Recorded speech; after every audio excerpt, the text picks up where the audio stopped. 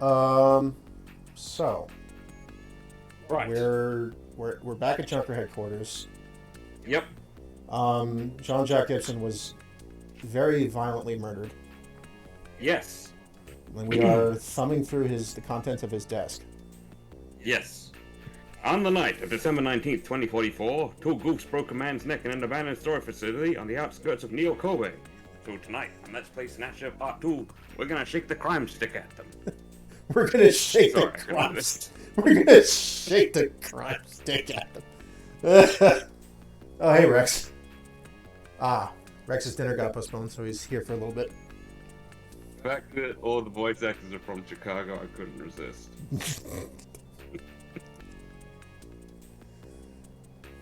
Anyways, here's the cool thing. This is something I worked into. I made sure to keep when I did a little Snatcher thing myself. Is if you're ever like unsure or if you've missed something in a certain section, then you go to the chief and the chief will say like, "Siege, shouldn't you be, I don't know, calling your wife or something like that?" Oh yeah, the chief is like the "what do I do next" thing. Yeah. Which is something that, for what it's worth, when my own game resumes, you'll always be able to do that. Huh. Yeah, it's a neat little function. If that's sort of what the chief is there for. That's interesting. You can just sort of go to him and go, "Help, I forgot what I'm supposed to be doing. Should have written it down, but I forgot." That's it, 5-inch. So Gibson's using the old-fashioned ones. Like, in the last recording, I think it started with me being done. I was like, "Oh yeah, the 8 3/4," and then I just sort of got my ruler. Oh fucking hell! Like the disc. Yeah, this people I know have used discs that size, but it's like my father-in-law and my uncle. Yeah, there's gonna be a lot of errata in this stream.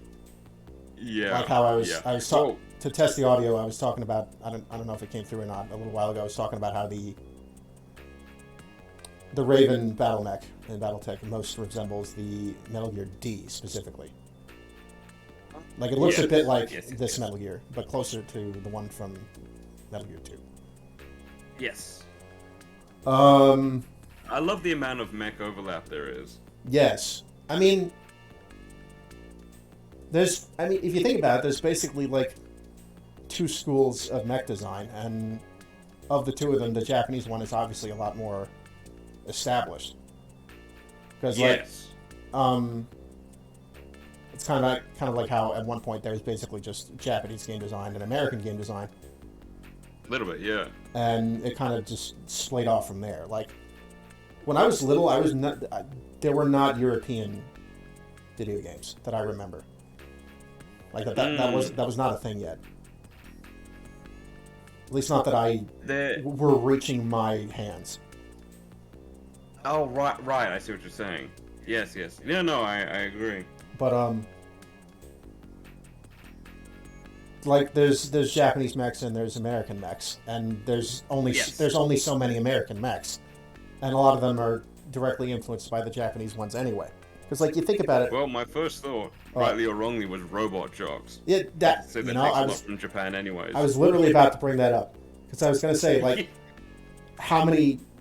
If you think about it, how many American mecha series are there in the first place? You have BattleTech, and then you have some one-off movies like Robot Jocks and Robot Wars. Yep. I thought After that, my next thought go to Pacific Rim, which is very Japanese inspired. Yes, and when I was a kid, I thought fucking Power Rangers was American because they.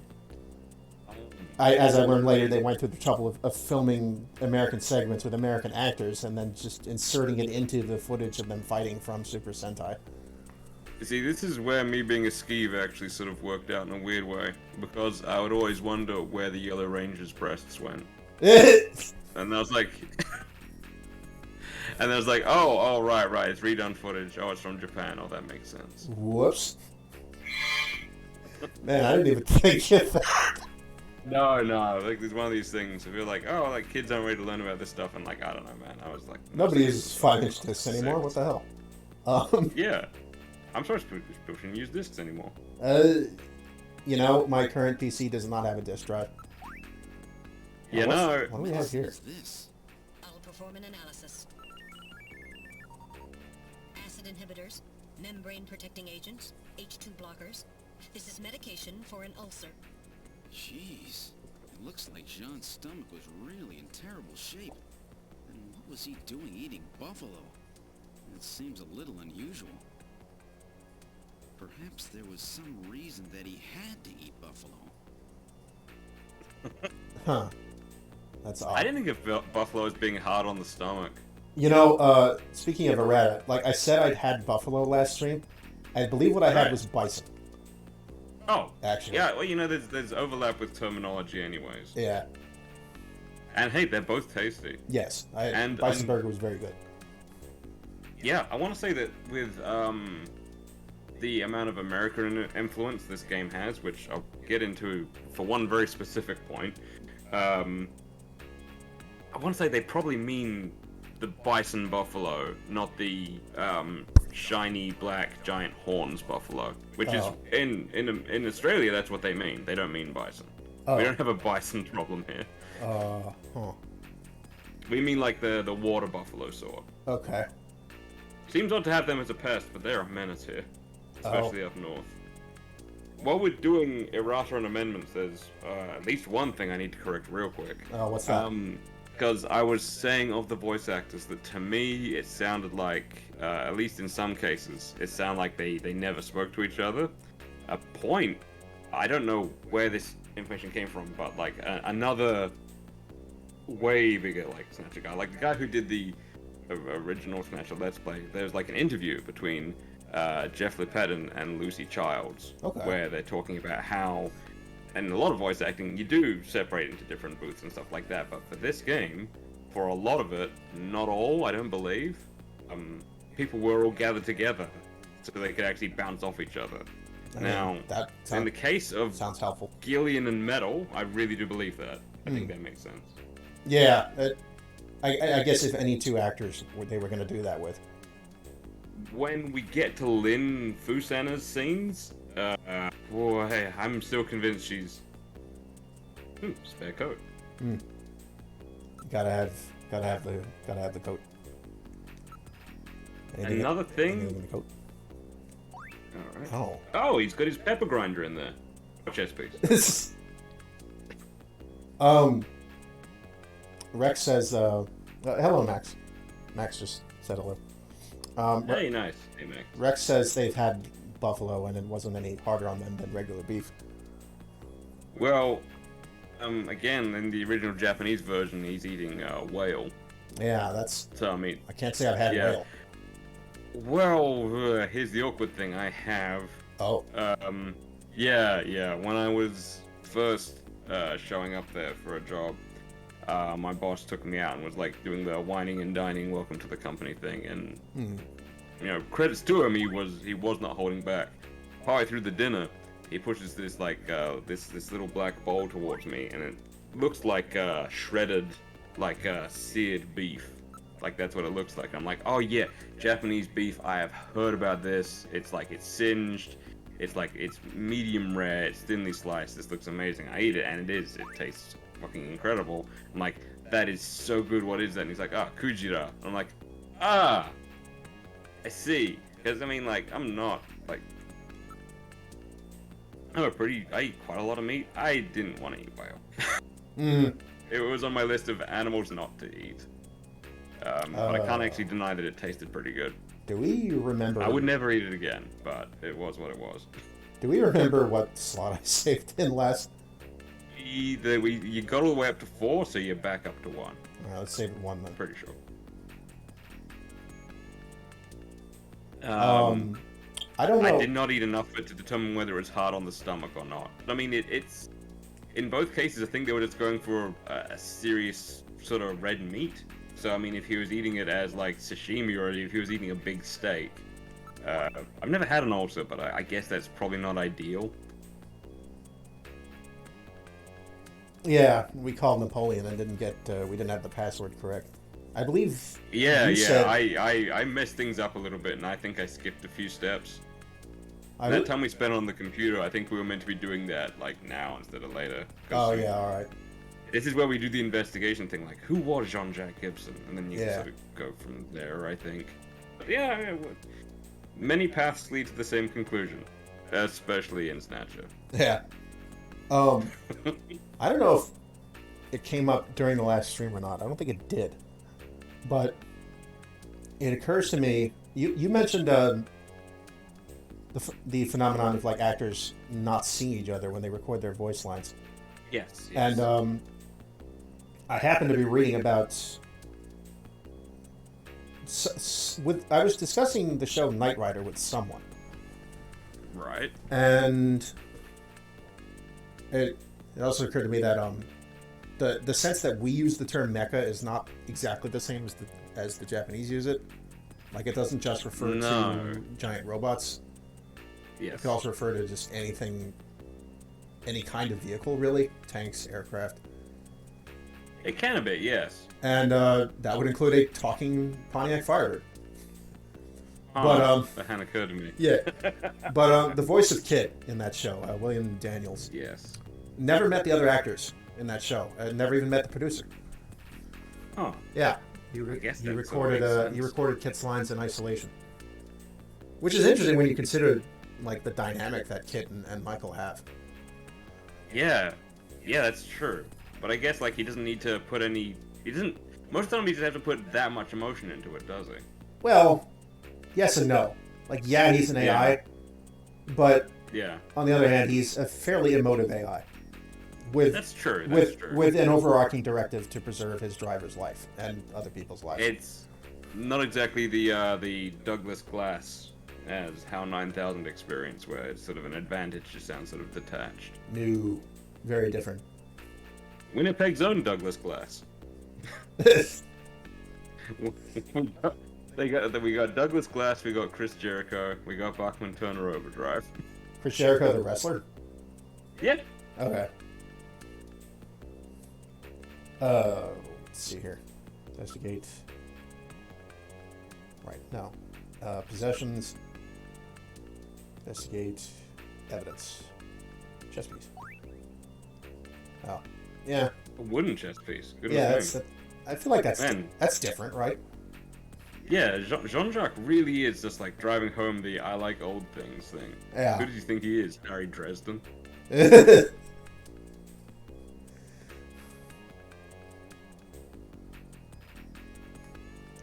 Reminds me of this line from Battleborn.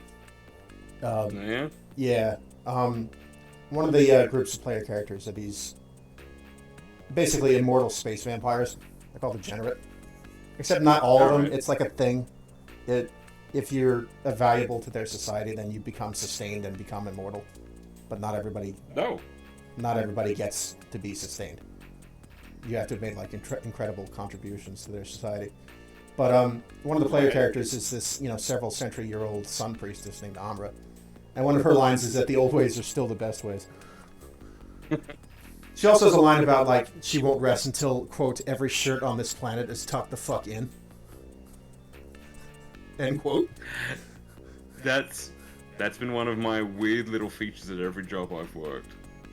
Even when I'm a blue-collar guy, even when I'm a dishwasher, they're like, hey, showbiz, why are you tucking your shirt in? I'm like, I want to look nice. Damn. Yeah, I never do that. Purely out of feeling that is not comfortable. Yeah, it's not for everyone, but like I used to get to wear a suit for work, so I need to bring whatever I'm wearing as close as I possibly can to a suit again. It's one of the things that, I mean, it's especially in my early 20s, I was a very generic sort of block-faced, brown-haired, starry-eyed dude, but as a few people who know me and know this game have pointed out, in my early 20s I basically looked like Gillian. Oh. I never actually cosplayed him because I was wearing a suit most of the time anyway, so I was kind of always doing it.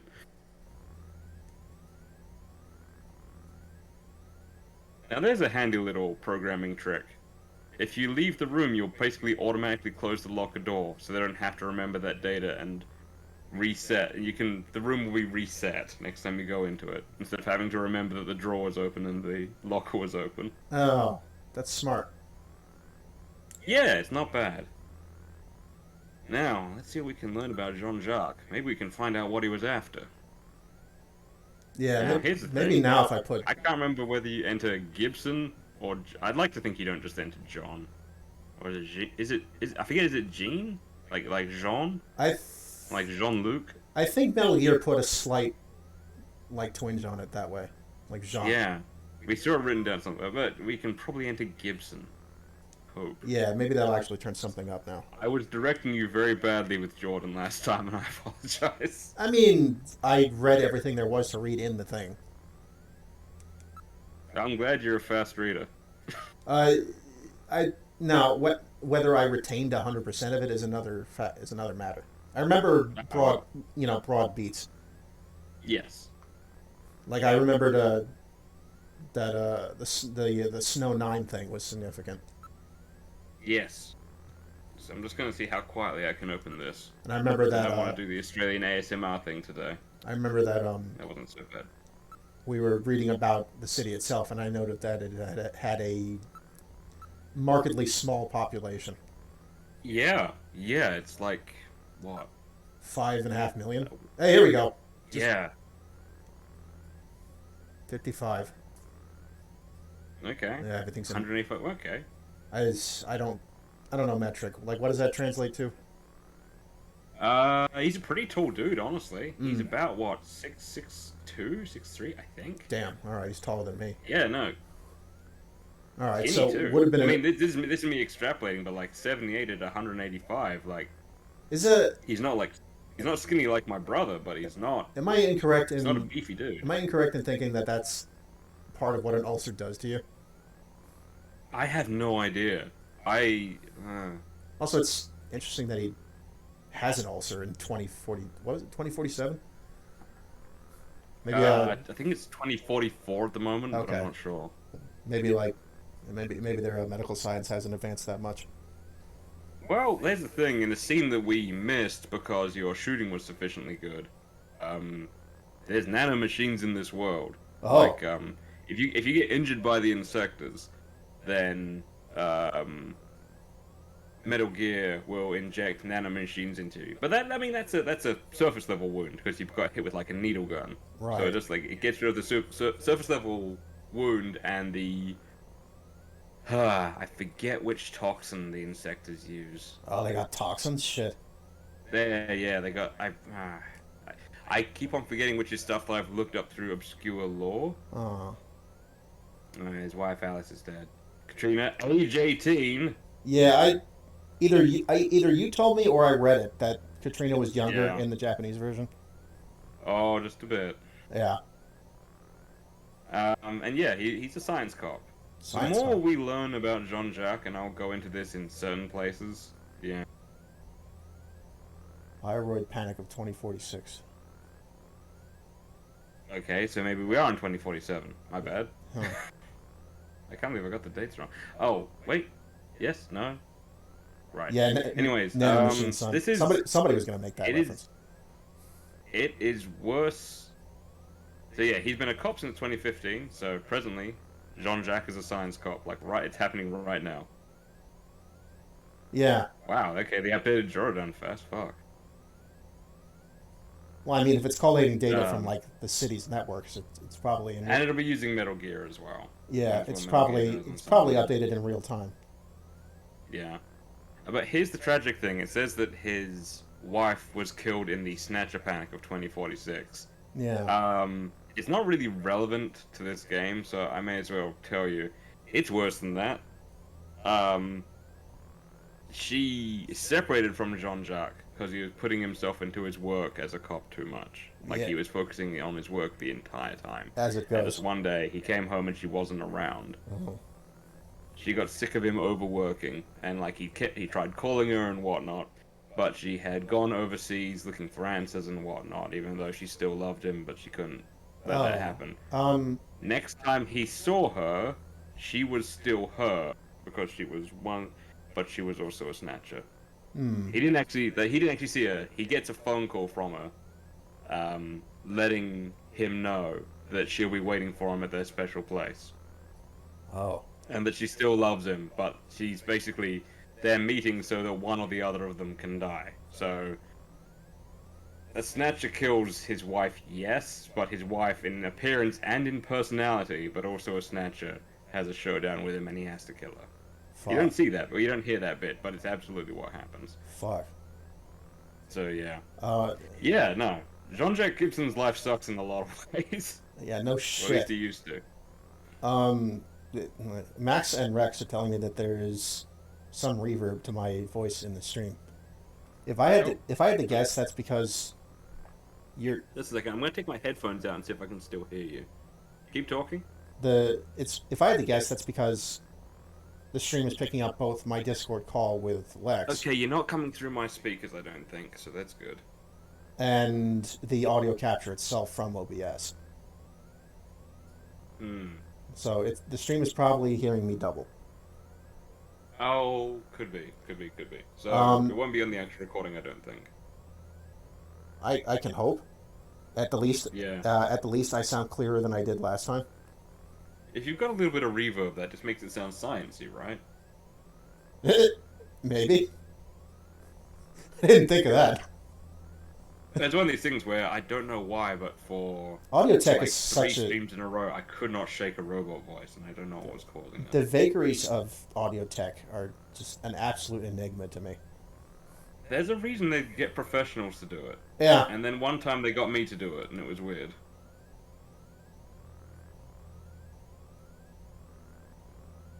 Yeah. Is it like... Is it bad, guys? Like, is it, like, distracting from the stream? Or is it tolerable?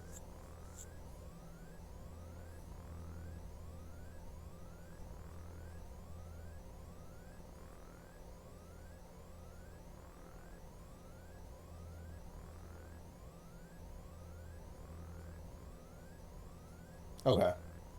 Then we'll move on. So we looked at Gibson's file. Yes. I think we've looked all through all this. I believe so. Would there be more files in here as I progressed, or is this Possibly. fixed? There might be one on his daughter as well. Wouldn't I look her up through ID then? You would, yes. Oh, in terms of the fact file, yeah. You'd have to look her up via ID. I was wondering if there'd be any more. How do I? Oh, quit fact file.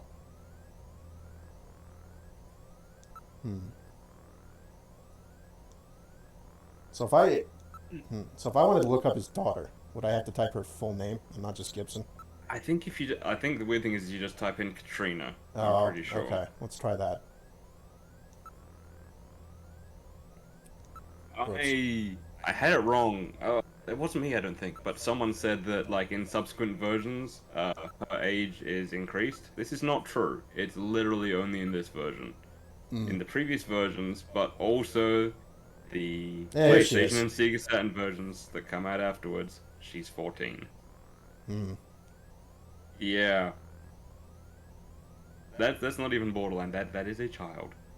Yeah, because like, even in Japan, the age of consent is what, 16? Isn't that only? Well, I mean, it is now. Even in only parts of Japan.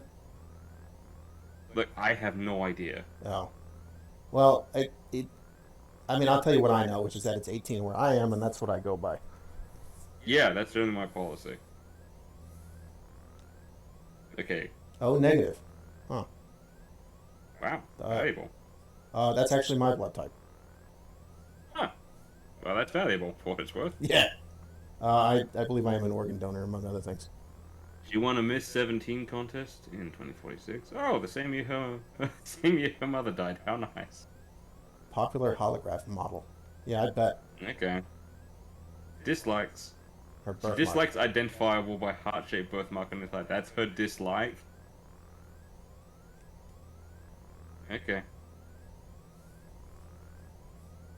I like how the only information in the file relates to her appearance, one way or another. Yes. Uh, I think for now you're probably good. We'll see what the chief says if you're unsure. yeah. Now that I know that I can do that, Yeah. quit ID file. Quit.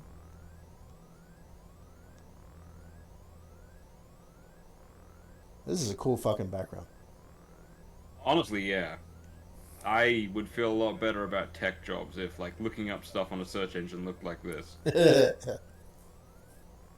like the really nice like set design in Alien Isolation. Oh god, yes. Where Yes. It's like they did it right. It's one of the things that even before I never even sat down and watched the films properly. I just saw enough of them to know it probably wasn't for me, but it was bothering me so badly in Prometheus how everything looked nicer and newer and more futuristic when it's a prequel. Yeah, that was weird. It's like, this is your chance, guys. Make it look fucking chunky metal World War II Red Dwarf sort of shit, you know? And Isolation is just like holy shit. This is like It embraces the chunk. this is like a 1970s truck stop in space. Like Which is perfect. this is an interstellar human civilization that didn't invent the internet. Like Yeah. everything is radio and fucking cathode tube monitors. Yeah. And just I mean, that was part of the appeal of analog the interfaces. alien-style sci-fi, is they were basically like space miners, space truckers. Yeah, like that's how I watched that I screened that movie for my friend Garland because he'd never seen it. And like I had to explain to him just the sheer power differential between the Nostromo crew and this thing, Yes. which we know now that we know now that it's not only like this thing is not an animal. It's literally a monster, like engineered to kill. And these people are just truckers. Like this is completely beyond their. It's not even beyond their job description. It's beyond their ken. Yeah. Yeah. Like this is why Ripley is such a cool character. Like she's built different. Yeah. Like She's an adapter. faced with a murderous monster, she lived and triumphed on multiple occasions. And it turns out that's genetic, because her daughter did it too. Yeah. Yeah. No, I really liked Isolation. I'm not going to say that Isolation was perfect. The Oh aesthetic, no, far from it. the aesthetic was perfect. The gameplay had some And I problems. think its concept was solid. I think Yes. I didn't mind the amount of crafting. It got in there before I was completely sick of crafting. And I thought there was a few too many sort of mook enemy sneaking segments. You know? Yeah, and I think they made the aliens AI a little too perfect. Oh yeah. It's props for fucking lore accuracy there, but This is one of these things where it would be like the hardest sell that you would never get past the boardroom. I genuinely think you could have made more of Aliens Isolation not dealing with the generic androids and trying to find ammo or whatever, and more of it, and this is why I would never get past the elevator pitch, more of it just being sections of fucking silence. yeah, just Like, it would be one of the few games where I'd actually say, no, add more walking simulator. Get them into a tube and then do nothing to them while they're in the tube. Just make them fucking sweat the entire time. just like listen to the ambient industrial noises and wonder Yes. what am I hearing right now? Is that footsteps or is it the ship, etc., etc.? The way that the station Sevastopol gradually falls apart over the course of the game, Yes. and then it literally. Everybody here's played Isolation, right? Like, I'm not spoiling anything. There's a statute of limitations on spoilers on some level. It's just the way the station, like when they break the final straw, like the Anisadora, I believe, explodes near enough to destroy one of the Sevastopol's orbital stabilizers, and the station starts fucking falling out of orbit. And you just barely get off, and the station falls into the atmosphere of the gas giant and fucking detonates. Holy shit. Like, that is a finale. I'm not the first person to notice it, but I do kind of love that Sevastopol Station itself was one day away from retirement. Yeah, It was just about to be decommissioned. in the same way as like, the Nostromo and its crew, like this is not a, arena to pen this thing in. This is a truck stop at the ass end of known space. Yeah. Facing like a threat beyond its capability to contain. Yes. Like, and it almost worked. Like if there had been been one xenomorph, and they had spaced the entire science lab to jettison the damn thing, that might have worked. Shoot the thing into the damn gas giant and call it a day. But no, there's an entire fucking nest in the... Oh, can we talk about the reactor room in isolation for a second? Oh, sure. Make sure you keep moving as well. Oh, sorry. I mean, on some level. That's still good. Just the reactor room in isolation. Like, not so much the reactor room of a space station as this, like... this eldritch pit where it's, like, raining for some fucking reason. And yeah. And it's like... What arcane, like, Cold War super science is running this fucking station? Yeah, exactly. Like, this reactor I think this reactor seems like I shouldn't be, like, something I shouldn't be prodding any more than I should be prodding xenomorphs. Yes. Well, that's the thing. I mean, like, Alien... Let's go to the chief office. is like an oddly sweaty, drippy sort of a film. It's Yeah. a sweaty, a drippy a book, but still. It was a discussion... I don't think we were having it. But I was having it on a stream. Might not have even been my stream. Fuck. Where we were trying to discuss like weirdly horny novelizations or previous books of things. Oh. And the original book of Alien and the original book of Ghostbusters is really high up there. Not as much as, in all fairness, there's not a film of it, but the original Ian Watson Inquisitor actually got onto Twitter for... What did the chief say? He says we should go see Katrina. Oh, I mean, that makes sense. But her dad just got champagne corked, so I mean... regarding Gibson, he says, it's your job to find that out. Oh, okay. You're carrying his disc and his pepper grinder, so maybe you'll find out what they're for. Oh, ask him about the buffalo cuisine. Oh.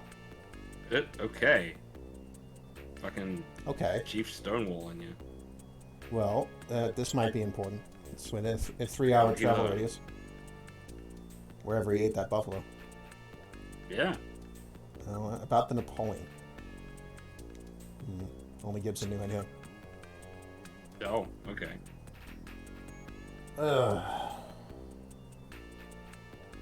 So, well, maybe later we can check in Jordan or have something on Napoleon. We don't know. I could put the name in. I didn't try that yet. Yeah. Get your notepad handy just in case, I guess.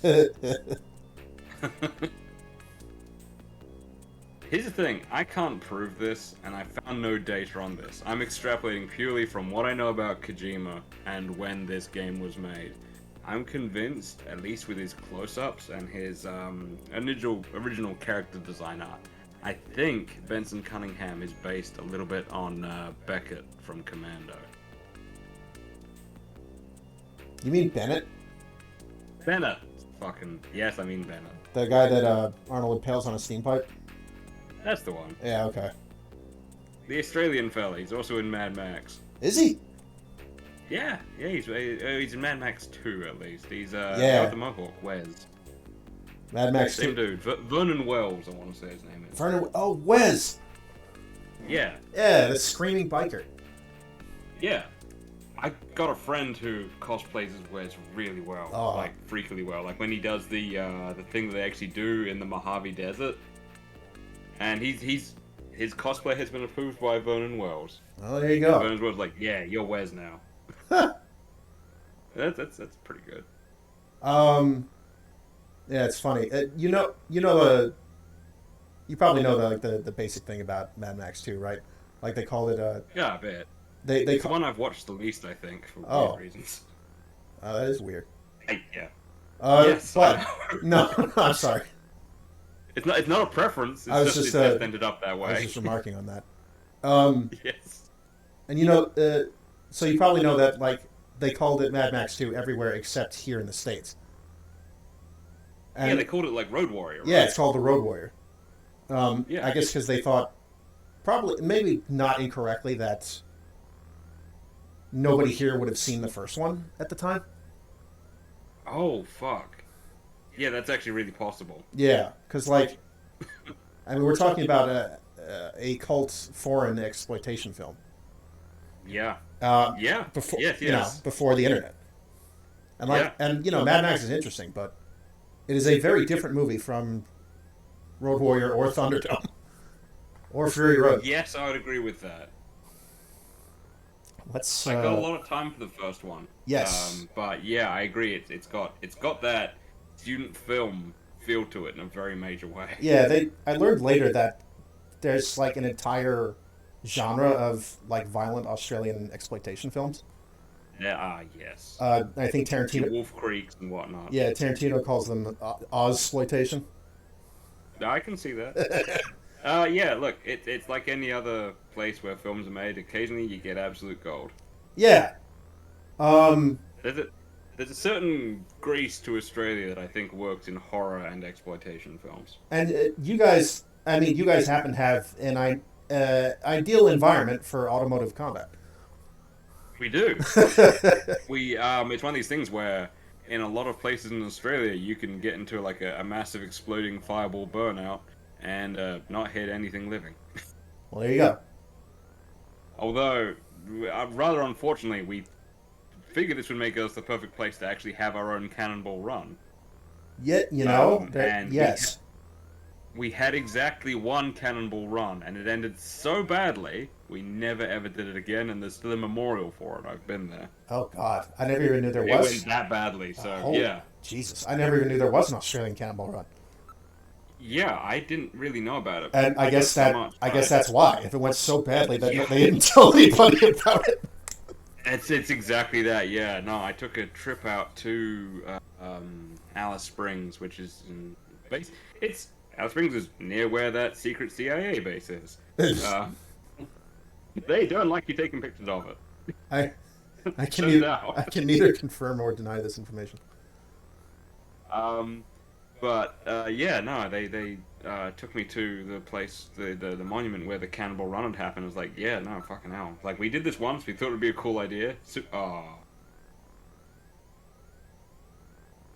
The little corporal. Okay. Oh man, he didn't live very long. Oh wait, no, that's when he was the emperor. Yeah. Wasn't He it? was 10 years old. And the first council saying the revolution is ended. Okay. The emperor, 1804.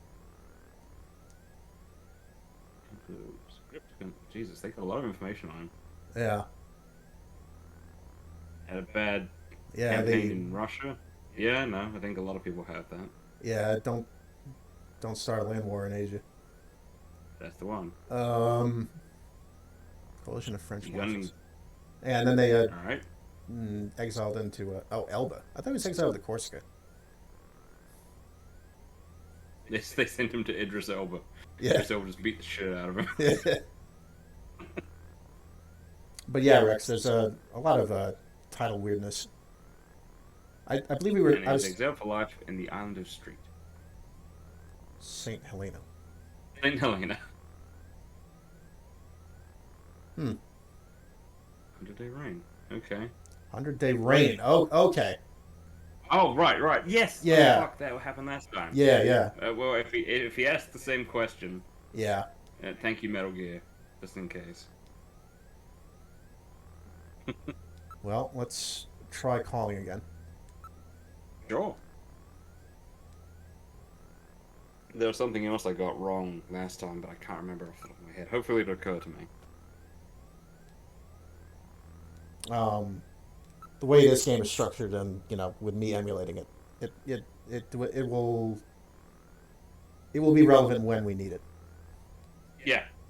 I think, I'll get my memory jogged. Yeah, like it doesn't seem like the kind of game where it's. I mean, it doesn't seem like the kind of game where it's possible to miss something and fuck up utterly, but. It's one of the things I will give it absolute credit for is in ways where it's not always subtle, but it's very good at making sure you can't completely fuck yourself and making sure that the story points make sense because you found one thing then the other. Yeah. If you skip moments, then the game will call you out on it, or try to. Like Yeah. if we were to have done this video call without looking up Napoleon first, and without finding out the number, like if we'd memorized Napoleon's number, called him and got the password right first time, Metal Gear would have actually said, "Okay, how'd you do that, Gillian? What's going on?" And Gillian's like, "Oh, I don't know. I'm just that good a detective, I guess." And Metal Gear's like, "Yeah, bullshit." Yeah, if you look, I bet if you look up developers' foresight somewhere, there's gonna be a picture of Kojima's face next to it. Oh, probably. Like nobody does that like as much or as hardcore as Kojima does that I've seen. It's true to have as many bases covered. I like it when you try doing something in a game and the game suspects you did it. Yeah, exactly that. Oh, but I still have to actually dial it myself. Oh fuck, really? It does. Come on, Metal Gear. You don't have fucking auto dial. You don't have the digital phone book. Let's see. I mean, he's still got a CRT monitor, so I mean. Yeah. Also, I mean, if we're to assume that we're looking at a zoom in of Metal Gear's little monitor there, that keypad is tiny. Fucking hell.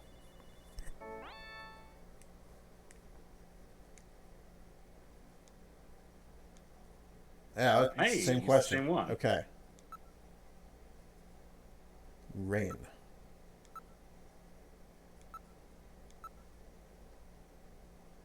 The 100-day Reagan administration. Yeah, I wish. Yeah, man. Alton Plaza in the EXG district.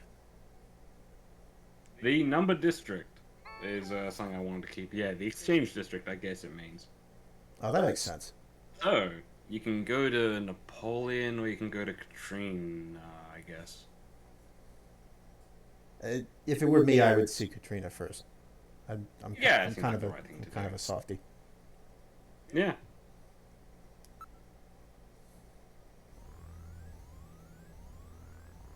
I've never had to. Sorry, I'll just check real quick. How's the game volume for chat as well? Because we're coming through nice and clear, and I can hear the game, just can chat also hear, like, the dialogue and whatnot. Not there's been any dialogue for a bit. I think I remember there being a slight problem with that last time. On the recorded version, it all sounds pretty good. Yeah, but I think. I mean, me and you are louder, but we should be. I think I seem to recall someone in chat mentioning that the voice was okay. Do you, Rex? Do you want me to turn the game volume up a tiny bit? Because I can. I actually have the emulator turned down quite a bit.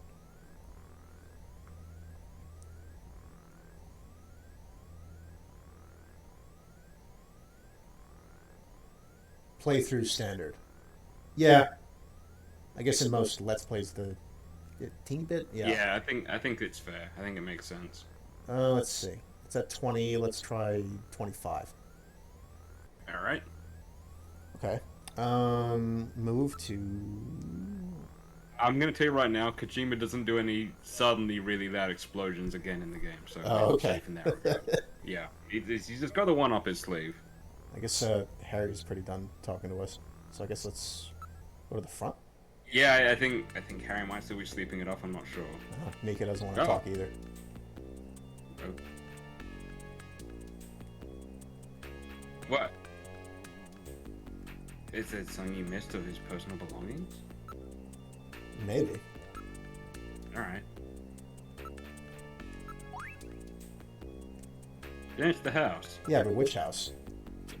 Gibson's house. Yeah, well, I wonder about that. Cash. Did you take the chess piece and the disc? I believe I took the chess piece. Yes. What chess piece is that, anyways? I believe it's a queen. Yeah, I can see that. I've seen queen pieces that look like that. Maybe that's an indicator of why Gibson lost. He was so focused on taking the most powerful piece, he lost sight of the bigger game. Oh. That's smart. I don't know. No, but that makes sense. Yeah. And know an what that's for. old-timey Japanese key. Yeah. Chess pieces are always significant in these stories. Like, that has to mean something. Right? Is that... I see, is there a chess piece in Blade Runner? I feel like there is, right? There's a chess game in Blade Runner, I know that much. But no one's... I know that Gaff does origami all the time. But So how do I get to the,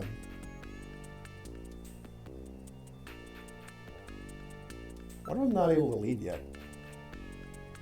Must be something else I need to do. I guess so.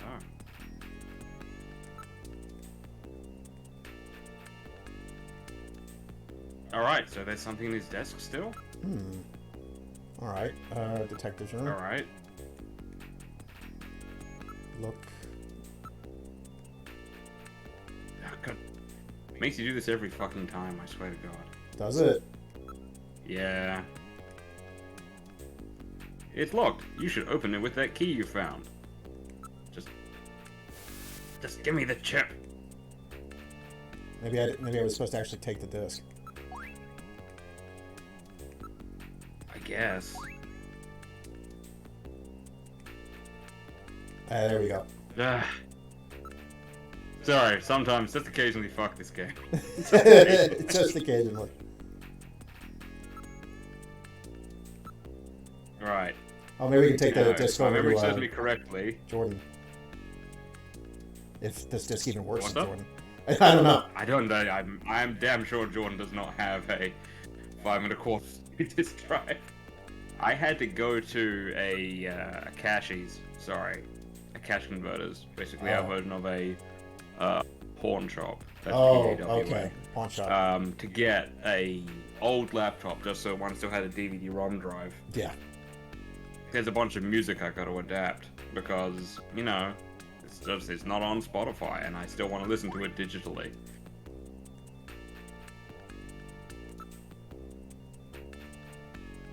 Just out of curiosity, I'm gonna see if I can use the disc here. I've never actually tried that. There's no option to use an item here. Jesus. I guess that wouldn't work then. I guess not. Let's talk to the chief.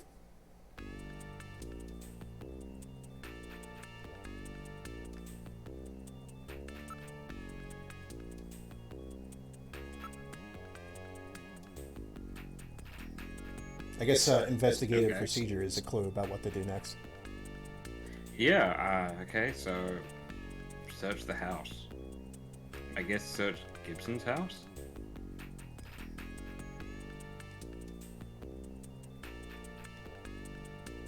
I would eat buffalo every day if I could, I'll be honest. I'd have to try it first. Yeah. But if I liked it, then I why think you'd not? like it. Imagine, like, a good beef, but, like, with just, it's gonna sound odd, with a hint of venison. Sort of a beef and venison combination. That'd be how I describe it. It I can show, shines brightest, probably as a curry or as a burger, but it's good regardless.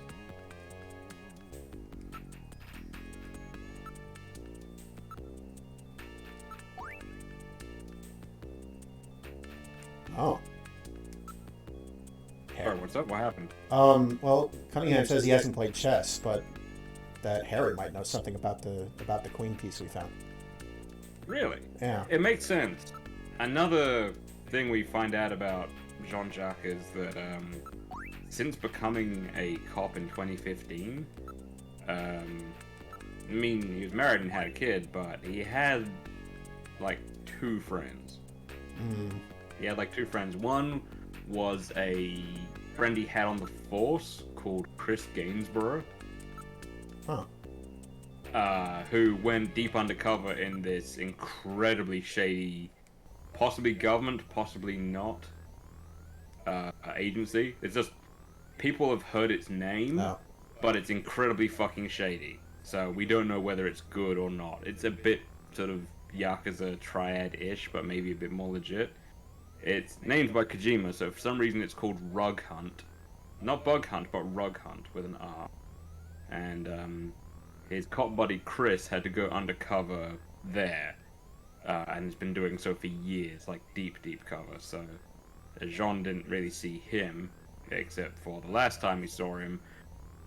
That was very bad.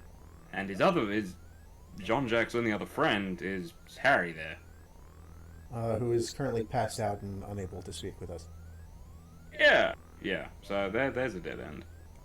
But from Harry's point of view, Jean was literally his only friend. Yeah. So I would. Jean-Jacques had 2 friends, and Harry had 1. Yeah. Yeah. I guess snatcher hunting is a lonely profession. Well, there were more members of the team than I realized.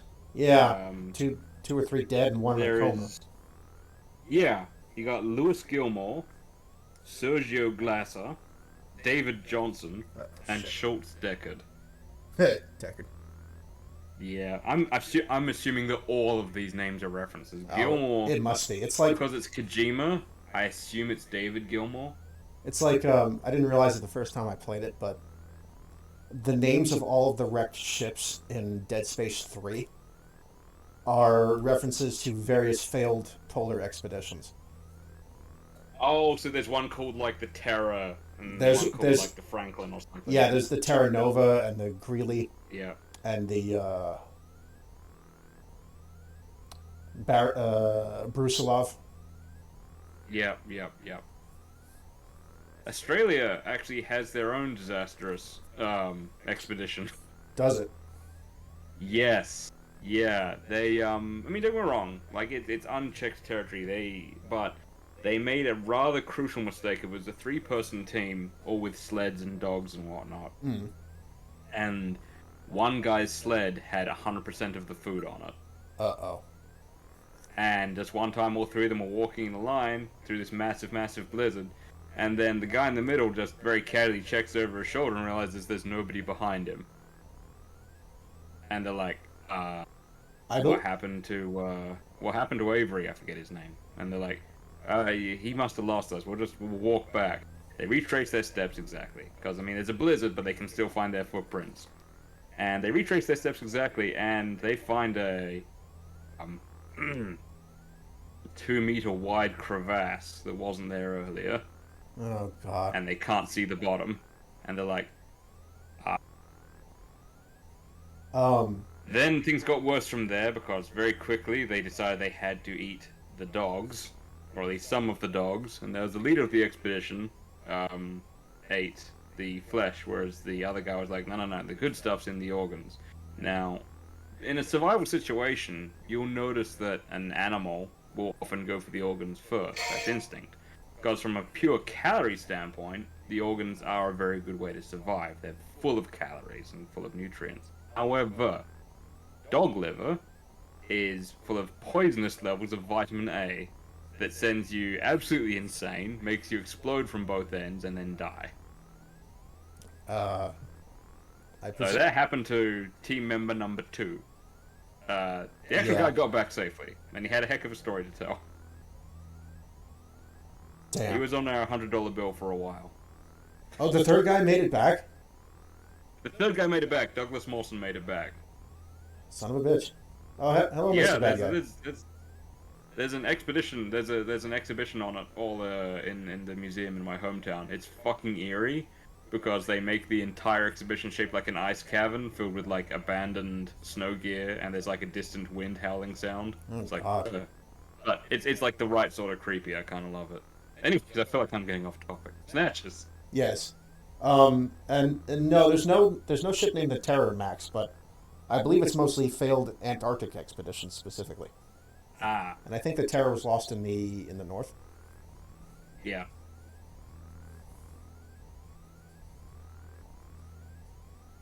Yeah, we've got a chess piece and a floppy disk, and some clues about where to go next, but we're currently unable to leave Junker headquarters for some reason. Let's try again. There's got to be a way. Like if we get back to Mika's desk and then go back from there, like we have to literally. Oh, yeah, she's fine. Okay. Cheered up. Mika's Not the most subtle way to let us know we can progress. Yeah. Can't cry forever. Okay, move. I guess. Oh, you should know something. Oh. So, I mean, it's not just that Gibson was a junker. He was a junker that was doing his job better than everyone. He wasn't just chasing down snatchers. He was finding out how to wipe them out properly. Or get to the core of their operation. Huh. Chinese restaurant, eh?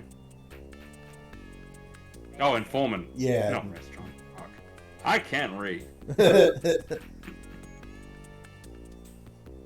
Do something? Console. Smell. No Kojima. Again, though, when I said that Gillian used to be worse in Japanese, I can't stress enough how much I'm not kidding. Your options include stuff like grope. There was always a smell option. There was like a inappropriate smell option, well, a less appropriate smell option, and literally the option to expose your junk. What? Not your junker ID, just your junk. You're serious? I am not kidding. I mean, I think that version disappeared after the MSX version, although oh, sorry, the PC-88 version, but I'm not certain. My Japanese isn't that good. What the fuck? Especially written, sure was. But yeah, no, you were full tilt sex pest in the first, like, at least the first Snatcher game, possibly the first two Snatcher games, so. Now he's kind of like, you know, he's like lower level than Leisure Suit Larry in terms of his creepiness. Good God. Well, I mean, you have, it's always an option. In a way, that's just Kojima being predictive again. Because, again, when it came to those, like, you know those, like, text adventures? Where you had to, like, it's like a point and click, but you had to type everything. Most programmers planned in their players fucking around. They didn't say it was part of the game, but they anticipated it.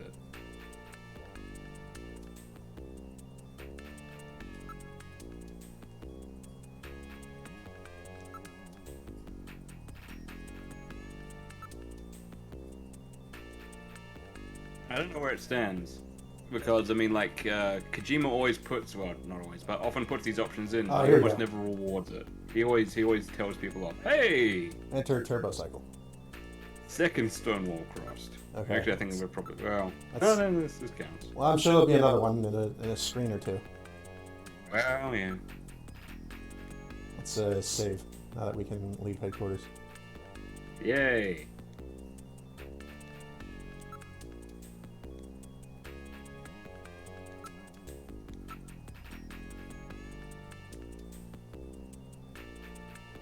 Ah, shit.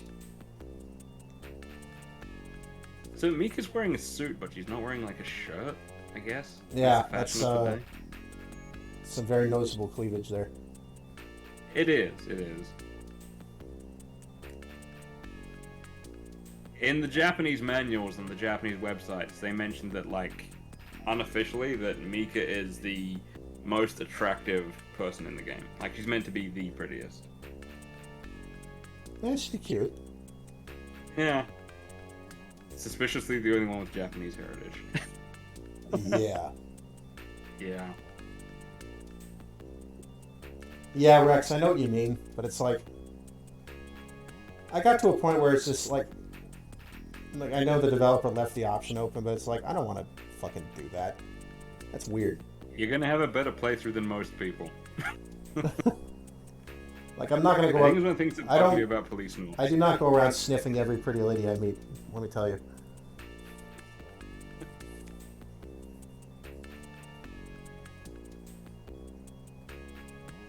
Oh, what's this?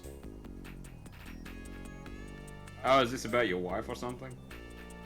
I think it might be, yeah. Yeah. Alright, so at some stage during this investigation, just call your wife or something, I guess.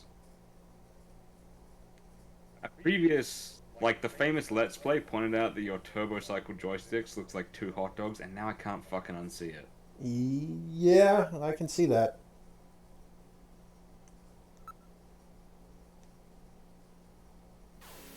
In some versions of the game, you can sort of, they switch the two screens. So the big screen, the fucking Death Star targeting computer, is actually the overhead map, which looks kind of cool. Huh. They do also change the color of the joysticks so they look less like hot dogs, which is nice. Huh. Kind of looks like a Mitsubishi sign in the background. I believe it's meant to be. Mitsubishi is literally Japanese for 3 diamonds. Oh, I didn't know that. Yeah. Yeah.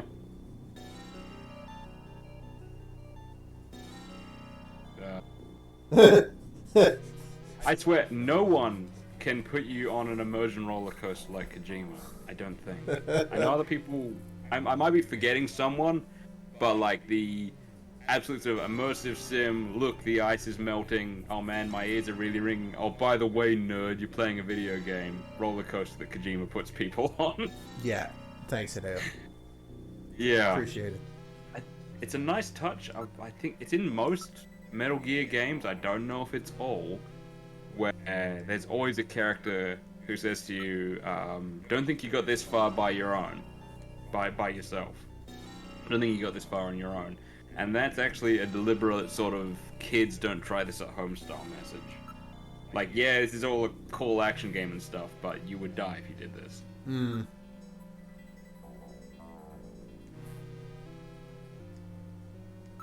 Yeah. Hearing your next door neighbors, real problem in Japanese apartments. Ugh.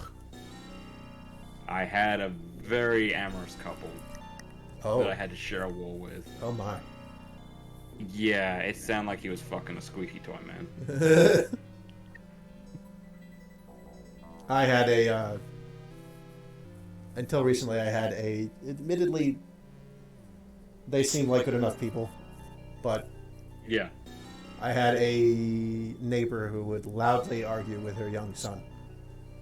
Yeah. I mean, I'm getting a bit of that now back in Australia. with whom she was in the process of losing a long and grueling custody battle over. There you go. So, she... Wow, that's pretty out there. That's different. Yeah, she was trying to spend as much time with him as she could, and Right. the son is difficult, and she's difficult, and they clearly don't hate each other, and they're all very No. high-strung. Spending time together is cool and all, but you can't force it too much. No, but it's Doesn't just, work. to hear, the way I hear it, the father is kind of an asshole. His girlfriend I can is get that. kind of irresponsible, Mm. and he showers the kid with gifts that Ah. she cannot afford. Yep. That's a tale all this time right there. Yeah.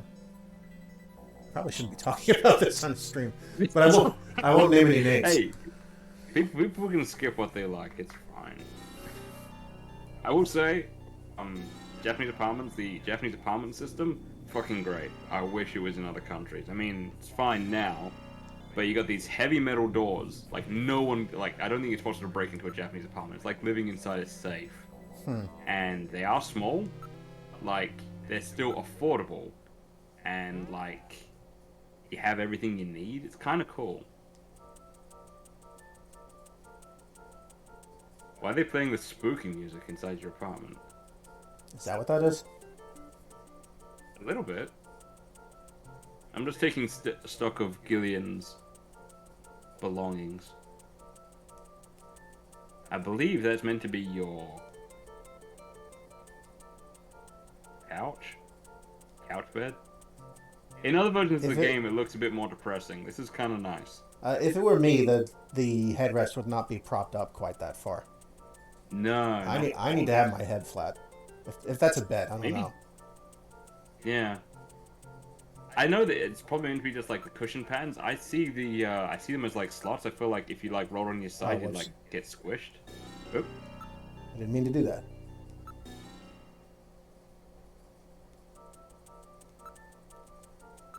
Now, it's like he has a cuckoo clock or something. He's got a massive bottle of Hennessy, which I appreciate. A picture of his wife. At least that's what I think that is. Oh, yeah, I guess that's what that is. I've been staring at tiny pixels for a lot of my life. Yeah. Yeah, no. It's good interpretation, seriously. He's got a box of what I believe, I'm not really... Those peonies? Gerberas? The flowers? Yeah. I don't know if they're relevant. I don't think they're relevant. I'm not exactly a botanist.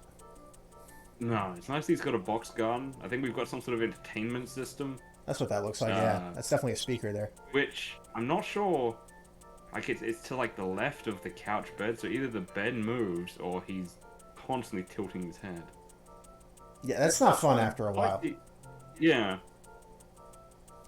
And, let's see, do I recognize the bottle to the... Oh, it's an empty bottle, that's fine. So, the bottle on the right, got a green cap, so... He's just finished his tequila, and he's still got some Hennessy. Well, Gillian's not mucking around. Huh. It's got the Olympic rings on it. Got the Olympic rings, and she's got a bear mascot behind her. Alright.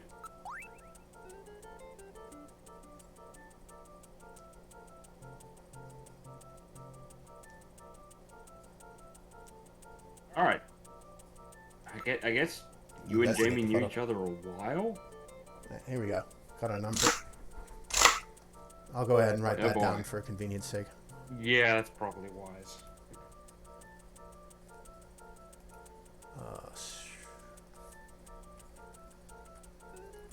Write Napoleon next to the number I had here. 39. Oh, good idea. 344.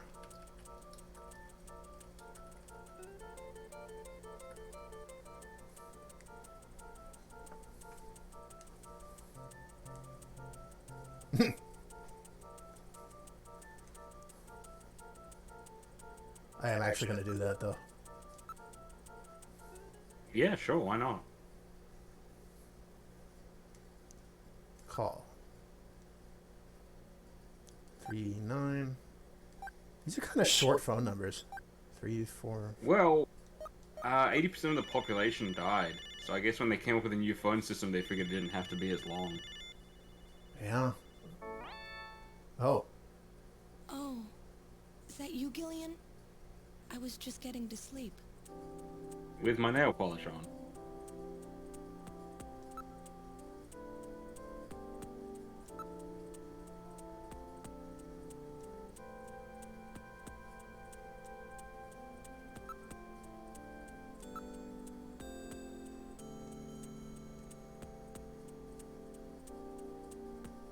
Oh yeah, I keep forgetting that. Like, for the last 3 years, Gillian's actually just been doing, like, military training. Yeah. Which is why, you know, he's actually in relatively good shape and can shoot and stuff like that.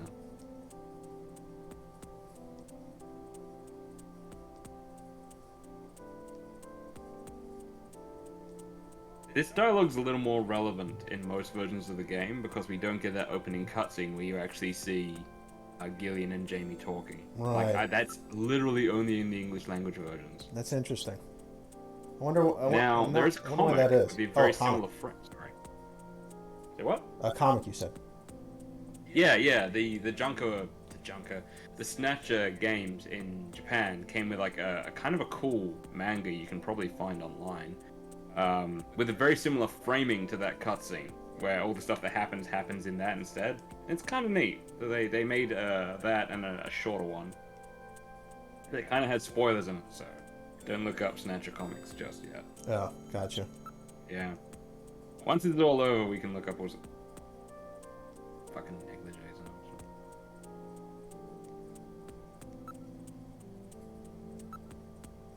I like some of the stuff they threw in there. You know, little stuff like you know, couples, like having someone in a couple mispronounce words. Yeah.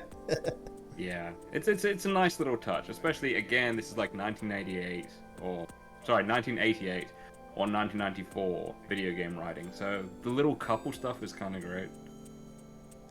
Not always, but Scum almost always says provolone instead of provolone, and I can't remember. My roommates and I do a lot of that. Yeah.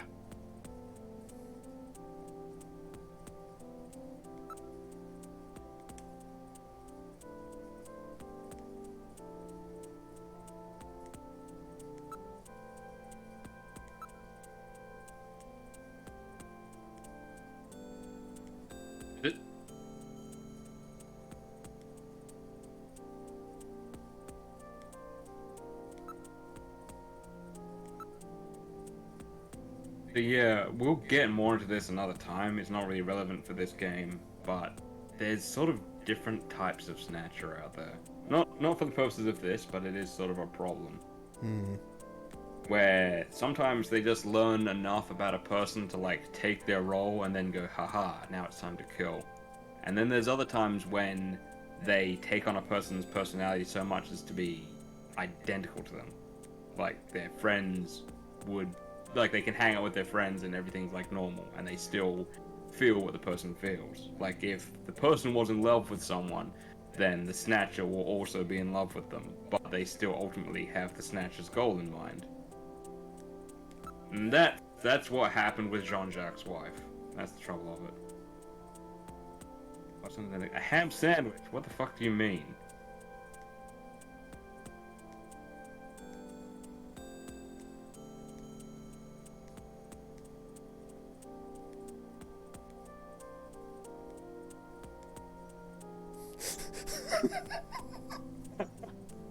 I mean, it's one of these things where, yeah, it's Gillian being a creep, but if I'm honest,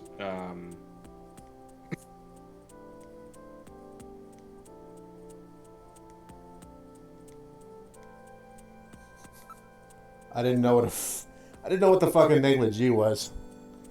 all when I right, asked right, that right. question. Well, I thought it was something that you wore, but apparently they're using it for bed sheets.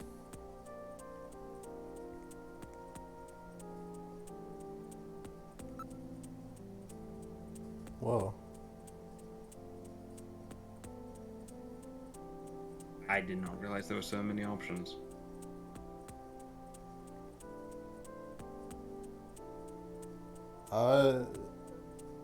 Where I should mean, the arcade's cool, I guess. I don't know. What do you think she would like? I don't know. Trouble is, hotel being an option for the date, that's, Japanese-wise, that's a little direct. Yeah, that one I know. Yeah. I've read Hey, it. Jamie, you wanna fuck? I've read enough manga to know where that's going. Yeah. Oh man. Races, I guess, like gambling? Yeah, probably like horse races or something, right? I mean, I don't know if Yeah, they still do yeah. that. I mean, if it was me, I would go to the zoo.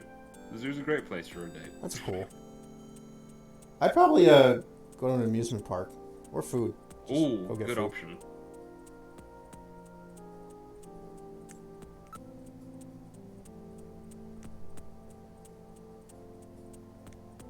Hmm.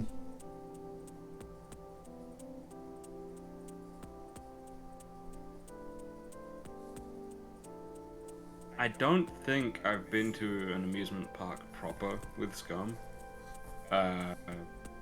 We did go to a haunted house a couple of Halloweens back, and it was pure comedy scene because I never got any of the scares.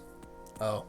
Like me and Scum were walking into a haunted house together, and then like as I had my back turned to look about where we're meant to go next, the scare would happen. Oh, whoops. Scum would get scared by whatever the person was doing, which seemed like a sudden noise or a loud bang. And then when I turned around to see what had scared her, there was nothing there again. Whoops. Yeah. And it ended up being a little bit weird because I have no sense of direction. And I managed to get lost in the haunted house. And so eventually this guy, like, you know, stands up as like a living corpse or whatever and is like, at me. And I'm like, yeah, I'm sorry, I can't find the exit. And he's like, so he actually has to give me directions. Which I think ruins the effect of the scare somewhat. Yeah, maybe a bit. Haunted house ain't quite all that if you're just trying to find where to go next and not hold up the line.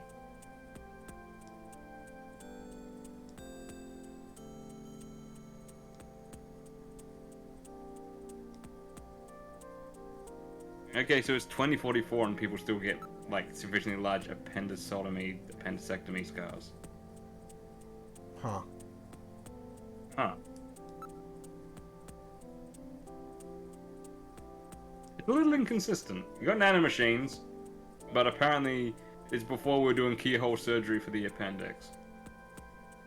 I don't have that many friends with their appendix out, but ain't none of them got a scar that's, like, bigger than, like, I don't know, a thumbnail. As far as I know, I still have mine.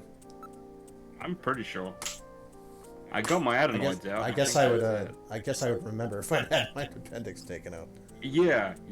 I think appendicitis is meant to be like crazy painful. Yeah. My dad had it pretty bad. Yeah. He's one of the ones where they didn't deal with it until it was a problem. Oh yeah, that's nuts. Yeah.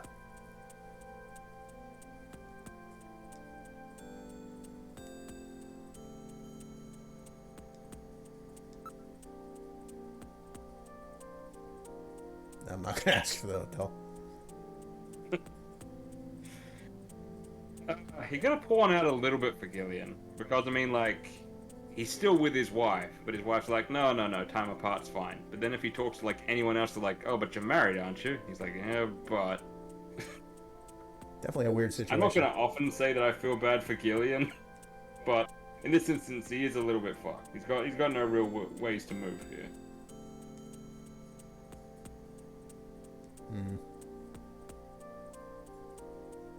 I guess I probably shouldn't show her evidence, actually. Well, I mean, she works at a pharmacy, right? She Oh, wait a makes minute. the stomach medicine. I don't know if that's a thing. I'm just saying I don't think I took the medicine. Oh, yeah. I don't think it was an option. Well, apparently it wasn't necessary. And yet there was voice commentary about it. Yeah. That's really driving home that, like, I guess Jean-Jacques had a bad stomach. The Snatchers put in too much effort. They could have just, like, whopped him in the breadbasket and maybe that would have finished him off. Kobe Pharmacy. Now I feel like I should go back to Junker headquarters and see if I can take the medicine. I'm pretty sure you can't. I don't know if, like, taking ulcer medication when you don't need it, is that a bad thing, or is it just... No, not take the medicine, like imbibe it. I mean just right. Like have it in your possession. Yeah, take it for evidence. Right. Whoops. I think it's a nice change of pace that it's the ace cop who needs a Tums instead of the chief needing a Tums. It's a change of pace. So after all that, she still winks at me. Yeah, no. I think she's still down. She just wants to know you better. Gotta start over. Yeah. You guys woke up in Siberia 3 years ago, didn't know anything, and since then, she's been working in a pharmaceutical, presumably making bank, and you've been, climbing walls and doing boot camp and whatnot. You get back from boot camp and you're like, hey, the only word I can remember is Snatcher, so Snatcher hunting. Yeah.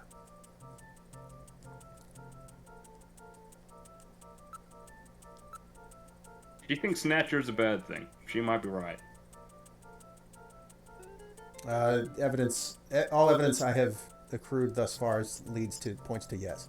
I'd say, yeah, I think Jamie's probably got this. Those towel rails are pissing me off. If you put a towel on those, they'd all just slide to one side. Yeah, the fuck? I never noticed them before, but they make me mad. Unless that's just like... It's like a grip for standing up? Yeah, for like getting up out of the tub. Gillian's only 31, man. Why has he got an assisted living apartment? I don't know. Also, I want to say that contradicts entirely with having a completely shiny tile floor and no bath mat. Those handrails will not save you from killing yourself in this room. Sorry, this place is a fucking hazard. And ignoring the fact that apparently his bath is only about half a foot wide. Yeah, that looked weird to me too. Yeah, that's not a bath. That is a hog trough. Health pot. I mean, I say this, but like the place I'm currently living has the weirdest bath. It is about 2 feet by 2 feet square. That is based on a real perfume.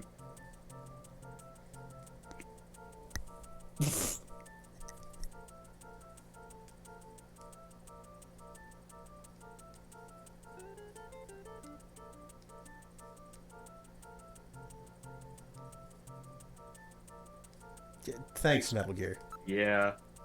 Oh shit. I like this is one of these things that I think makes sense that I tried to address myself is that your mechanical assistant, which is like coded to like respond to you in some ways, but also be like a foil to you, so it acts like a partner.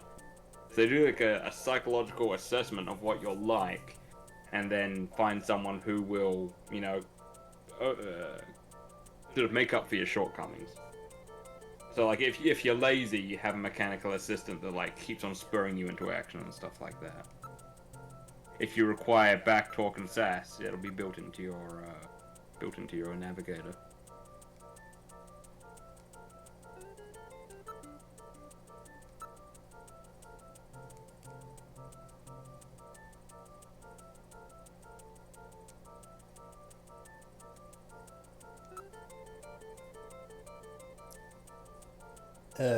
So the robot just told me to, you know, use the toilet. Yeah, it's basically said, "Hey Gillian, now's the time to rip a shit." I don't gotta take a shit though. You I don't remember whether you can or not. You don't gotta take a shit. Who's gotta take a shit? I gotta take a shit. Then take that shit. The smell of love. Yeah. Okay. Yeah. If you've got nanomachines in your body, you can piss them out and upset Metal Gear, but you don't got the nanomachines, so... it's a hidden cutscene. That's a thing you can do. Yeah, it's a flow-on effect. If you get the injury against the insectors, then you get the nanomachines, and then everyone at work's like, "Hey, Gillian, how's the nanomachines?" And you're like, "Yeah, it feels weird, but it's fine." And then later at your apartment, you're like, "Oh, I gotta take a leak." And you take a leak, and Metal Gear's like, "No, the nanomachines, those are expensive." I'm gonna have to take this shit from you. Thanks, Rex.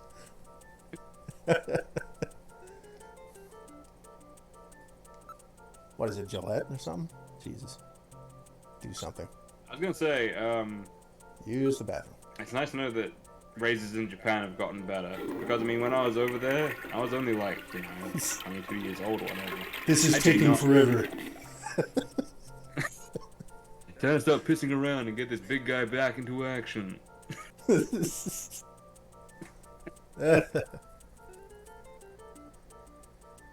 Uh-oh. I have never seen this bit before.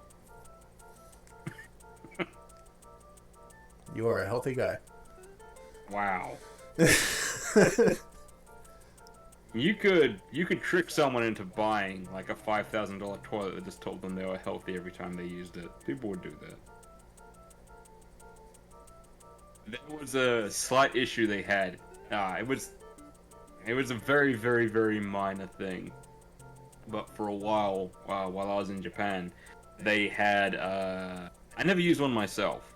Saw them being installed, and I heard about them. They had games built into the urinal, so you had like something to do while, games? and it was like sort of, yeah. There was like a sensor built into the urinal, and like depending on how much urine you produced, like the train would go further, or if there was a certain amount of pressure behind your urine. There was one that was like an ecchi game that if like the harder you pissed, the more a girl's skirt would fly up.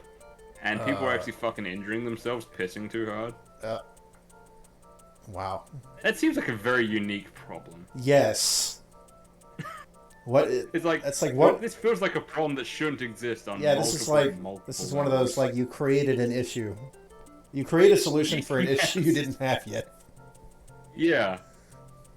I know. When it comes to urinals, I don't find myself getting that bored.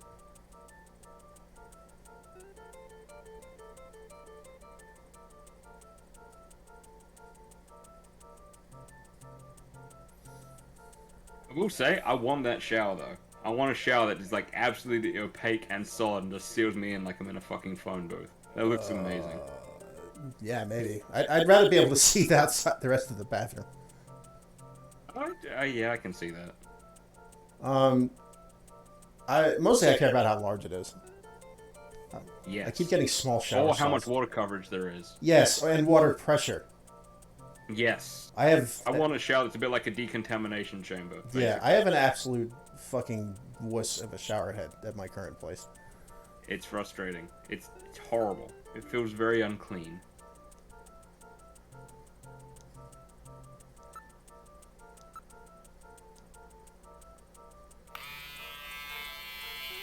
But yeah, when I was in Japan, the Japanese razors I bought, the electric ones anyway, couldn't even handle my 22-year-old facial hair. It burnt out in less than a day.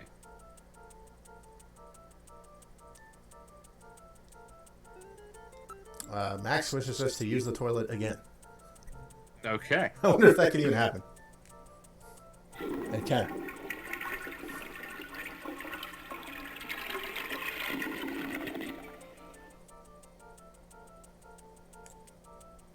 Much better. Alright. That's enough. Well, I mean, that's enough of that. It wouldn't be Kojima without bodily functions as well. Yeah. I'm sure there's a Kojima bingo out there, where I mean, like, for all the entertainment value and like, I want to say brilliance. Like, I really do think that. Can't stress this enough. There would still be bodily functions, creeping on women, pop culture references. I mean, I'll take the pop culture references. Yes. And I think, as I said earlier, you're almost always chastised for creeping on women. Well, good. Yes, God. Exactly. Who would do that? I think it's an important factor. Yes. Not that, anybody learns moral lessons from playing a video game. Well, you'd hope not. You would really hope not. I think some people should. Not all. Yes. But some. Maybe not, fucking Grand Theft Auto. Nah, or what have you. Not. But, like... Crosscode? Me, it's like, maybe? I know or Mori? You don't take your moral lessons from, I don't know, music or books either. Most of the time, you just enjoy them. I mean, I think that depends on the book. Well, I mean, that's true. It depends on the video game and film as well. Yeah. Like, sometimes you come out of a film and go, fuck, I learned something. Hot You Coleman. better try and be more like that. Oh, wait. Rex, is Hot Coleman a reference to something? I don't know if I picked up on that. Walt Coleman is a character in, Peace Walker, right? Yeah, the CIA guy. Yes. La CIA, as Paz says. Yes. Man. That's a very Kojima name. But I'll get into that later. Even, like, with all the shit she pulls in Peace Walker, I feel like Paz really got a raw deal. Yes. Yes. Like, who the hell got fucked harder by Cypher's machinations than Paz? I mean, maybe Big Boss, but... I was gonna say, like, it wasn't great for Chico, but it was still worse for Paz. No, it really was not good for Chico. Holy shit.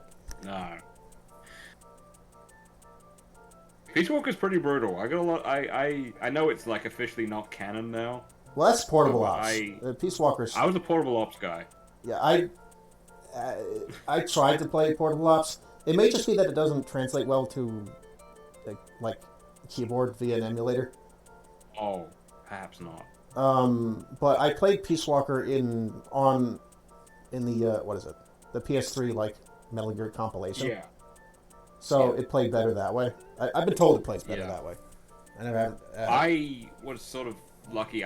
My hand was kind of forced with Portable Ops because, again, getting back to Japan and the stuff that I miss about it, when I signed up for my internet package there, I got the absolute cheapest possible internet I could afford. I was not rich. I got, like, okay, I need your bog standard internet connection. And it came with free... there was like 3 omake, like bonus gifts that I got if I bought this internet package. And I forget the other one. But one of them was a PlayStation 2, a Japanese PlayStation 2, which that might have been a good idea. The other one's a PSP. I was just like, yeah, I'll take the PSP. Fuck, I spend like, all my time on trains here. Give me the PSP. So there you I go. play Portable Ops, perhaps inadvisably, on the PlayStation Pocket, and it's also where I got a copy of what's it called, Fate Tiger Coliseum, which is, to my mind, the best Fate game because it's very silly and very fun. And all the characters are basically getting along. It's like Fate Tiger Coliseum is like Pocket Fighter, where like everything's just a bit cuter and easier going. I have to concede that the only Fate I've actually played is Grand Order, and Right. I no longer play it. I haven't fell off. played that many. I know a lot of the lore and a lot of it seems very depressing. I fell off of gachas after one of them. Yeah. I've been told to play Fate Extella because it's like kind of like a Samurai Warriors game. And Genshin Impact was I like enjoy, the weirdest thing Musou games. because like Scum picked it up for a very little bit. Scum picked it up and for a while she was just playing it like hardcore. Like I would get up to go to work and she hadn't gone to bed yet playing Genshin, and then it was like 2 days of intense playing and just like, this is trash, I'm out of here. So, Oh, okay. Max, I'm blanking on precisely what happened to Chico after Ground Zeroes. I'm not even sure he's still alive. Yeah, no, I'm in the same way. I just remember thinking, man, sucks for Chico. Yeah, Chico was in a bad way last I remember seeing him. Yeah. I remember that much. What chat, Mr. Bag? I'm a little lost. Which chat?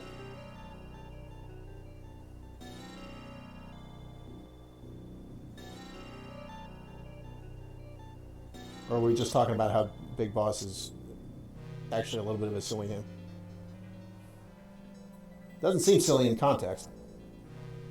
Oh, there's a Grand Order chat, yeah. Sorry, Oh, right. Yes. Yeah. I muted that and then have never actually looked at it. No offense. Hasn't been posting for 8 months. Oh, jeez. Yeah. Yeah, I haven't kept up on Fate. It's alright. I partially made it as a goof, but it was still a good idea. The major thing related to that I can say that I thought was funny was finding out that Fate's interpretation of Astolfo is not entirely far off the mark, actually. Yeah. I didn't realize that Astolfo was actually like that in the legend.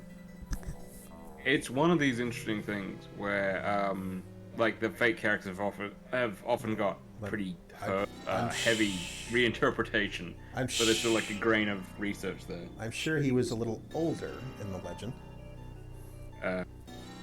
Yes. It's this is funny YouTuber I know, Maxor. He does these like incorrect summaries. Oh, yeah. Oh, you know him? Okay. I like the bit that he Yes. does at the beginning of the Genshin video. It was like, here's a fun tip that Genshin players don't know. The age of consent is 18 years old. I'm like, ooh. Ooh. Yeah. Can you gonna need some ointment for that? For that Yeah. horrific burn you've got there? Yeah. Okay. So, Right, so we went to our apartment. We got all freshened up. yeah, and we called Jamie. Asked how she was doing, and now I guess we're gonna go break the bad news to Katrina. Unless somebody told her already. Oh, jeez. Now, they probably left that to you. You're, like, the only person who has working feet now, so... Yep. The curse of player agency. Yes. The Commander Shepard School of Delegation. Whether you have anyone to delegate to, but...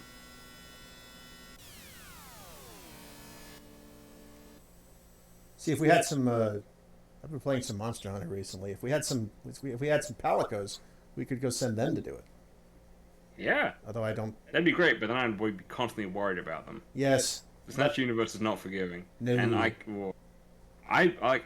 don't put warnings on, like, anything. I can't say enough. I don't put warnings on anything, like blood, gore, violence. I don't roll with cat violence. Yeah, at least when you're Snatcher trying to doesn't do it. have like gigantic, world-ending, destructive monsters. Yeah, no, there's that. That's got going for it. But yeah. And it's a weird thing to make that distinction with, because I'm fine with, I think, literally everything else. Yeah, it's a. But, like, I was watching a Let's Play of Fallout 4, and the first thing someone did was shoot a cat, and I was like, no, not watching it anymore. It's a thing. Like people feel differently about violence to pet animals than they do about violence to other people. It's just. Yes. It's just a thing. It's not even like. Like there's some level of preference to it, but it's some kind of like conditioning thing we've picked up from I mean, I won't completely eliminate it because I mean, like, I watched Boondock Saints and I was like, yeah, okay. I mean, if a dog's coming at you with intent to gnaw your fucking arm off, you're probably gonna. I think that's one of the things that makes the difference is because I grew up playing Wolfenstein 3D. Yeah. Like, I wasn't thrilled about it, but like, you know, a German Shepherd about to fucking maul you is a genuine threat. Yeah, especially a German Shepherd trained by fucking Nazis. Yeah, you can train a dog to be racist. Yeah, there you go. What do you think a police dog is? What do I think of fucking police dog? Holy shit. Slipped out. Zing. I was sort of thinking that, but my brain has insufficient insulation. Zing. Yes, the toppest of kecks. Yes. God damn. Sorry. I normally. I know it's going to be mechanical now. You know, you're morally obligated to just kick them over at this point. Yeah, just pull the battery out of that fucker. Fuck it, fucking police big dog. I hate it. Ugh. Anyway, sorry, where was I? It's like who could have predicted this? This was the outcome of this line of research. Indeed.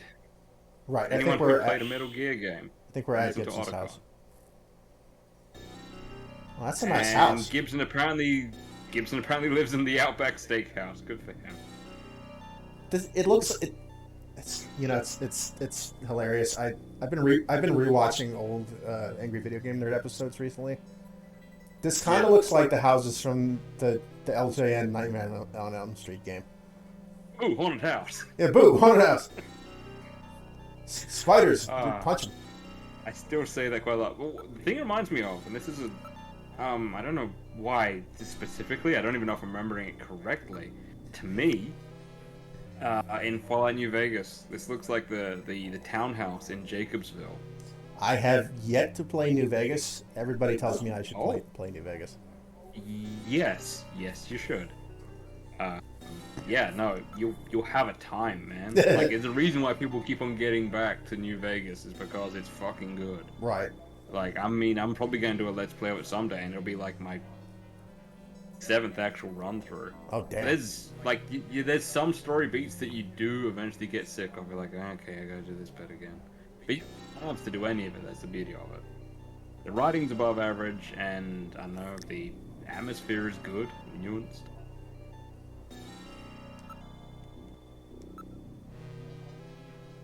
Does he have 2 chimneys, or does he have 4 chimneys? Fucking hell, man! Just buy central heating.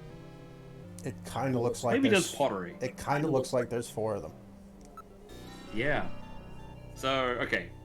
One's heating, one's pottery, one's pizza. Now here's the thing: are they on the 2nd floor, or does his chimneys go through the rooms on the 2nd floor? Oh, I don't know. And this has been pointed out before, but why the fuck is his house perfectly symmetrical? Are they doing like the face thing, but with a house? Anyways. I would say it is kind of a nice touch that Gibson, knowing what he knew, has a house that's sort of like the survival cabin, like, sort of thing. Like, he doesn't have neighbors or whatever. He's a bit secluded. And you can see that if you're a junker long enough, you can make a shitload of money. It's a nice house. Oh. I actually have to use my junker ID here. Yeah. It's like your attorney badge. It comes up occasionally. Oh, Gibson's age. Fuck. What was it again? Was he 55? Is that what it was? I had a mnemonic for it. Yeah, it's 55. Okay, I was right. Yeah. I just got that song stuck in my head when I saw it. So how do I confirm this? Pound sign? Like if you're entering it on a phone, I guess. Oh, I've never actually had to use that kind of phone. Oh wow. um, I've used a rotary phone, so I mean. My grandmother had one. I never actually used it. My grandparents had them as well, and I did use it. Just saving here. It's Nope, that's not right. pound sign or the hash sign, I guess. The asterisk. What's the start button mapped to? Oh, on. Oh, there we go.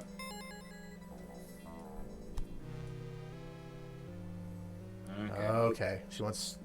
All right. Good thing we looked at her file too. Yeah. It sort of makes sense because I mean, like the police database you have is like beyond the police. Oh, I guess I gotta type birthmark. Yeah. I better save. That's a hassle. I better fucking save. Especially when you have access to a keyboard.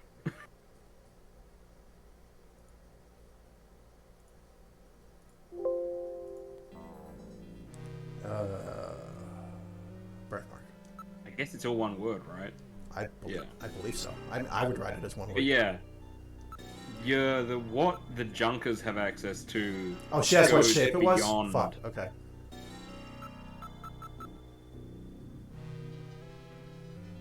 Really?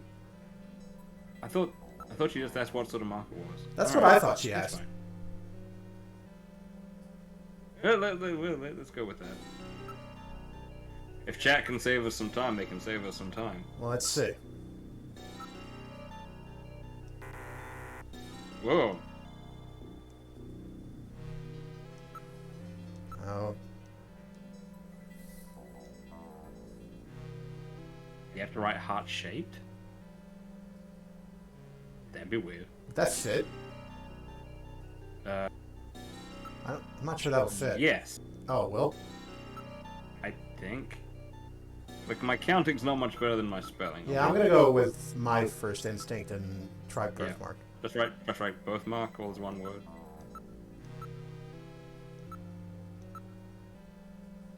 But yeah, only Junkers have access to Jordan, so. I was correct. Ah, now the shape of the. Okay, cool. Oh, fuck. Okay. That works. We were both correct. Heart.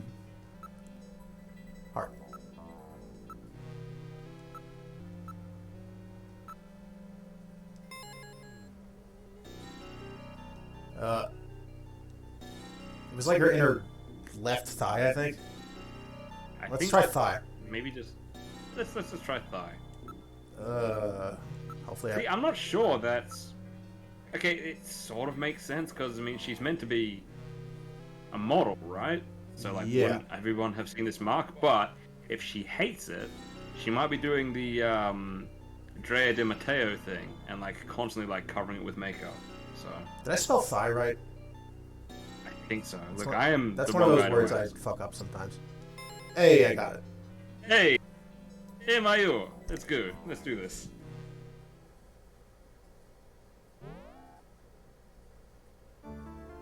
I'm very sorry about all of that.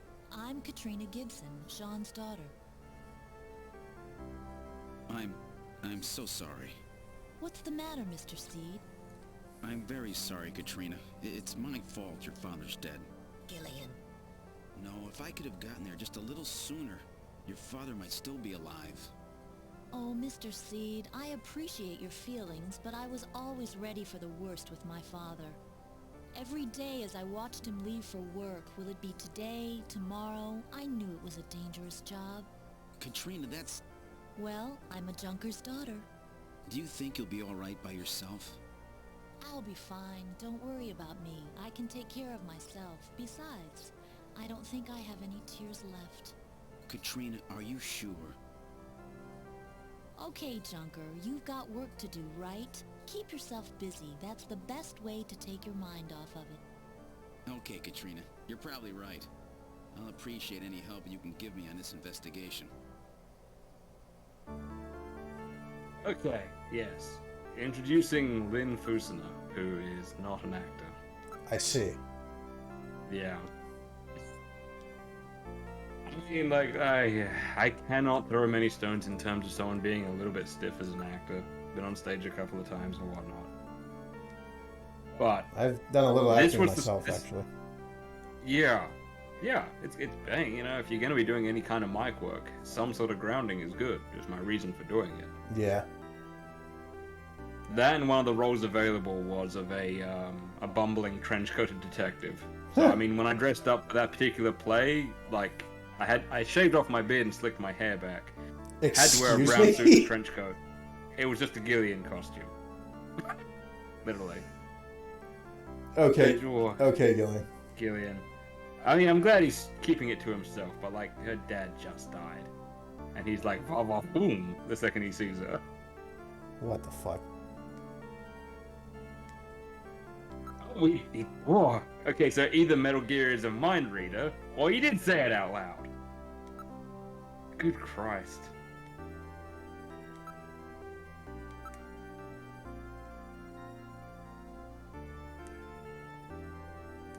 But no, I mean, that was the exchange that made me think that the actors weren't in the room with each other. I mean, I know there's so much they can do. To me, Katrina doesn't sound like someone who's 18. I don't think she sounds old, but I don't think she sounds like a teenager. She sounds a little bit like a text-to-speech device to me. It could be that. It also sounds to me a little bit like she's kind of emotionally Reading burnt. list.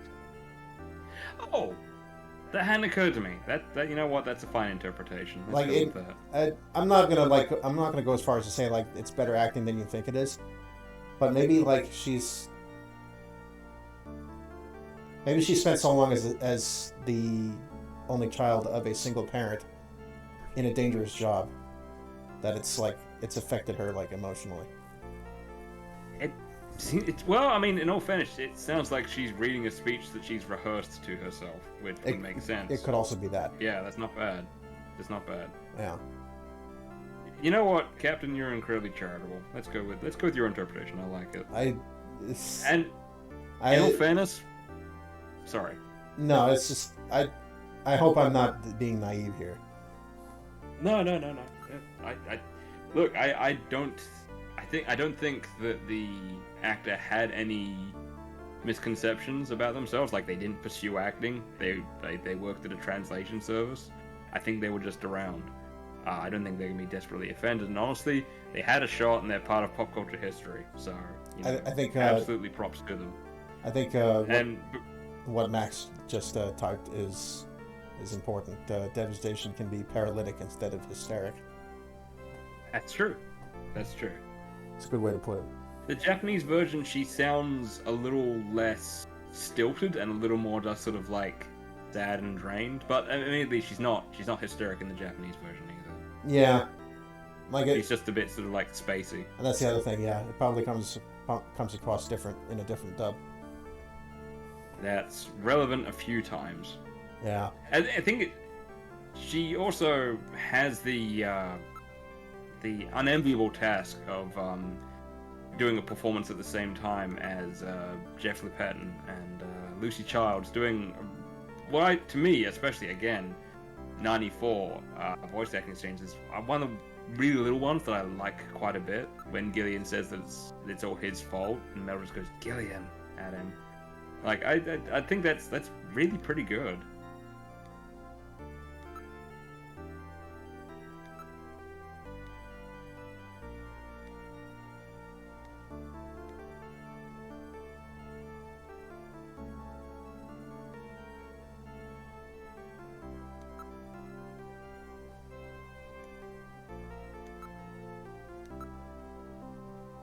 And we do hear, because they have to double up voice actors so much in this game. TC-68. Oh, Jesus. Is that an actual model? Oh, it is. It is. Did it? Did it actually remove the tears from her eyes in the game? It did. Huh. Oh, I'm not sure about that. Maybe? Maybe. She looks a little different.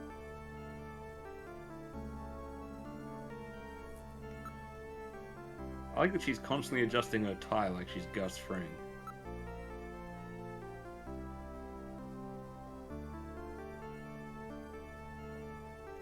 Oh, Gus. What do I know that name from? Breaking Bad and Better Call Saul. Oh, right.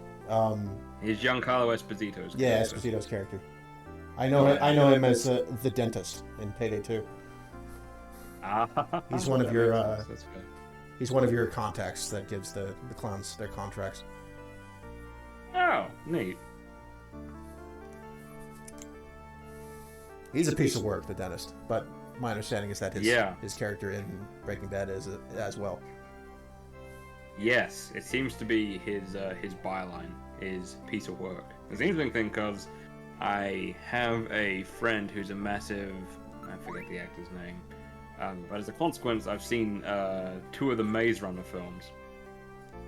And Giancarlo Esposito shows up in those, and he's nice and helpful.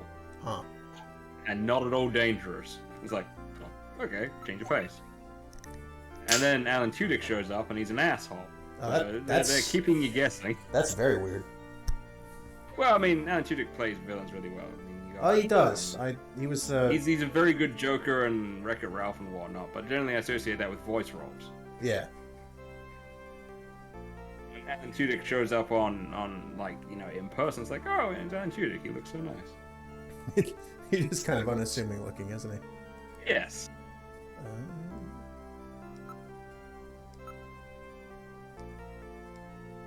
I'll say the pink carpet, an odd choice. Grey in the next room. Do you mind if I take a look around? Yeah, sure. Is it okay if I stand in your way? Gibson's couch looks nicer, I'll be honest. Yeah, that almost looks... I could actually get some kip on that couch. That almost looks comfortable. Yeah. As long as it wasn't summer. Then I can never get off the couch again. That looks like an old computer. Yes. The PC-68 would have been an old computer even at the time.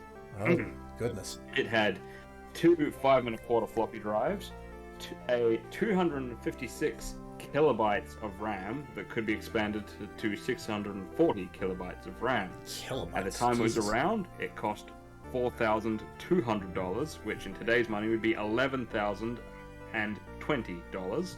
It was touted as being one of the first portable computers and sort of came with its own suitcase. Now, it was...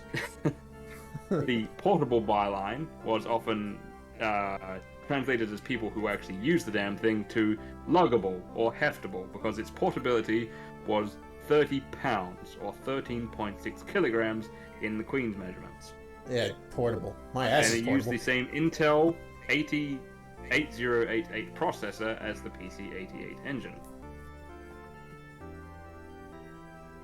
This model is a slightly unusual one, doubling down on Jean-Jacques' tendency to get weird and obscure things, because most PC-68s were, you would have seen the one where it's like all one block, Yeah. and they've got like a tiny monitor that's sort of built into the thing, that's sort of like lengthways. And probably not any shielding between the screen and the processor. I would say not, no. I mean, in all fairness, my first computer, the first one that was like mine to have, was a 386 laptop that I don't know. If you were to actually put it on your lap for an extended period of time, I'm pretty sure it would make you sterile. Ugh. Yeah. It weighed a lot. It had a power cable with one of those like power converter blocks built into the cable, so that if you had it on your lap, the power pack would be constantly dangling. Oh God, I hate that. And the cord would just pull out, and you had like about 50 minutes of battery life. The screen was about 6 inches across, and was light blue and dark blue in its color scheme. But I have played Wolfenstein on it and listened to incredibly bit crushed mein Lebens. That was my first ever computer. It was the 386. Wow. Yeah, I kind of wish I'd kept it. The thing was chunky. It would be interesting to look at now. My dad bought I think he had more primitive machines before that he tinkered with on his own time. But Oh, nice. the first like actual home PC we had, he bought an IBM in 1994 Right. and stuck it in the corner of the kitchen of all places. Okay. And I Corner played of the kitchen. Well, the first thing I played that wasn't, Mickey Mouse Playhouse educational bullshit Yeah. was a game called Kilo Blaster that I played on that thing. It was yeah. an epic, early epic, when they were still epic and not a bunch of shitheads. Yes. Vertical shooter. Basically I not like those. not any more sophisticated than Space Invaders. Yeah, yeah. A little bit better graphics, but that's not saying much. Yes. It came up on Twitter the other day, and I genuinely struggled because there was the question of, like, what's the first video game you played? And that is a fucking struggle for me. I feel like, and I'm not sure, it was a game called Alley Cat on the 286. And it had, like, that thing where all the graphics are in, like, it's a black screen, and all the graphics are, like, purple and cyan, and you're like a cat walking along a fence, and you gotta dodge boots or something. Oh. I have like the vaguest memory of this. I think it was a game called Alley Cat, an old game. The first one I'm certain of, which I think I played after Alley Cat, but have a much clearer memory of, is a game called Q-Basic Gorilla. And that's where you play as two gorillas, because it's a versus game, although you can go against the computer, but you should not. What's this? Oh. Cool. How did Gilly know that? I didn't even know that. Yeah, I mean, you gotta do some detective work, I guess.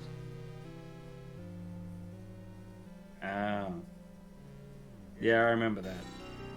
I don't blame myself for forgetting, though.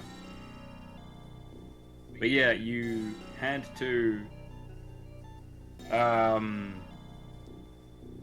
you had to put in the power and the trajectory of a banana that you threw at another gorilla standing on the top of a building. And that was it. You had to throw explosive bananas at each other using numbers that you Snatcher entered. investigation file. Why does Snatchers appear in the winter? Why are Snatchers nocturnal? I believe I have found the answer to these questions.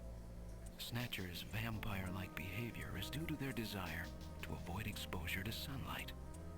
The reason they dislike sunlight is because of their defective artificial skin.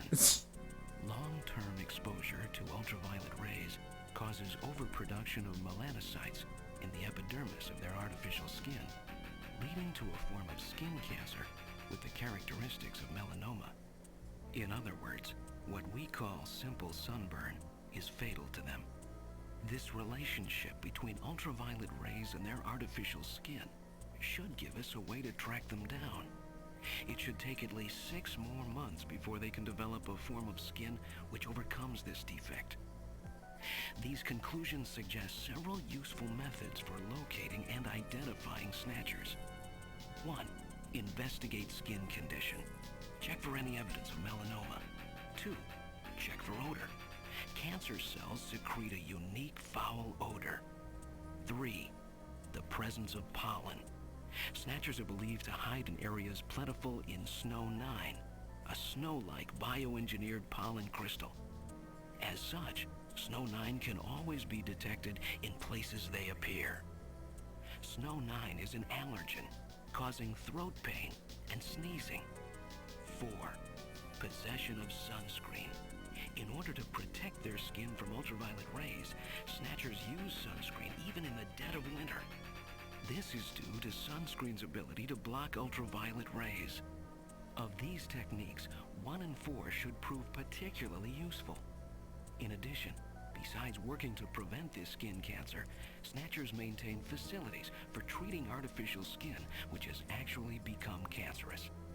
I have succeeded in identifying the hospital where this is performed. P.S.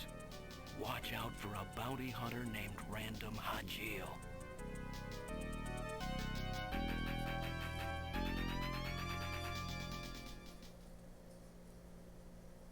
So yeah, it wasn't just Snatchers being Snatchers. They went after Jean specifically. Fuck. They set a fucking trap for him.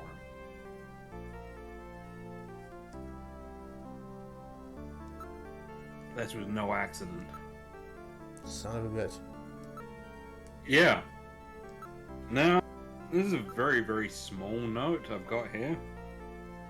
I did some investigation into it because I kept on hearing it when I was listening to the radio plays. In Japanese, Snow 9 is called Snow Sugi. Now, I'm not sure exactly what this is about. Because Sugi can be Japanese for next or after. I don't know if you ever played Tekken, you know, if you go against Asuka, she goes, Tsugiya! Tsugi! Tsugi! As in, like, who's next? Who's next? Whereas, so is it like the next level of snow or what? But, it's written in katakana, not hiragana or kanji. So it's snow sugi. When it's written in katakana, sugi means cedar or cedar. I don't know how to pronounce it. Like the tree. So that's associated, especially in Japan, with cedar fever.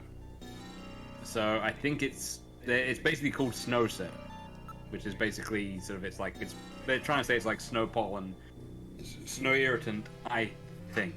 I don't know. I wonder if the name Snow 9 has any association with Ice 9. What's Ice 9? Ice 9 is, I forget exactly what it is. It's some kind of... It's from a book I read. Kurt Vonnegut's Cat's Cradle, I believe. Oh. And Ice 9 is a hypothetical substance that, at the start of the story, is not thought to actually exist. It's some kind of rapidly self-replicating material. Well, I gotta say, Captain, I owe you a huge amount of thanks, because I'm gonna say that is almost certainly why the translation team called it Snow 9. Because it was already called Snow something or other in Japanese, but it was called Snow Cedar, as far as I can... Or Cedar Snow.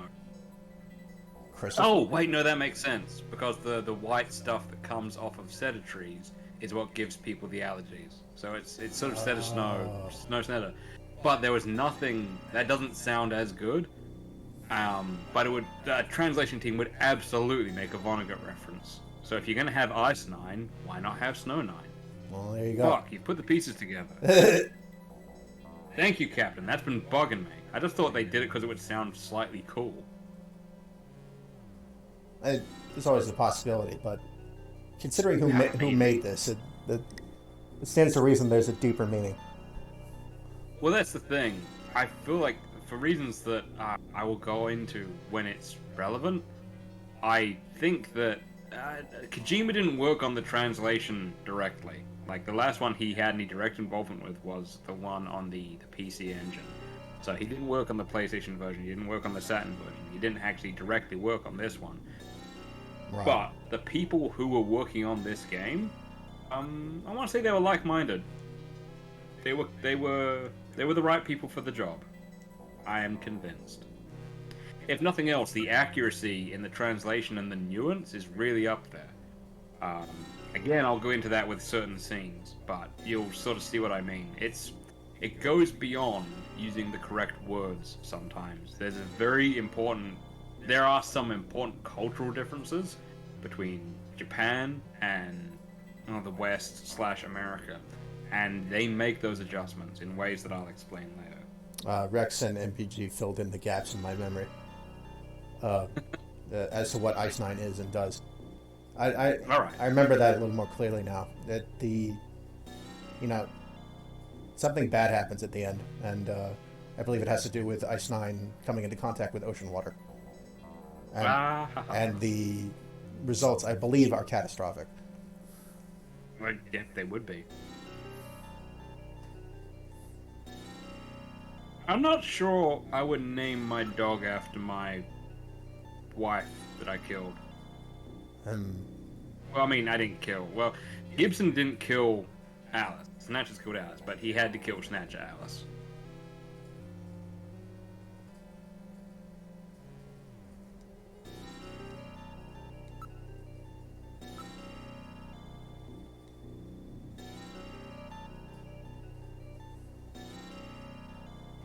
Yeah, I remember that now, and Mr. Bad Guy. It's been a long time since I read that book. I think I was in grade school at the time. I was being told I should read some Vonnegut. I never got around to it. Cat's Cradle is interesting. Slaughterhouse 5 is very interesting. Those are the two that I've read. That's the one that people recommended to me. Yeah, that one's intriguing.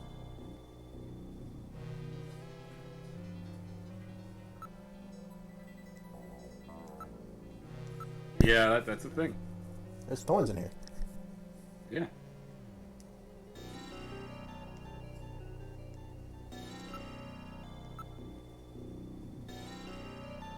Investigate the shadows. In some settings, that would be a very bad idea.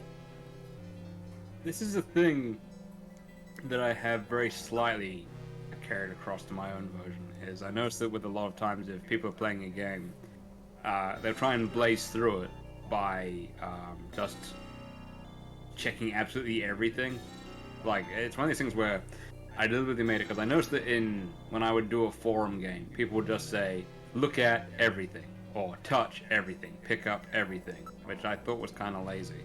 So I made sure to put some things in there that if they looked at or touched or picked up, it would be bad. So that they would actually have to use a little bit of nuance to actually investigate. That's interesting. And I got that idea from Gillian checking the bushes, and it didn't actually do anything bad, but he still then got caught by thorns. It's essentially schmuck bait, but I mean, I do it for a reason.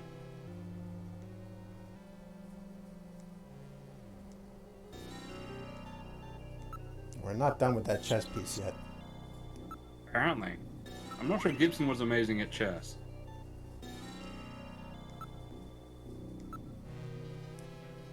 I mean, it may be deeper than this, but I'm sure the fact that it's specifically a queen is significant. It's shaped like a pepper grinder, and the snatchers tried to use him like one. Just keep on twisting until you hear the cracking sound. Jesus fucking Christ. Okay. Hey, you could totally make a Jean-Jacques Gibson pepper grinder. It would sell. Oh my God.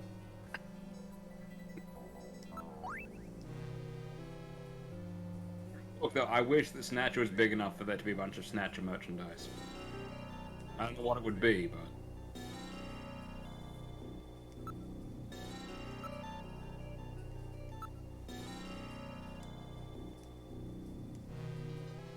But no, I'm so glad to have the answers on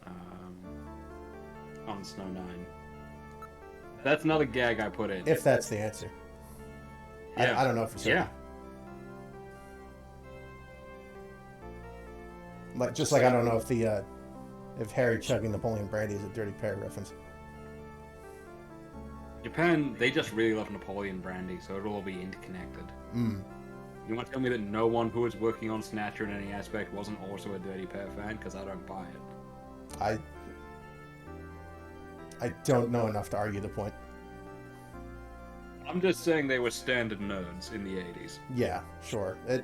Dirty Pair has some nerds. I know for a fact that before the 86 TV series, that somebody, somewhere, a team of people, went through the effort of drawing, animating, voicing, and producing a Dirty Pair fan movie of the light novels. Oh, shit. Yes, in the 80s, possibly without computers.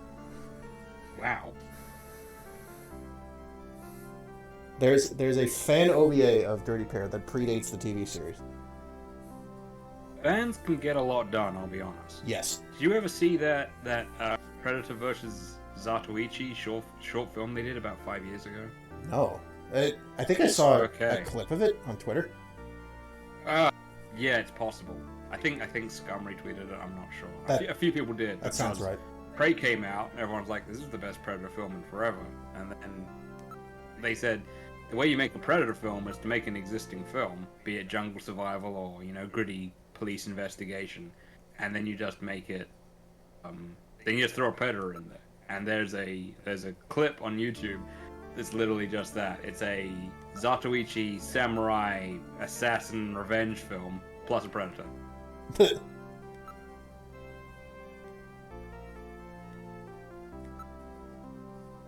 Excuse me a second. Sorry.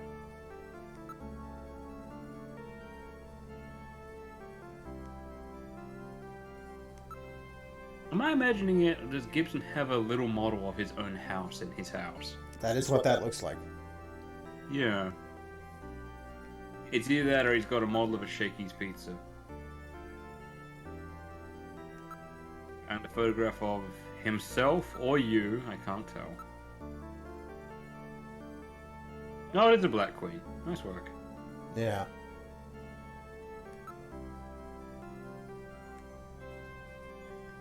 I had an inkling that placing the queen on the chessboard would do something. Well, that'd be cool. I don't know, but there wasn't an option to use it.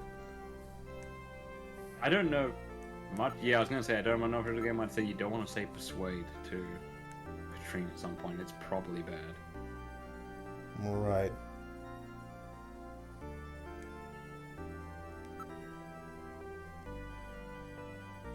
I'm not sure there's anything else we can do here right now. I'm not certain. We already got the other thing.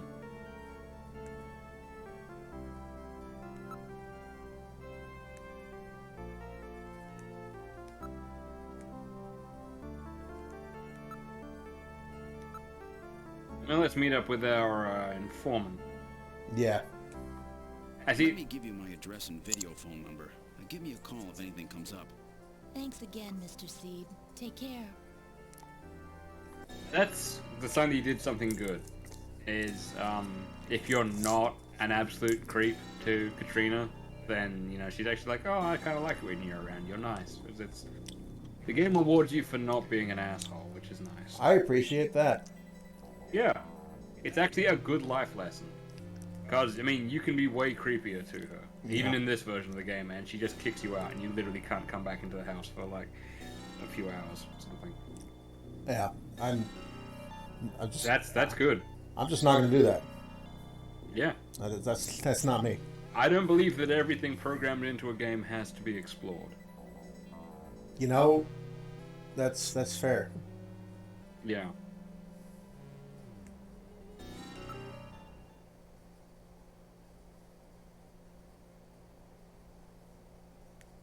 Yeah, it's the thing that this game does. I mean, I get why they're doing it, but I referenced it in my own work. Is that every time you go to a location, Metal Gear tells you where you are. And I did that for a few things, and eventually, just in mine, you tell your assistant to shut up and stop doing that. I mean, in the context of those quest threads, that makes sense. Yeah, to a little do bit. Because like it is a visual format, but not the most visual. It is. And like you know, That's fair. People might forget between threads or whatever. Yes. Now here's the thing: is he called Gibson because of William Gibson or Mel Gibson? Probably William, right? I would think William Gibson. I gotta actually read Neuromancer one of these days. I'm told it's a very dense book. I would say so. Not accessible, I feel, really. When it comes to William Gibson, I recommend picking up a copy of Burning Chrome, which is his collection of short stories. I already have the Christmas music. Yeah. Here's the handy thing. For those of us who used to enjoy watching Die Hard at Christmas, people wouldn't shut up about it being a Christmas film. You can still, I mean, like, don't get me wrong, I still enjoy that, but just people just kept on saying it. But now, you know, if in doubt, every Christmas you can enjoy a Let's Play of Snatcher, because it is a Christmas game. I like how that one sign back there is faulty in such a way that it just says "Eat me." Yes, well spotted. That's a pretty good holdover from the Japanese version, because in the Japanese version all the signs are are in Japanese. And it's a pachinko sign, where the PA is burnt out, so it just says chinko. Which basically means penis. Oh, good. There's a Konami. Hey, dude, you can call Oh, wait. you can call Konami. 34, 5, 6, 8, 6, 7, 8. Let's try that.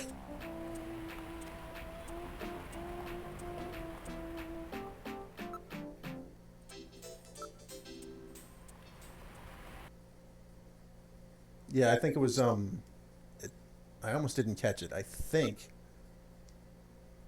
it was just 3, 4, 5, 6, 7, 8. Like, just in sequence.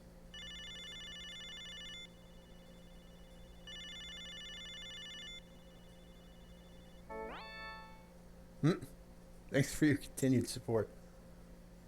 Thank you, Miss Hayasaka.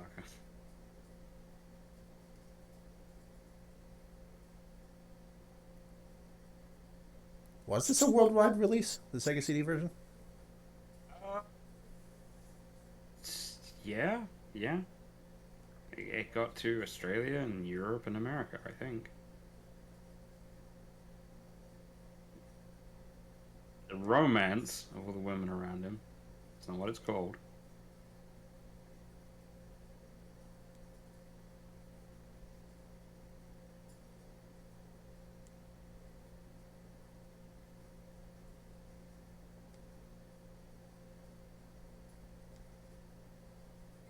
How times have changed. Indeed.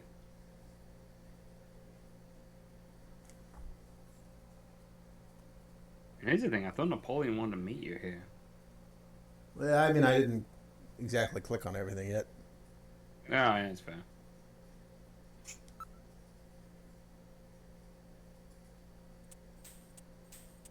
Oh, was there another phone number on the sign? I think there was, yeah. Let's take a look.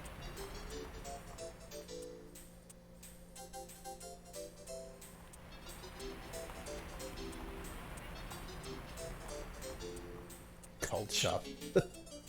Yeah, okay. If you want. Oh. Yeah. Post-Terran colonization effort. Yes. Transfer. Yeah, Get your ass I to bet. Mars. Yeah, get your ass to Mars. Toyo. 691170. Okay. Alright. That's kind of a double nice because 69 and 117 is Scum's favorite number, so nice.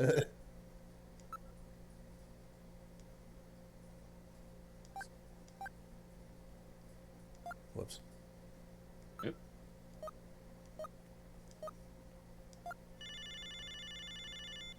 Thank you, Rex. In case I missed it. Oh, no video here either. Thank you for calling Plato's Cavern, the store with everything. May I help you?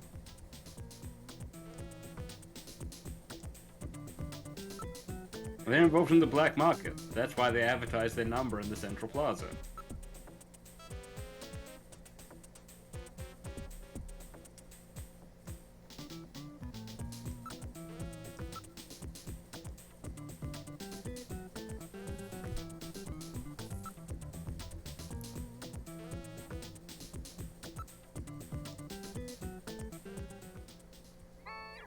I wonder if that's important later. Cool. Yeah. Nice work. You've got a good investigative mindset. I certainly hope so. I have a Yeah. I think I have a tendency to miss the obvious. So I think you're going to make this Let's Play a lot less torturous than some other ones, because a lot of people do not find Snatcher intuitive. I mean, the idea that you're like meant to literally look around your surroundings and pick up a phone number, a lot of people don't expect. Yeah. 70 Plato's Cavern. Oh, yeah, I wrote that one down. Excellent. I didn't write the Konami number down. I've forgotten it already. Probably not important. Yeah, I want to say. But I guess we can always come back here if we need to learn the number again. Yeah, sure. I'd like to think you wouldn't have to call Konami to solve the game, but I forget things. Maybe I'll write it down right now and while we're sitting here. I'll get this out of the way real quick because like every Let's Player points it out. Yeah. Alton Plaza is just a reference to Blade Runner because it's not LA backwards, so it's Alton. That's funny. Yeah, it's actually it sounds believable, huh? I have not played Dave the Tentacle Max and made very little headway with Monkey Island. Okay, 3, 4, 5, 6, 7, 8. I Okay. like those games. Dave the Tentacle, for what it's worth, it's where I got like some of the inspiration for Cultist's voice in my head comes from that game.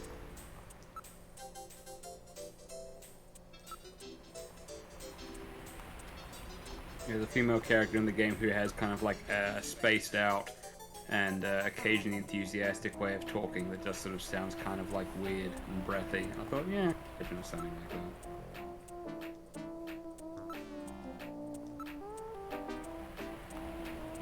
I need to set up that mousetrap again.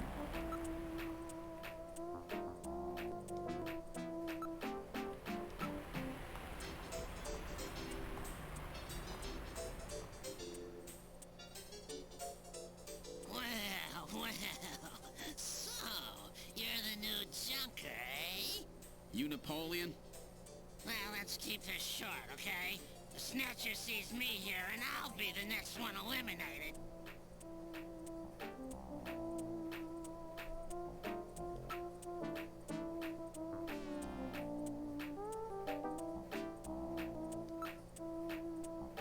Okay, 2 instances of Junker ID. Oh, right. Yeah. There we go.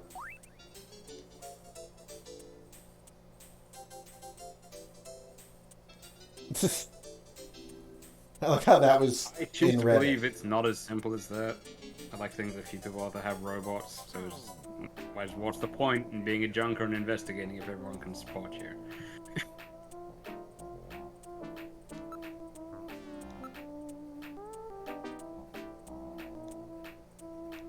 Jesus, Napoleon.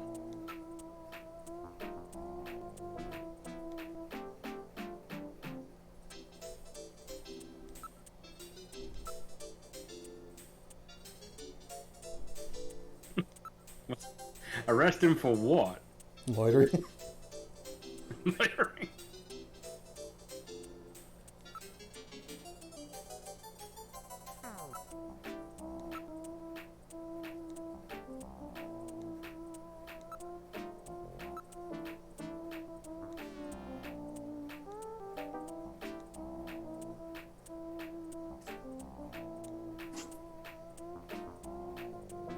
It's okay that you're not a charity, Napoleon. A charity is a sign of a failure of government. Damn.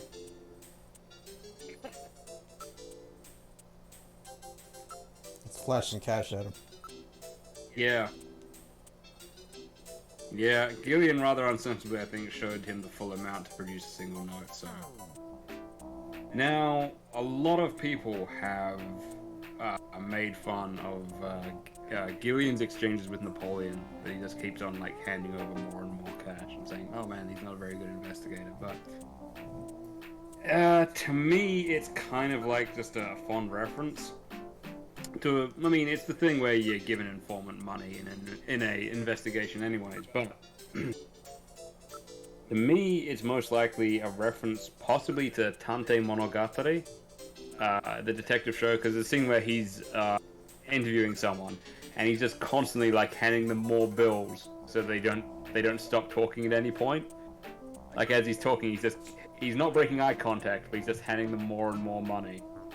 It's possibly a reference to Gordy the Ghoul from Kolchak the Night Stalker. And I don't know how much Kolchak the Night Stalker has crossed over into Japan, but I don't know that one. I would suspect anyone to owning a DVD box set of it would be Kojima. But I do know this reference. Out of heaven, yes. Out of heaven. Yeah. And here's the big one. This game was written in 1988. In 1982, the Police Squad, starring Leslie Nielsen, was a successful TV show. And it was a running gag that whenever he came to his informant, the informant would say they knew nothing, and then he would like keep on handing them money, and they would say they knew everything.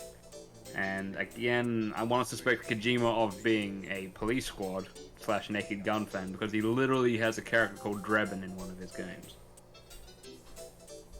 Oh, you're right. Yeah. I I know. I like Police Squad a lot. That was fun.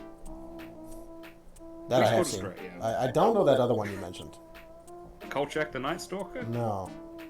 It's not... I don't know how much it crossed over. It's one of these things where occasionally I'll just sort of mention it casually and someone's like, oh fuck, I love Kolchak. Like it's... I don't know. Either people have never heard of it or someone's like, you know, watched it all. There doesn't seem to be any in between. Here we go. We have to go to Plato's Cavern. Called it. You did, I mean. Oh. I mean, this feels like go to Outer Heaven at some point. Apparently. Yeah, apparently. This feels like the kind of game where there's not too many red herrings. They're not big on that. But it's one of these things where they still need to code in everything, so... For all that can be leveled at it critically, it's important to remember that the actual coding and gameplay was made in 1988. It was pretty long ago, so... It's very good at making scripted events seem like random interruptions, and branching paths that go nowhere feel organic. If this game was made now, it'd be much easier. But they had to hardcode everything. It was for consoles, it was for discs. Like, you couldn't do random encounters in the age of diskettes, not really. But they make it, like, the sort of stuff that happened in this game, we would take for granted these days. Like, oh, I suddenly got a phone call from someone, it's an emergency. Now, that emergency is always going to happen at the same time. But in 88, it would have really caught people off guard, and to a degree in 94 as well. Again, it's one of those things where, I mean, I'm going to get into very shaky territory and compare this game to Citizen Kane, and I don't mean that it's like an absolute innovator, but like it's very important.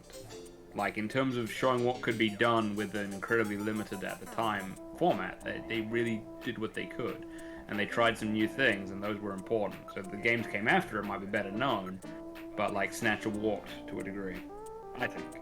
I'm very biased on this because I love Snatcher, but that's what I think.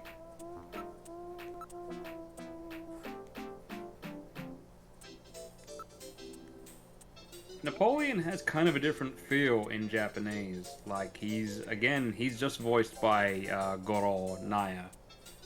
So, like, the guy who's like the definitive Zenigata. He voices the chief and he voices Napoleon in this game. Oh, okay. And honestly, he just has kind of like a relatively pleasant old man sort of voice. I don't know why they made him sound the way he sounds in this. He's not especially rude or anything. I don't know. Japanese Napoleon sounds a lot nicer.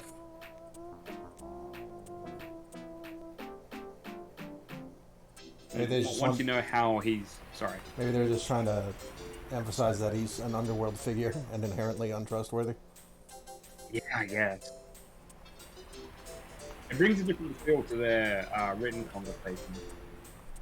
Should say. Like, you get the impression when he's saying, oh, thanks, you're so generous. Like, in English, I feel like he's being sort of, like, sarcastic and rude about it, whereas in the Japanese version, it feels more sincere because of his spoken voice.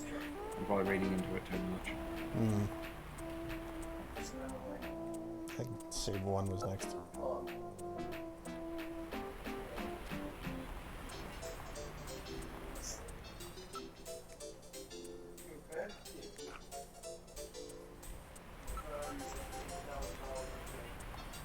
It's troubling me a little bit because I feel like I recognize that 106 up in the top left there. Like, oh, that's a reference to something, and for the life of me, I can't remember exactly what. Is it a pachinko place? Is it a karaoke bar? But it makes me think of, like, I don't know why the whole number wouldn't be there, but it almost sounds like part of a radio station number. Yeah. Like 106 point something. 106.7, the Sturge. The Sturge? Is that a reference? It is. It's a reference to Homestar Run. Oh, It's the made-up yeah, radio okay. station. Yeah, I remember. It's been a while, but I like Homestar Runner a lot. There's nothing else like it, frankly. Guess we're done here. But yeah, 106. Yeah, in every city I went to, I mean, there was the 123 Nobuta group while I was there, and they're the pachinko parlors. And I think it's the 556 or the 555 is like a pork bun place, but 106 also seems familiar somehow. There's a lot of number places, a lot of number franchises over there. I think there's a radio station near me with 106 as part of its address. Yeah, I believe that. It's called like Beach Radio or something. I know that in Winnipeg they have 99.9 Bob FM. Bob FM. Yeah.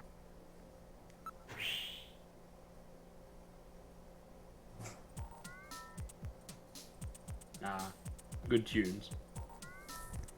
I like how the Plato's Cavern logo is just the Konami logo turned. It is the Konami Turned logo. about Everything's 45, got the Konami logo. 45 degrees.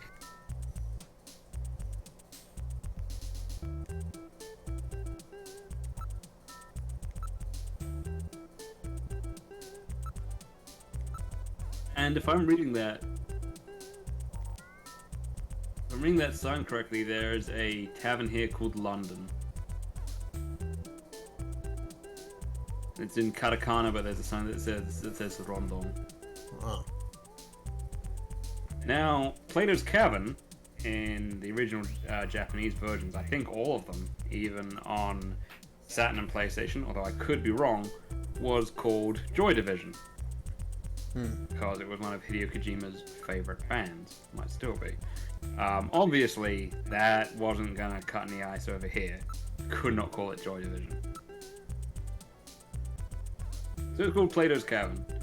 And I was wondering if anyone would get in on this and get some like super easy advertising by like making a band called Plato's Cavern. Then instead of Joy Division, Plato's Cavern. Anyone who Googles, Plato's Cavern will get the band, and not quite. There's a rock band in Ontario called Plato's Cave. But no one's actually gone to Plato's Cavern yet. No, Metal Gear, I have no idea what you're talking about. Oh, Konami, they're my favorite game company. Ugh. Under the same... That's really funny. That is. I heard a rumor not too long back that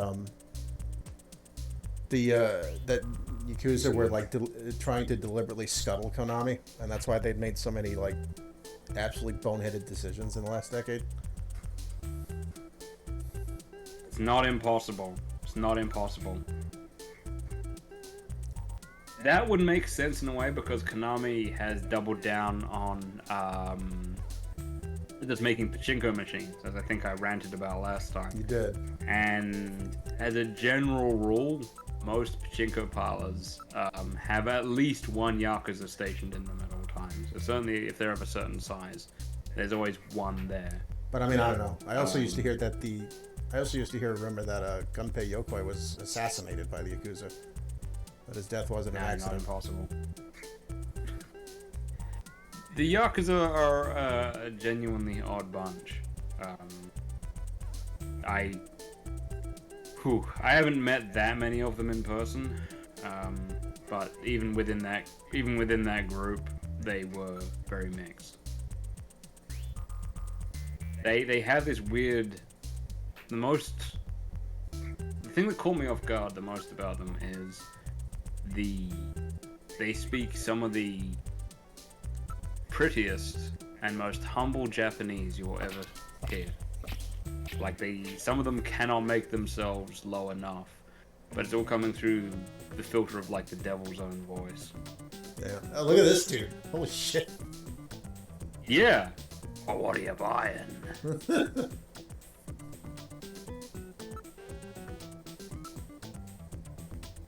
Going through the other versions, honestly, the Sega CD version of Plato's Cavern is not one of the best ones.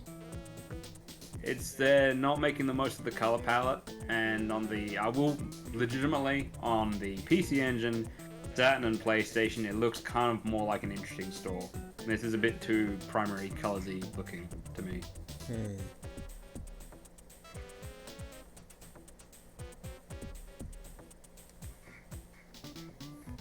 This guy looks like some kind of cultist. Yeah. Like he's gonna start screaming like Maramax and Freemux at me or some shit. Maraman, Marama. Son of a bitch must pay.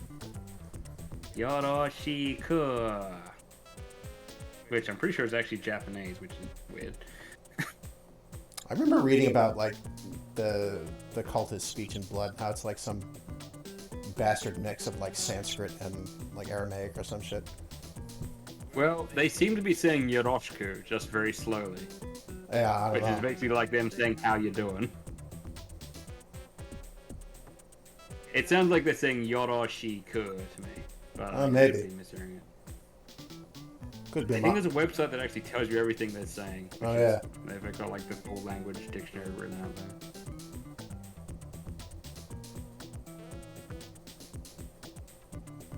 Let's look at that guy in the back. It's, Oh yeah, I think that dude's wearing a long coat, like us. I think so.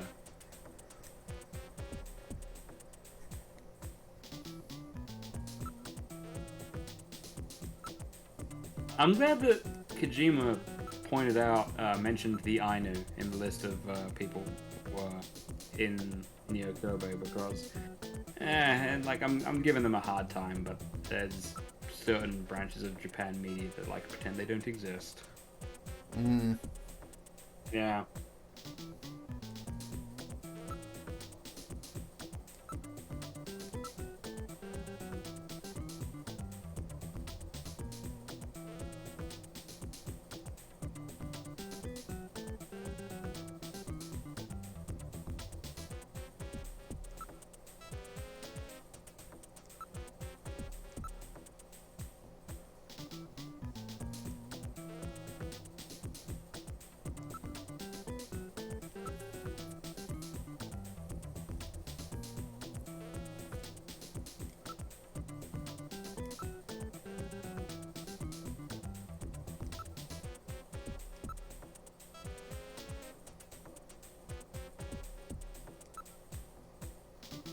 Yep. You always go cheaper with the underground shit. Oh yeah.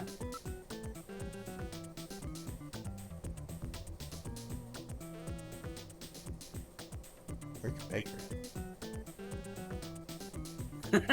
Rick Bakery, very good. That sounds like some kind of Yeah. reference. Yeah, to Rick Baker.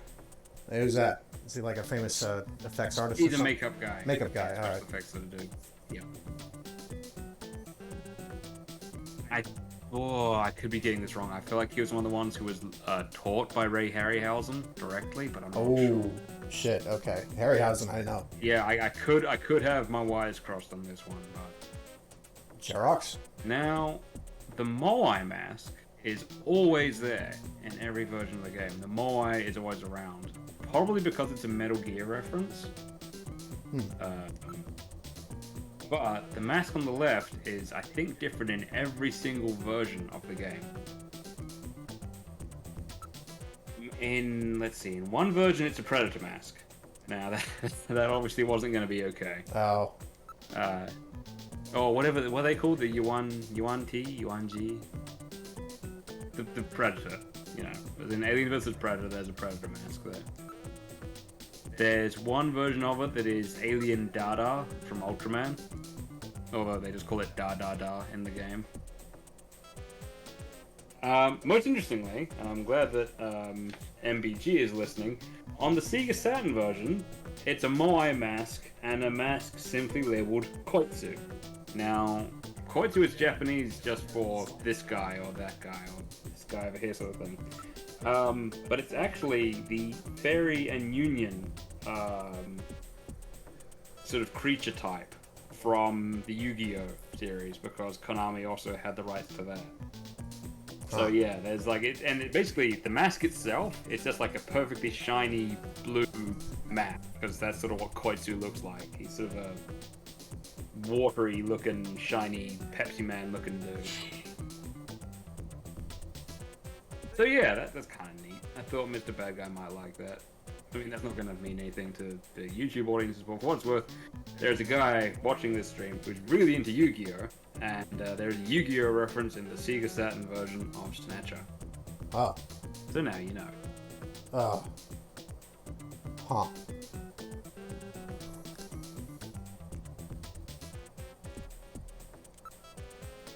And yes, the Moai masks are from the very good Parodius. Originally. Okay. It's basically a side-scrolling shooter, but with very creative enemies. Buy happiness. And fucking baller soundtrack. That's what I would say about Parodius.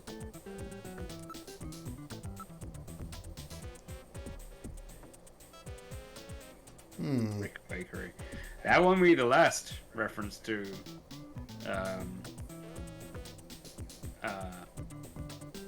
Western special effects and films we get. For what it's worth, the masks are functionally identical. Well, what do you think, Chad? Mummy or the Moai?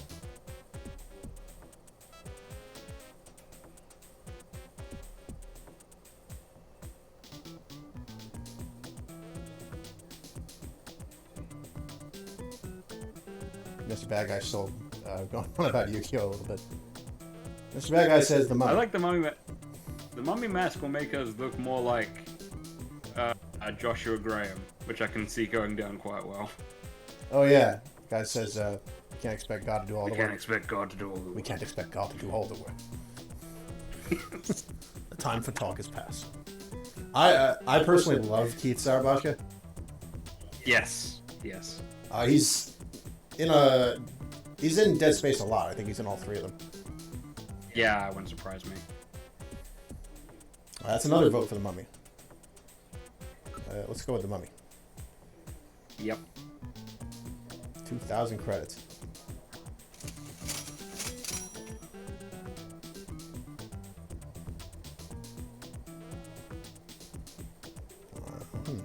Well, I guess we're I'm done. glad the game gives you deep pockets. That's nice. Yeah, like You don't have to do any side quests to make extra money. yeah. Or I'm like not sure what Gillian would do for a side profession. just go grind shooting insectors and selling their scrap parts for extra cash. That's a thought. I was going to mention when it comes to the insectors, using the blaster that can kill a snatcher on them is a bit like sand blasting a soup cracker. I don't imagine there's much left. Ooh, yeah, you might be right there. Use. Oh. Do that when we get to the place. Save. Oh, I just got it. Wait, no, I don't. I'm trying to read that box in the background. Oh, that was important. I don't know, I was just looking at her ass.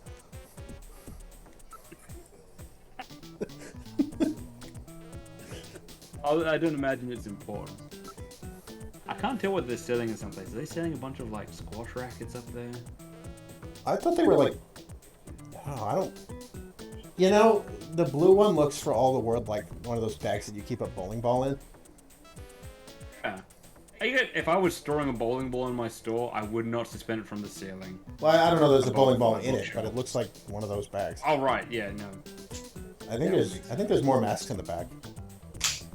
Yeah. Yeah, Also, we got sort of, I'm sure that's an Ultraman. I'm just... Oh, yeah.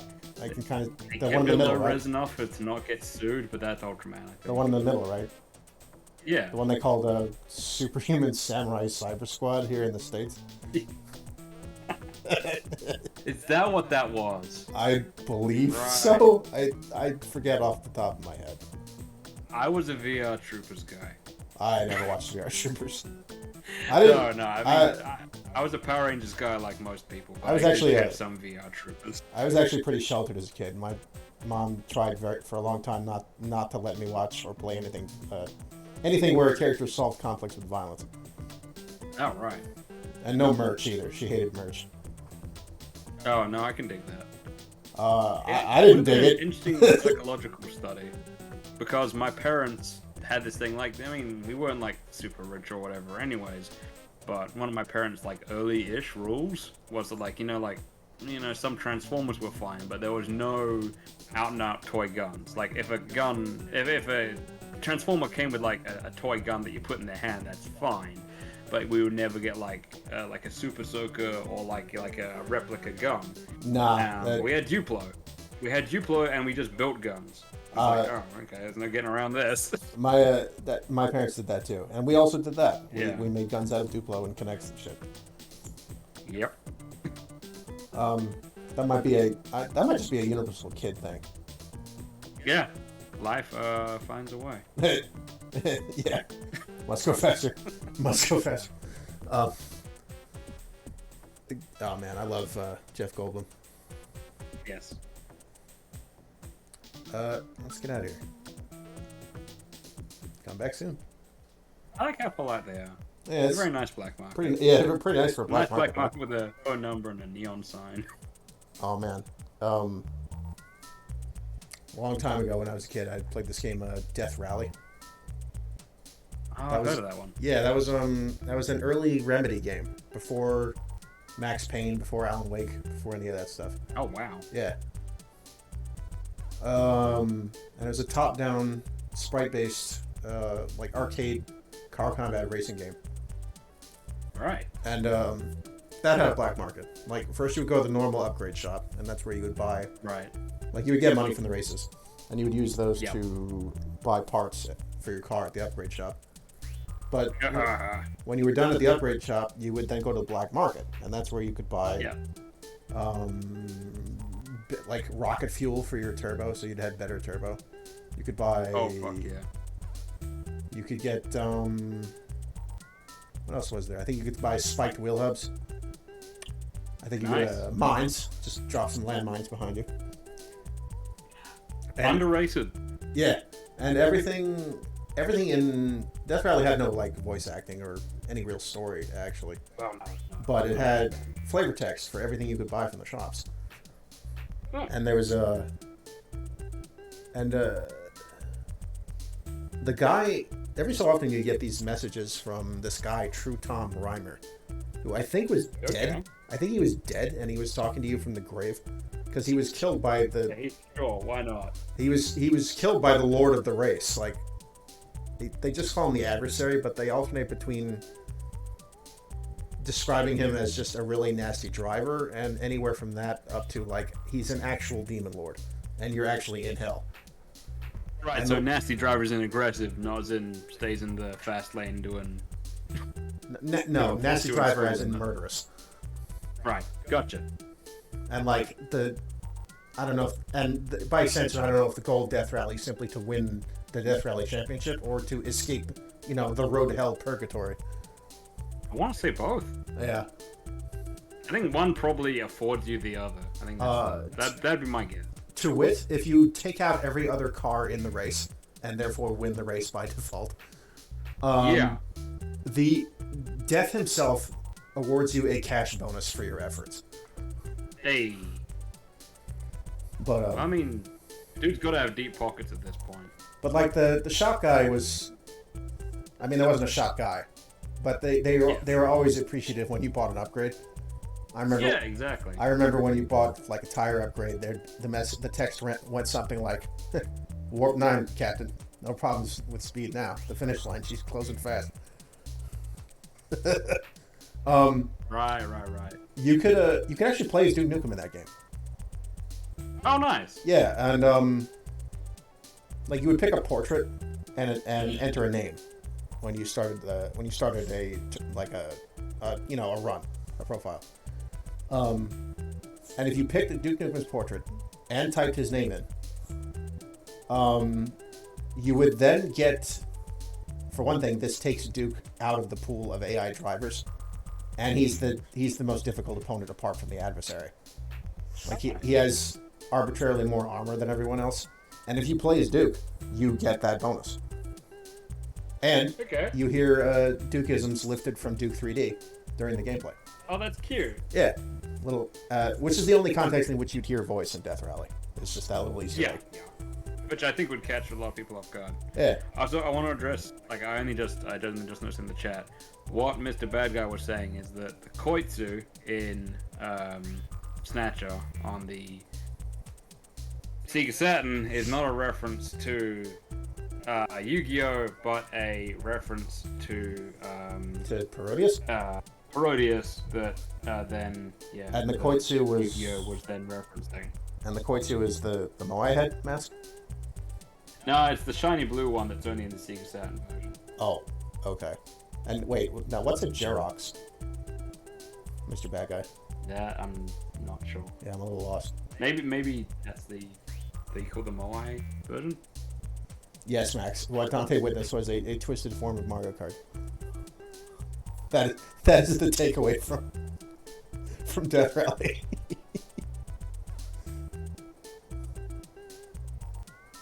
Gridman. Oh, I want to say that is a perfect exchange for me to have. Okay. Mr. Bad Guy says Jeroax or whatever. The line from Blood that we weren't sure what they were saying. That's a perfect exchange for me to have with Mr. Bad Guy. I feel like I did research, including going to a Japanese website to try and find out more about something. Find out it's a Yu-Gi-Oh reference, remember it so that I can mention it specifically for his sake, and I'm still wrong. I wouldn't feel too bad about perfect. That. Oh, yeah. I don't feel bad about it, I'm used to it. Mr. Bad Guy's the closest thing I have to an editor. Mr. Bad Guy has a talent for surprising people, I've noticed. Yes, they're a font of knowledge. They constantly delight me, I want to say. He's very particular about things. Yes. And hey, someone's got to be. I'm not. Yes. I mean, yeah. The devil is in the details, after all.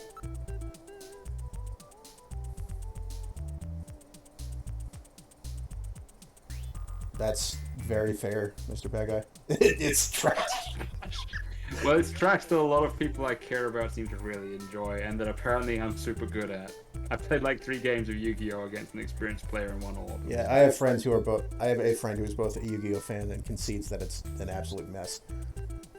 I think. Well, I mean, I guess I have similar feelings on some level about stuff like Snatcher. There's aspects of it I simply cannot defend, but I still love it. There's a lot to like here. I think so. I have to admit, I'm enjoying it more than I thought I would, but I really had no idea what to expect. You get that. It's like some games are worth defending. Like, I think it's been done to death at this point. One of my absolute favorite Let's Plays explains exactly why it's important. But Jurassic Park Trespasser. One of the all-time great Let's Plays is a Let's Play of Jurassic Park Trespasser done by a guy called Research Indicates. Research Indicates. He sounds like a wise cowboy, and that helps. But he set the standard for me because he plays through, he shows a lot of things, and he goes into amazing technical and offers emotional insight into every aspect of Jurassic Park Trespasser. Like, he does an amazing job, and he's done like 2 Let's Plays ever. It's frustrating. I will defend to the last the hill of Battleborn was a good game and did not deserve to be shut down. I know nothing of it, so I can offer no insight. I believe you. I mean, I could go into it. And I will add that hill will be composed of the corpses of people who didn't like Battleborn. Fair enough. But I did look into I-76 though, because you mentioned it. That is a classic, and unlike Battleborn, you can still play it.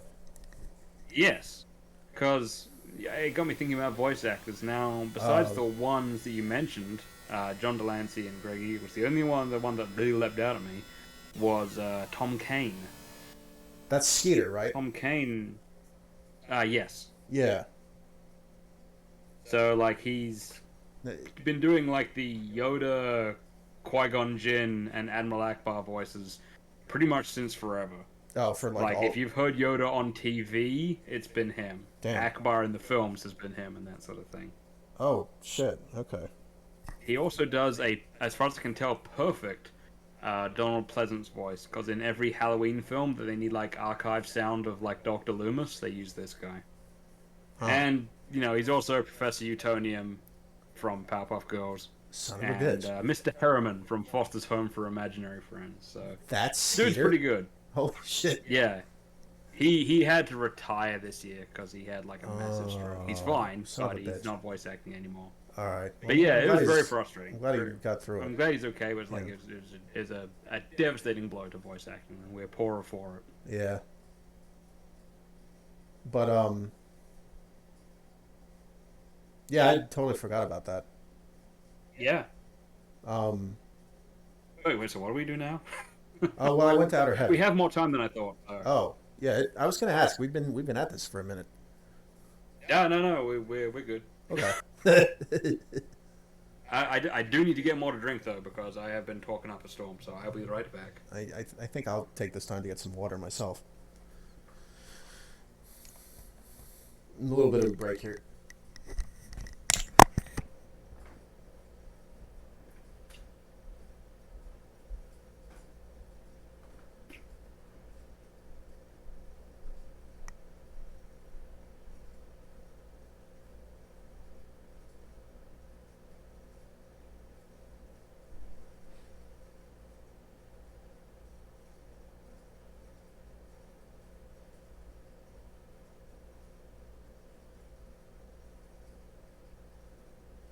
Okay. Yep. Sorry about the wait.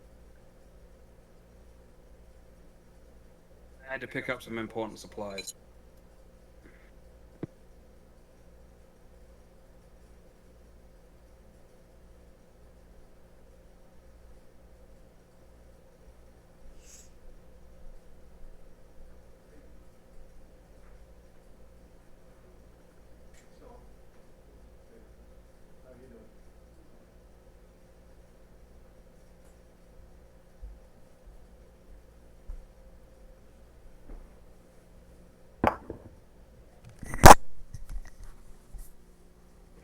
I like Yu-Gi-Oh! The same way that I like a really stupid dog.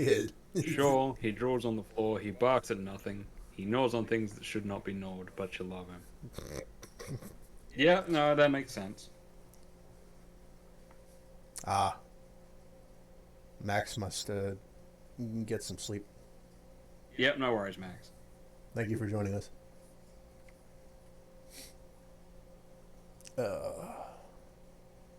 Right. Oh, what the fuck? Okay. Okay then. Good tunes again. Yeah. Welcome Oh, to God. Outer Heaven. Table for one. Yeah. This is where that doubling up of voice actors starts to get a bit troubling.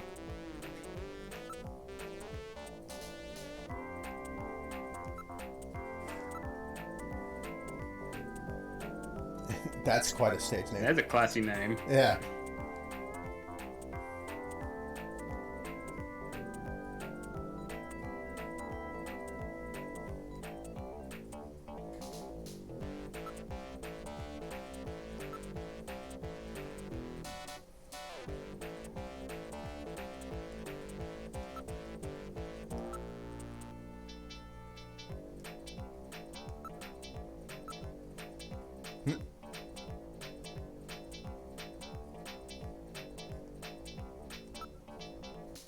Literal Parker. Thanks, Rex. And it doesn't, but yes. I like that Metal Gear is a massive Isabella Velvet fan. As to whether Metal Gear is as big a skeeve as Gillian, it's sometimes left ambiguous. I'll go into reasons a little bit later as to why I'm convinced Metal Gear is. But with you for a reason. Yeah.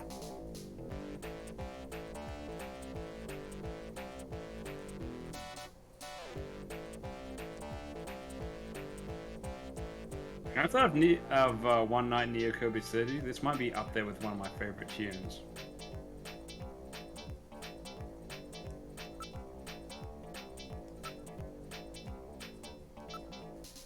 Have you seen Gibson?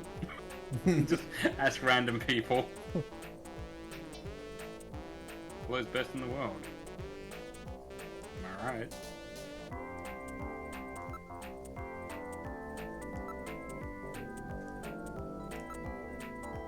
Welcome to Outer Hell.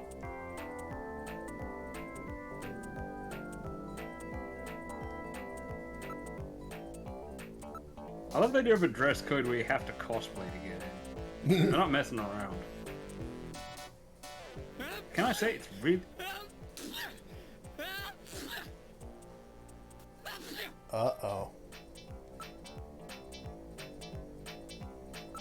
Okay.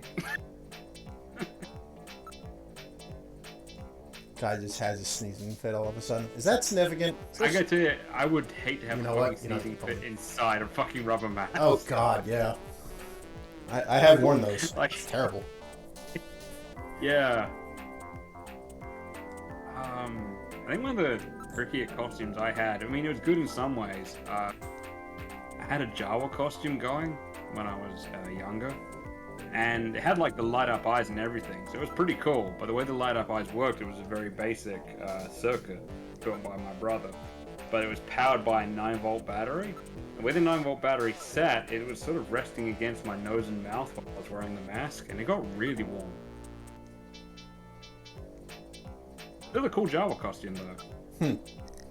Went to the re-release Star Wars premieres in 1996 wearing it, and people fucking flipped for it. Oh, yeah. Well, I'm honestly glad that They had cosplay to, has become such an accepted term, because it's been such a part of my upbringing and my family for so long, and I never knew what to call it. My, Because like, at the age of like 3 and 4 years old, I was already doing it, and my parents were doing it like the whole time. They would go like the movie premieres all dressed up, whatever. And I never knew what to really call it. I remember, I think I think it was probably when Attack of the Clones came out, episode 2. Yeah. My local theater actually had to put up a notice saying people could not bring plastic lightsabers into the theater anymore. Because it was messing with the viewing experience. Either that or kids were beating people with them. Oh yeah, I can see how that would be. Maybe both. But yeah, they had to ban that, or felt they needed to Yeah. anyway. No, I can see how that would be. Metal Gear apparently goes to the same shoe store as Cell. Oh shit. Now you might recognize some of these people. Hey, that's Rocket Knight. And Yeah! and I think that's the Well spotted. I think that's the Contra guys. Yep. Well spotted. Now is that supposed to be like one of the Belmonts in Dracula there in the lower left? I believe that is Simon. Oh, and I know the little spiky-haired dude next to the Contra guys, but I forget. That is he's from Legend of Goemon. And is that Rick on the far left from like Splatterhouse? No, I see what you mean, but those are actually meant to be like sunglasses and slicked back hair. Oh. That's one of the dudes from Lethal Enforcers. Oh, all right. Well, good work spotting Rocket Knight though. Yeah. Now, I have a friend who's a huge Rocket Knight fan, and he convinced me to play this. oh nice. In again, as I will say often, in the original versions of this was a litigation nightmare. Yeah. They weren't Konami characters. We had C-3PO, Kamen Rider, Oh, a man. Xenomorph. Oh, Oh, just thrown in there for good measure. And hey, this seems relevant to your interests. I don't know if you've mentioned it, but it seems like the right timeline. In the Sega Saturn and PlayStation versions, one of the guests is a bio-boosted Guyver. Guyver. Yeah, I know. Guyver, I yeah. know. I know Guyver. I haven't actually seen it, Yes. but I know it. Guyver it's kind of a cool concept because it's like, what if Kamen Rider was body horror? Yeah. Yeah. They It's put like, this thing will make you transform and give you superpowers. If it goes wrong, it'll digest you. Oh, whoops. Yeah. Yeah. They made a helmet in Warframe for the Nidus frame, which is already a pretty gross-looking frame. That is just straight Yeah. up. That is just straight up the Guyver helmet. Oh, nice. Yeah, there's no mistake. They made a live-action Guyver, and Mark Hamill was in it. Oh, huh. Yeah. He was the villain, I think, and he gets body horrored, unsurprisingly, because it's Guyver. It's like It's like when you remember that there was an anime movie of the game Sin. It's like, oh, that was a thing. That was my first experience with Sin, actually. I'm sorry. Yeah. That's ooh. It was an interesting way to approach it. But in all fairness, like, I saw the Fatal Fury movies before I played the games. I actually I'm not sure I knew there were Fatal Fury movies. They are interesting Oh. because they are well animated. The characters look off model to me because they've all got like really like, even for anime, they got like really fucking sharp noses. There's a lot of hidden, like, I can't mince words here. There is like straight up hidden pornography if you go frame by frame with the Fatal Fury films. Whoa. Because it was animated by a porno dude. Oh. Shit. And Okay. the animation is beautiful and very fluid in places, but he sneaks in some stuff. Like, I can see more of that than I should be able to, type stuff. Like, it's not porn as in like people actually having sex porn, but it's closer to nudity than Japan would generally allow. Right. For a fighting film.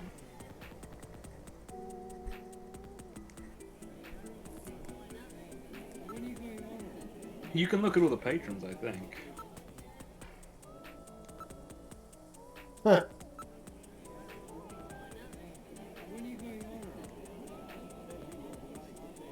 Rocket Man. Sparkster, I think is the answer they're looking for. Yeah. Go, Mom.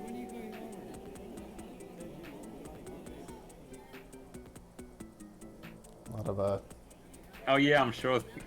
Jesus. a lot of in-house wanking going on here. Yeah, just a bit. I want to say that it's a little bit.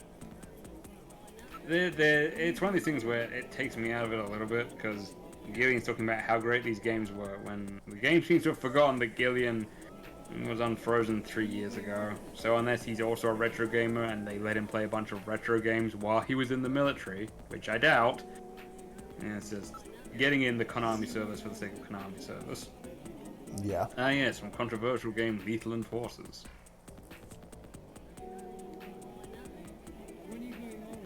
Yeah, that's unfortunately a bit of fan fiction on the game's developer. This didn't happen. The senators kept their jobs and this wasn't a thing. It did spawn imitations though. That bit's true. Fuck you, Rush Limbo. Yep. Including Crime Patrol.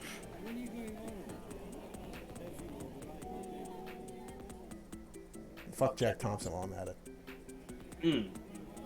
Oh, there was a whole group of them. There was a guy who was Jack Thompson before him. There was Jack Thompson, and there's a whole documentary on him. Ugh. Yeah. I'm sure the two of us could get a solid 8 hours just talking about video games and violence, but I think we could. yes, I think many of us could. We have a big old fucking primal group scream about it. Damn. Hitting the nail on the head there, Julian. Yeah, I'm convinced that is translated verbatim. It seems like a very, very Kojima paragraph of speech. Yeah.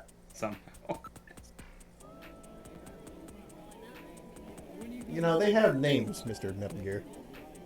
What are they, like Hank and Jeff or something? Bill Reiser and Lance Bean. Bill and Lance, right? Unless you're in Europe, in which case they're Mad Dog and Scorpion.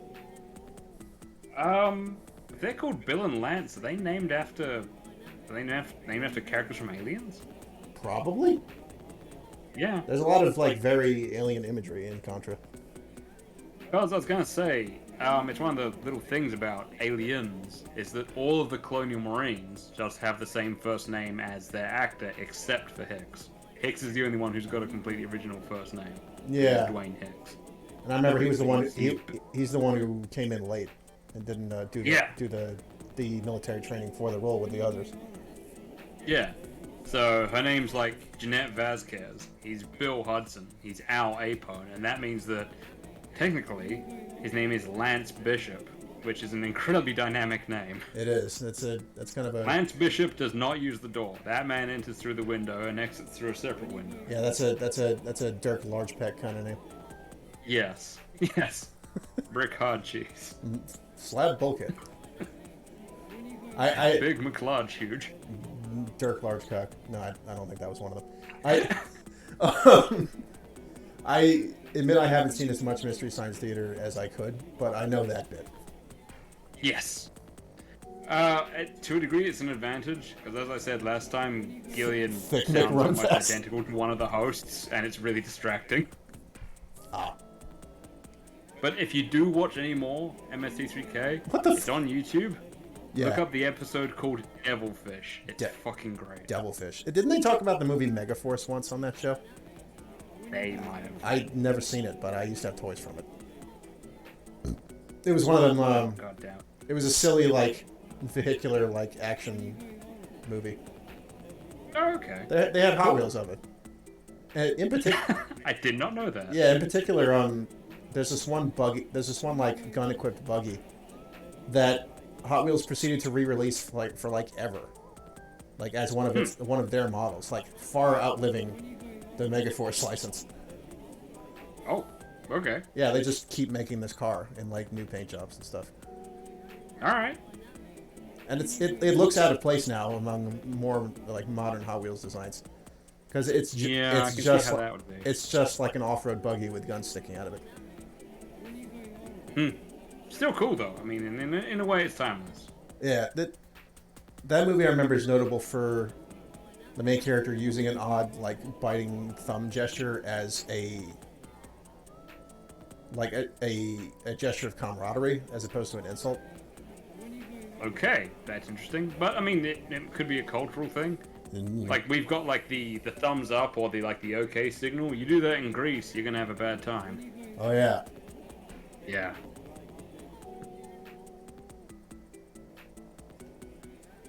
Is a thumbs up in Greece more of like an up yours kind of thing? I think so. Like the And I think giving the okay symbol is a bit like saying, "Hey, your mother's asshole" or something. I think that's Greece. I remember hearing a persistent thing when I was a kid that like sticking your pinky finger out in China is not a not nice gesture. I don't know. I don't know if there's any truth to that one. They might just be homophobic. I don't know. Or anti-British. Yeah. Well, I think the pinky stuck out.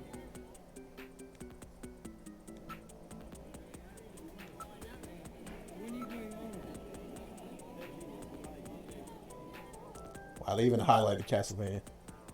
Yes. Which means it said Castlevania. Where did Gillian find the address to that? If I whip a fucking candle, will hearts come out? I'd like to know. I gotta get some of that wall meat.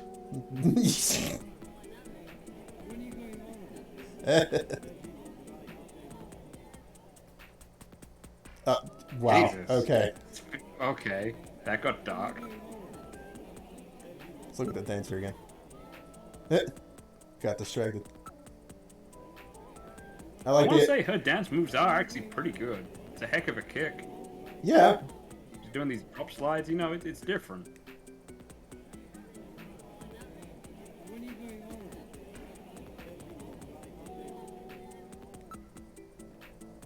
I feel like this kind of dancing isn't really appreciated. I think not. Like, most people probably just think this is kind of skeevy. Well, that's the thing. It's one of the things that I've noticed in, I think, the last 10, maybe 5 years. Mr. Lampshade. People are going, hey, you know what? Pole dancing is actually really fucking impressive in a legitimate art form. Yeah, like, I mean, yes. I couldn't do Like, that shit. The ab strength. Yeah, the ab strength alone would cripple me. I couldn't do that. I think I might be able to do parts of it, but nobody would want me to. If that makes sense. I think I could probably make a legit business having people pay me. If they didn't pay me, I would do it. I don't know. I mean, It's more of a hostage situation. I don't know. I mean, I can't speak for what Scum's into. Well, I mean, there's that. One of the things I see, it's very reassuring. That one artist, Glacier Clear, she like posts some body types and people are like, oh fuck yeah, that's great. I'm like, really? People like that sort of body type? Okay, makes me feel better. I mean, people are into all shapes and sizes. And yeah, it's whatever else you want to say the internet has done. I think it's kind of done good things ultimately for a lot of people's body confidence. Just seeing what's out there. It has, like, you know, that there is someone out there who is into what you have, and that's a really nice thing to know. Yeah, it's you know, it's comforting. Yeah. Like, the internet can be used to help people. Yes. I think ultimately it's a tool for good. Yes. I mean, at like, the end of the day. I mean, fucking oxygen's bad if you light it on fire, but I mean, you still like it. Fire's bad if you get it on you. Yeah. Better that you get like it. Better that you get it on your food. Super important. Fire bad. Yes. Fire hot. Fire cook meat, so meat no have maggot. Yeah, don't want the maggots. I don't want that. Well, I mean, there are these ones that are not really maggots. They're more like a caterpillar. You pretty good. Cook them and they're a good source of protein. Yada yada. Yeah. Excuse me if I don't eat. Excuse me if I don't eat 8 bugs on stream. No, yeah, I can order something. Order the buffalo cuisine. I mean, shit, why not?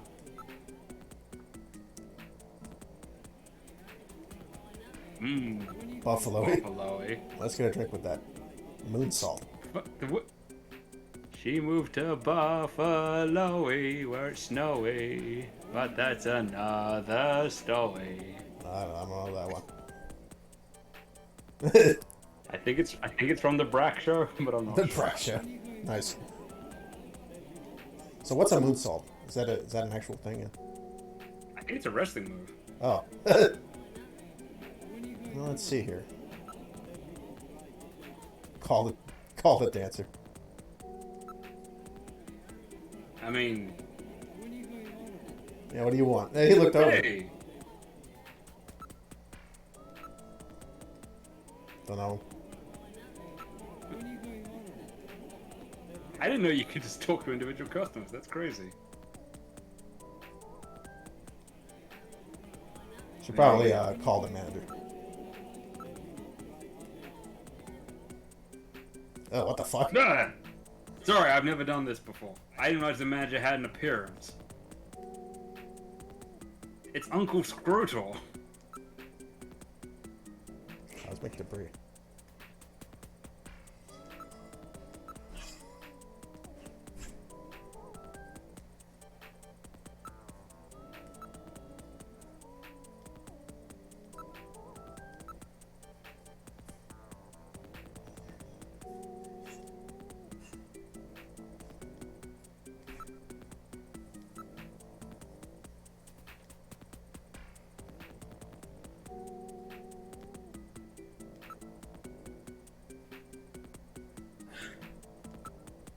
I think they've modified the alien design from this Island Earth just enough to not get sued for this one. But that's a lot like this Island Earth alien. I don't think I've seen that one either, but I know it. Yeah. It's the standard, claw hands, bug eyes. Yeah. Sounds it's like, everyone sort of knows, the robot monster robot with the glass head and the bulbous limbs. Or is that the Forbidden Planet robot? Oh yeah, the one they used in like other movies. Yes, they became a star in of themselves. Robbie the robot. When I first saw that movie, I didn't know who Leslie Nielsen was, and then I came back to it later after like watching Naked Gun and whatnot. And I'm like, what? Are you kidding me? That's one of the really smart things they did when they made Airplane. Is they cast like 5 actors who did not do comedy, and then they got them to do comedy bits, and that's what sort of makes it hold up. Because you had fucking Leslie Nielsen. It's odd to think of, but Lloyd Bridges. Lloyd Bridges wasn't a comedy actor at that point. Neither was Peter Graves, and neither was my personal favorite, Robert Stack. And Oh, They yeah. were suddenly all in this comedy film, playing it straight, except for Lloyd Bridges, who just had a knack for playing it goofy, frankly. He worked so well. Is Lloyd Bridges the guy who keeps taking progressively harder drugs? Yes, Yeah. he's the one who picked the wrong day to stop sniffing glue. That's the one. He would later go on to appear in Hot Shots. Oh yeah, I know Hot Shots. Yeah, like he seems like he's a gifted comedy actor, but yeah, when you watch his stuff in the 50s and 60s, it's like Leslie Nielsen. Yeah. He's playing the military hero sort. I remember I have, like, I got it on bargain bin somewhere. One of Leslie Nielsen's, like, serious, like, action drama movies from before. It was an absolute snorefest. Yeah. Yeah, you get that. Science fiction used to be a little bit slow. No, not even that. It was like a crime drama. It was just like totally. Oh, Jesus. Wasn't even any like fantastical elements about it. Damn.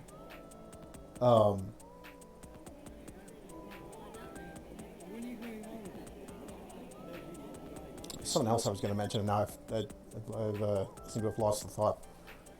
Damn. Maybe it'll come back to you. Yeah, maybe.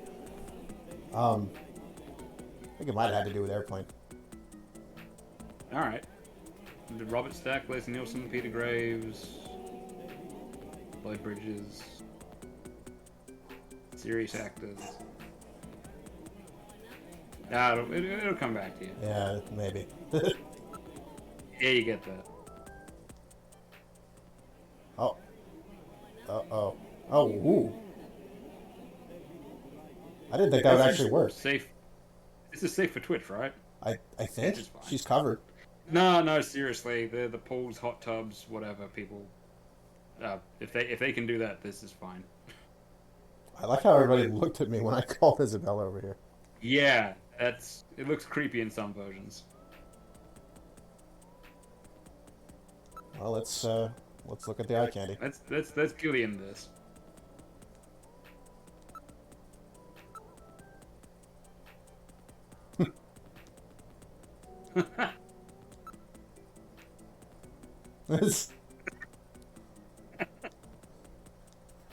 I like how she's into it.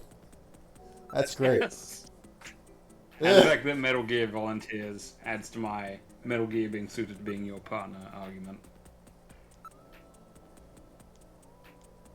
Ah. Well, you tried.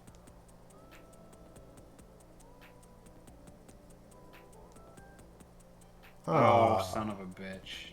Well, I mean, that didn't come up when we were there. It wasn't one of the options to look at. Nah.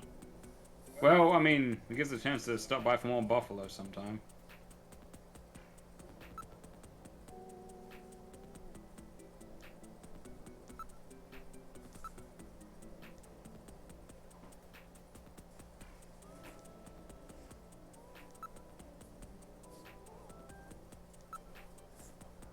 I know it's just like the framing of it. I always got the impression that, like, Isabella was much taller than Gillian from this picture.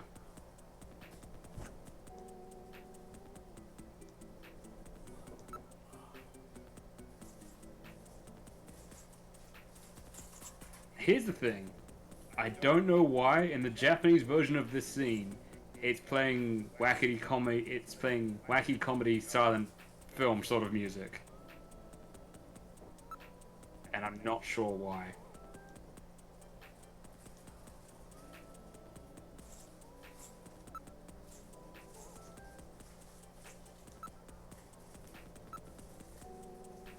I will not caution you often, don't show your Junkers ID. Yeah, no. I wasn't going to show her anything. I didn't think that would help. Okay, good. Solid. I was just looking through all the options. I had utterly faithfully needed a photograph of Jean-Jacques. I do apologize. Well, I would have. I mean, if it had given me the option to interact with that when we were at Gibson's house, I would have clicked on that.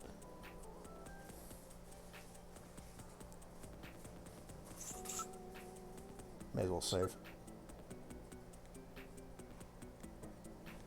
I think slot 4 was next. Yeah. I think when I randomly asked Sparkster, he asked for a photo too, so. Definitely sounds like we need to go get a photo of Gibson.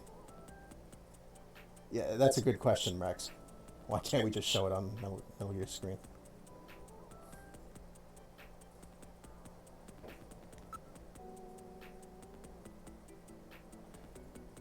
I appreciate that Isabel does not look especially thin. Yeah, well, she's meant to be, like, ostensibly a multi-talented and famous action film star, so I get the impression she's actually got, like, a bit of musculature behind her. And she's meant to have had, like, a long career sort of thing, so, I don't know. I'm into it. Yeah. Let's see. I guess we're done talking to her for now. I like that she has broad shoulders. Yeah, it's interesting. I like that it's... I did not expect her to actually come down mid-show and talk to us. It's cool, right? She doesn't have a voice actor. And she's pretty much only in this one scene, but she gets her own, like, entry in, like, the guidebooks and whatnot. Hey, you always remember the dancer. Or however... Yeah, pretty much. However that saying goes. Overall to any noir investigation. Yeah. The noir in this case makes a huge amount of sense. It's not just that aesthetically it's very nice, but snatchers are nocturnal, so I mean the people who hunt them kind of got to be as well. I think we gotta get out of here for now. Yeah. Well, we can come back for more Buffalo some other time. Another 2,000.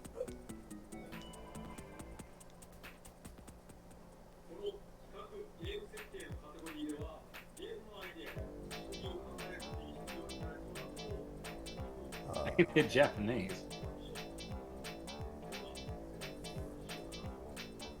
Oh, you might be, Let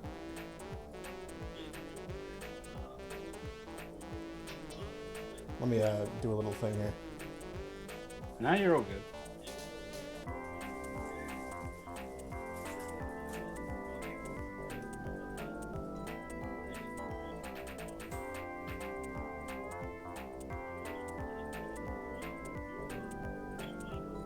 To answer your question, Rex, no, the cash never runs out. This is something that I've kept in when I did my own story. I just asked that people didn't abuse it. But no, if you want to just keep on ordering like drinks and food at Outer Heaven, you absolutely can. You won't run out of money. That's funny. Anyway, I've turned on push to talk. Yeah, you're all good. So I don't usually do that, so if it sounds like I'm suddenly not responding, let me know, because I may have forgotten to... I understand.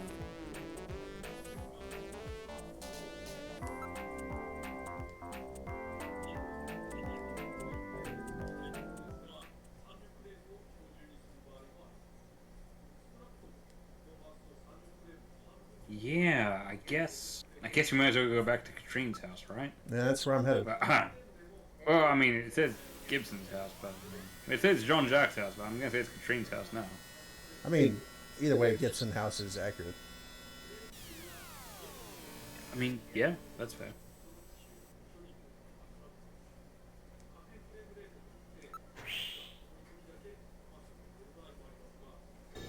I got a lot of time for the door opening sound.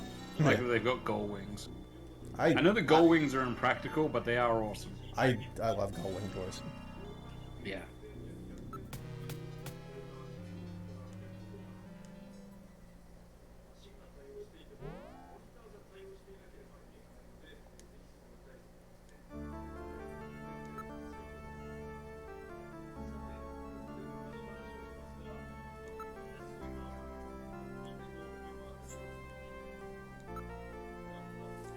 A Doberman isn't my first thought when I think cute dog, but I've met Dobermans I like.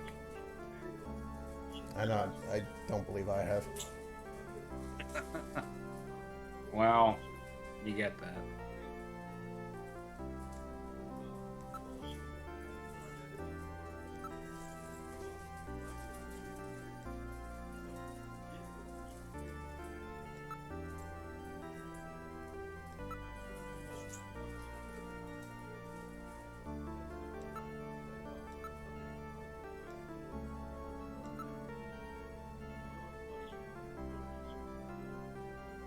What do you have to do? You have to go like. You have to look around more until. Oh, here we go. Ah, there we go. Bottle photograph, right.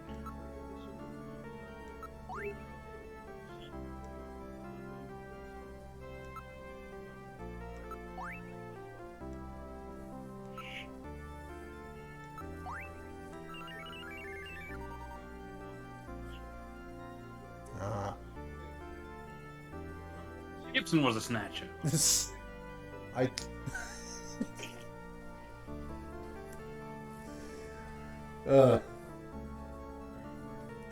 I I was about to say I don't think that's true, but then I realized how stupid it would be of me to say that. Imagine if this was like the doesn't the actual Blade Runner game have like it's randomized as to who is in fact a replicant? Yes, it's one of the brilliant things about that Blade Runner game. Is multiple playthroughs will be different, which is pretty cool. Interesting.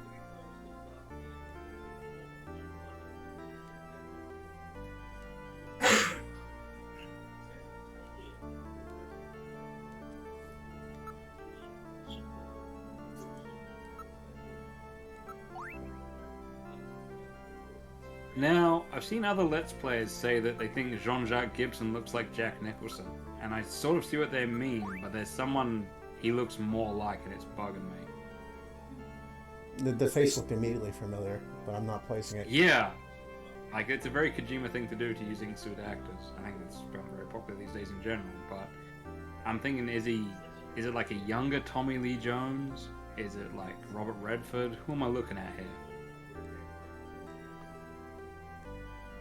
Is it Willem Dafoe? No, not Willem Dafoe. No.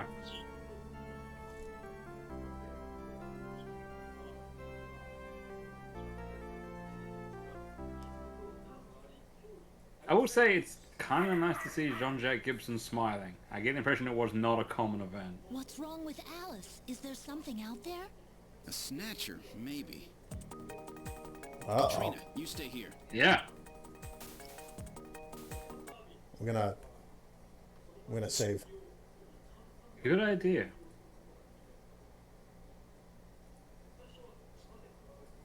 Because it's a thing they carry over verbatim from Terminator, is that dogs hate snatchers and vice versa.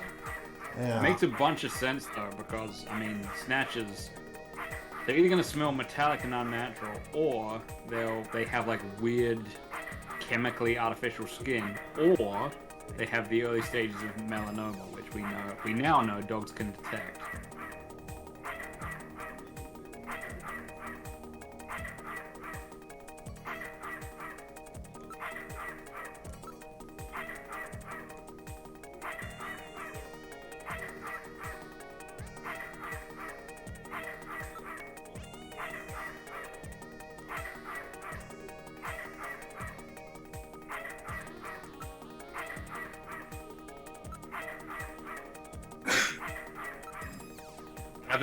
Dogs also hate navigators.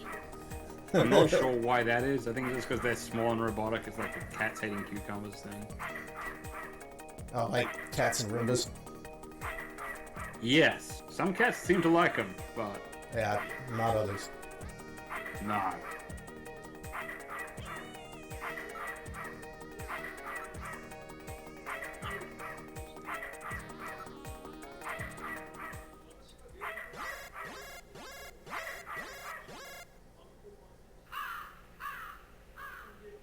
What? Ah, it's just a crow. Stupid bird.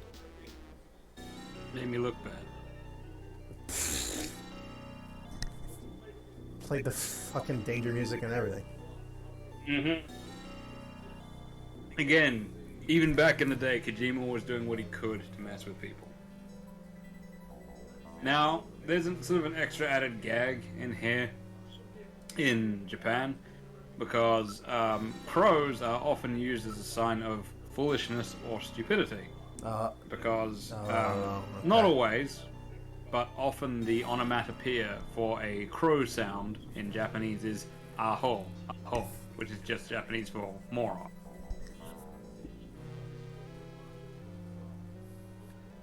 Huh.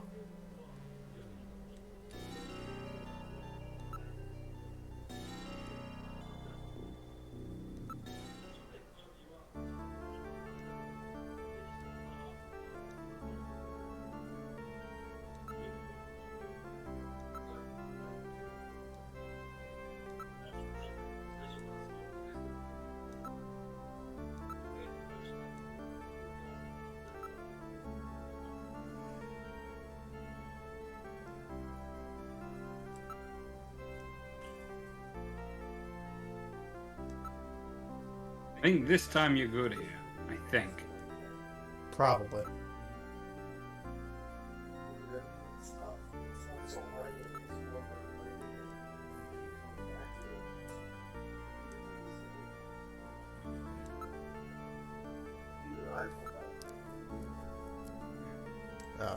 Right. I was saying probably. But I guess you never know. Yeah, exactly.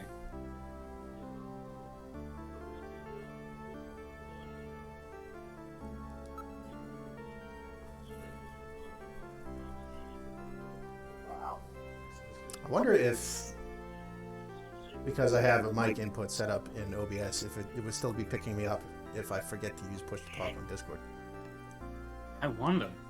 I'm not sure. Look, honestly, the quiet Japanese I could hear in the background wasn't that big a deal. It was just something I could hear because I've got headphones in. Oh. So, I mean, you don't have to have push to talk on, I don't think. It's better that I do. Fair enough. Oh, well, okay. So I'm saying something right now that Lex cannot hear, but maybe OBS is picking up. How about that? Did that come through, Rex? I just heard you say, how about that? Yeah, I talked a little bit with without hitting the button to see if Right. the chat could hear me. Yeah, that was still coming through. So if I forget to hit the button, cool. if I forget to hit the button, chat will at least hear me. Excellent. Well, that's a big thing that matters. Hmm.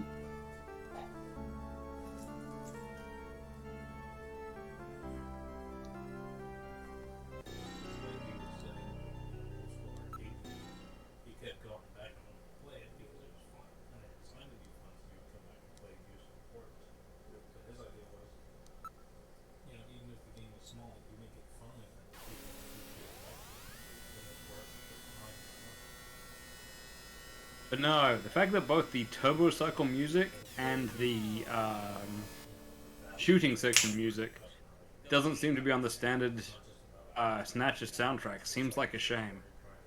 Hmm.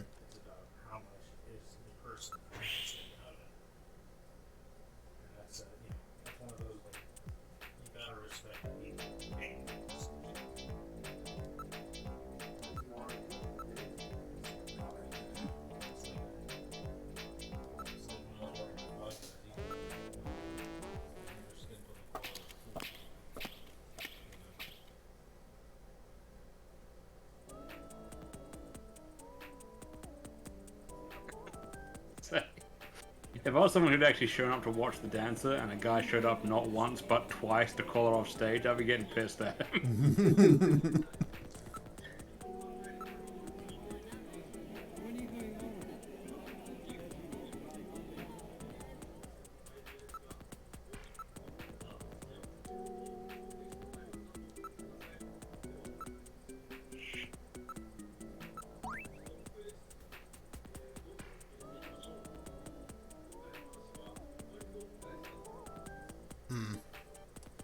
It's real masquerade hours, that's the problem. Yeah, that makes sense.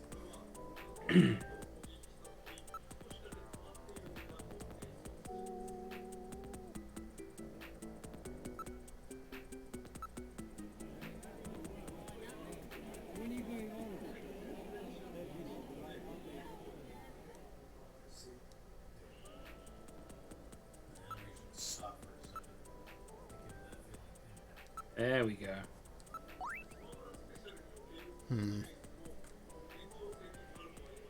Yeah, just keep on waving it at her. I can't tell if it's just you putting it in your pocket, then pulling it back out again, or just holding it closer to her face. Either is likely.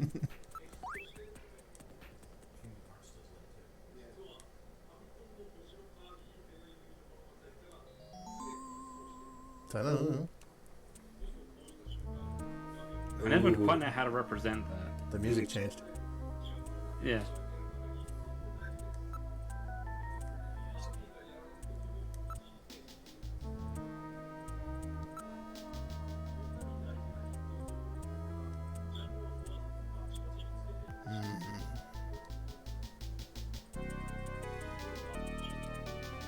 Jesus.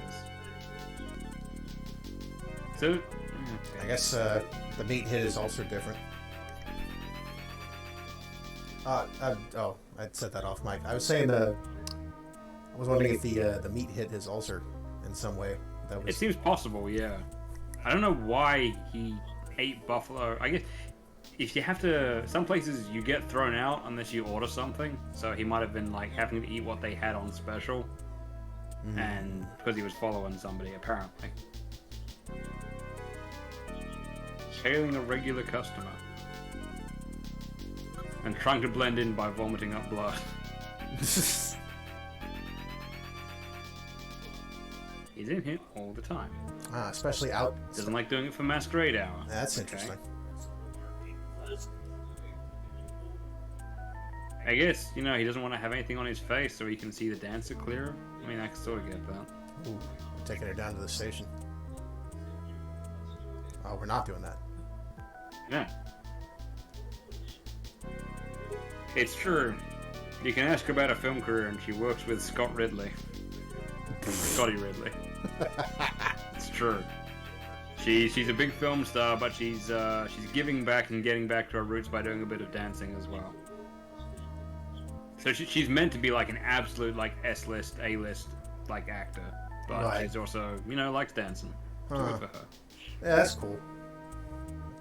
She wants to get back to her roots or something. I forget the exact explanation, but the point is she is like crazy famous, so you can't go wandering around with her. Interesting that somebody that famous would come and dance at a weird nightclub. It would be interesting, wouldn't it?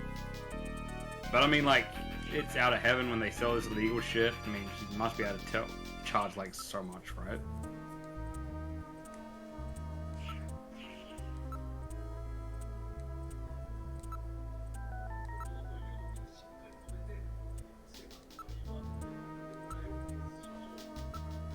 Alright. Okay, so he's unemployed or works strange hours. Sure. Yeah, I've heard that one before. Yeah.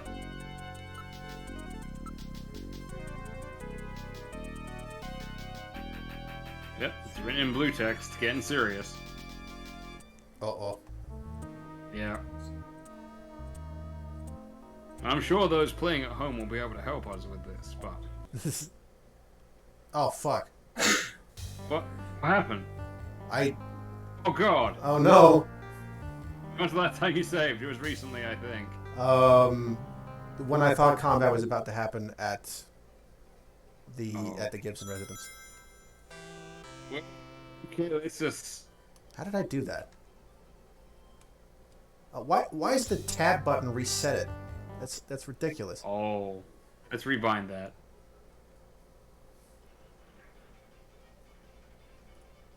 Yeah, I'm glad you save early and save often. That could have been a lot worse.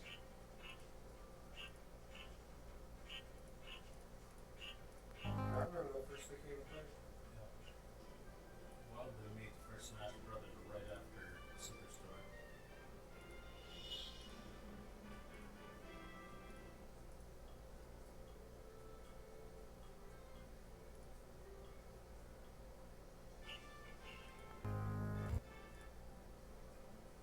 Classic.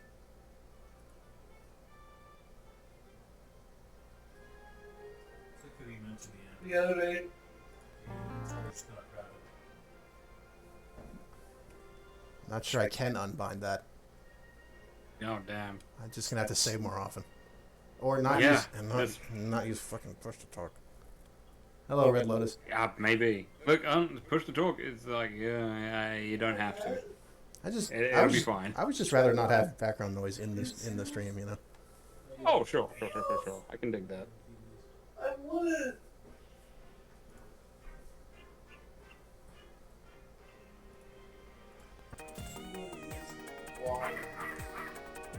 Okie dokie.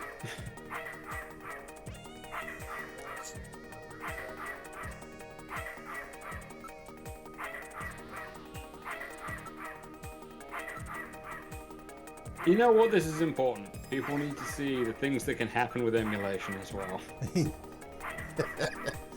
Yeah. The unfiltered version. I've heard two schools of thought on this. Because some of the Let's Players, they don't really do stuff anymore that I used to watch. They would argue with each other sometimes about how much one or the other would edit footage, because they took turns in watching the footage. What? Ah, it's just a crow. Stupid bird.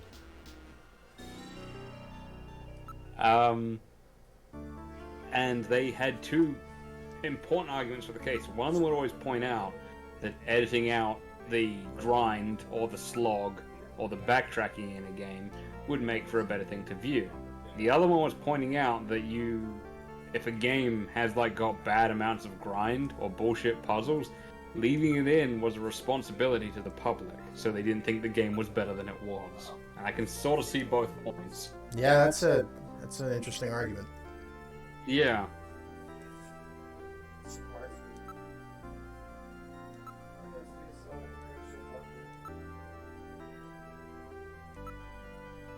I'd probably leave it to just my own discretion on some degree. But there's bits that some of them edit out and some that they don't, and I think in both cases it ends up being valid.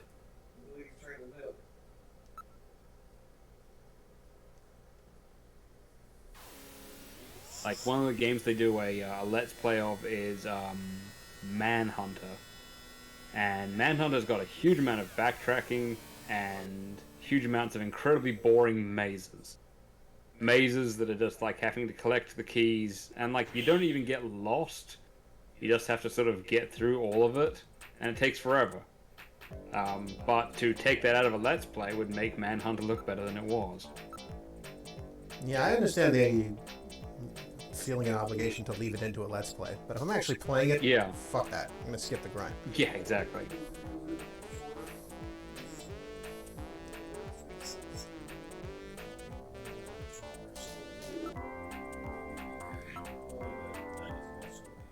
I find it funny how many Facebook mums are now using Joshua Graham quotes. That is weird. It's a bunch of inspirational Facebook posts using that. I survived because the fire inside me burned brighter, or whatever he says. One, I mean, you premature. Two, you can't escape shit, people. They gotta find their own successes. No, I mean, he does look a bit like Jack Nicholson still. Yeah, I can. In all fairness. I can see There's someone else he reminds me more of, but... Fuck. It's not Lance Hendrickson. No. Don't just take a copy of somebody else's dog. Yeah. Although I can see where you're coming from on that one as well. Yeah, Golan was in the crowd. So was Sparkster.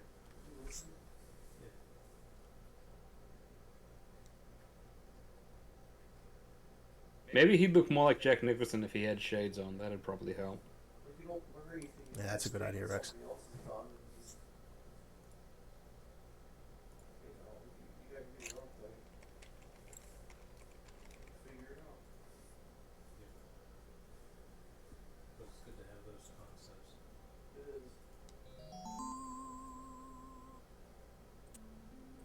I want to say, even now, with it being a cult classic, there's not that much Snatcher fan art out there. So, I mean, tomorrow I'm going to try and do my part.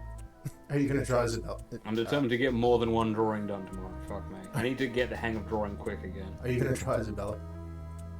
I might draw Isabella. It's a real possibility. I mean, that is some nice hair. It is. It's fun to draw. I don't know which characters I'm definitely going to draw. But I'm gonna try and draw, this is the plan, at least 3 Snatcher characters. See how that goes. See if I can get some of that easygoing, partially colored stuff going again.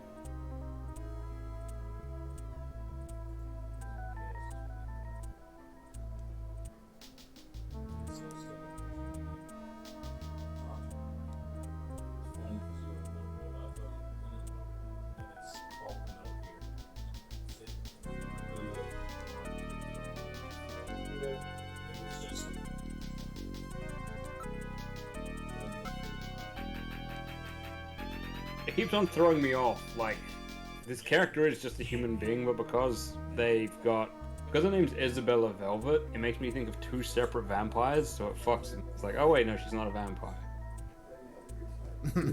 I don't think there are vampires in this, but still. It always makes me think of Isabella von Karstein and Velvet Velour. Also, Velvet von Black and The Haunted World of Super Beasto. I do not know that one. That's a weird one. I've absolutely missed it. It's a Rob Zombie movie, animated movie. There you go.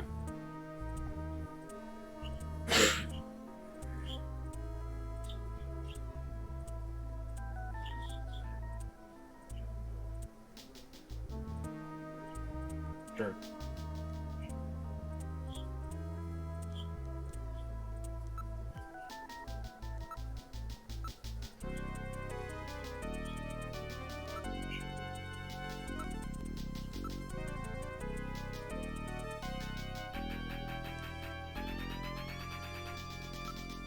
All right. Yeah, kind of a bony look. All right, all right. He's bony. I think I'll actually write this down.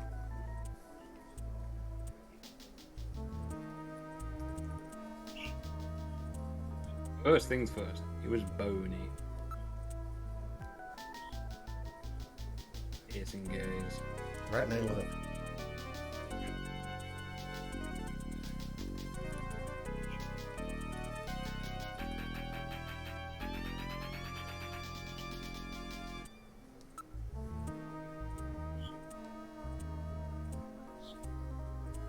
This is a little bit handy because you can just look for a nose that looks like the one on her literal character model, and you'll probably be close. I mean, obviously her nose looks a little bit sort of squared off, but it's meant to be pointy. Thin lips. Like a snake. You look like a snake.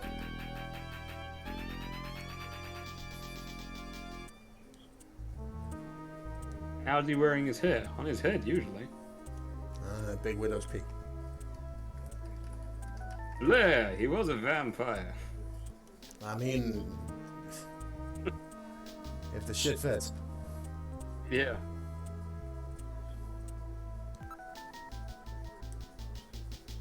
'30s. That is alright.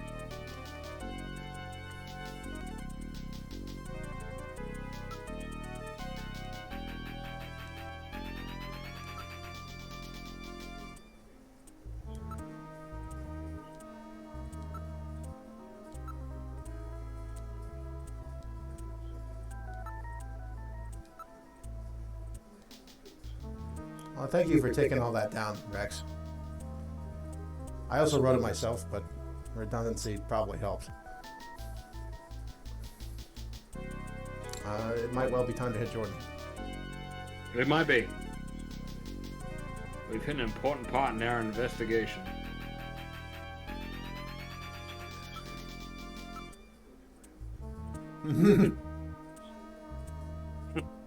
Jesus.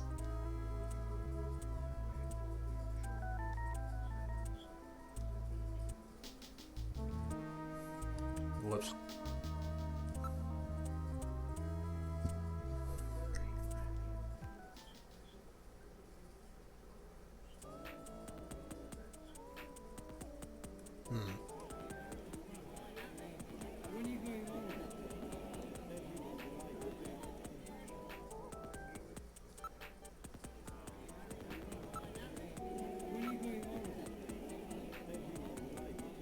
See, there he is.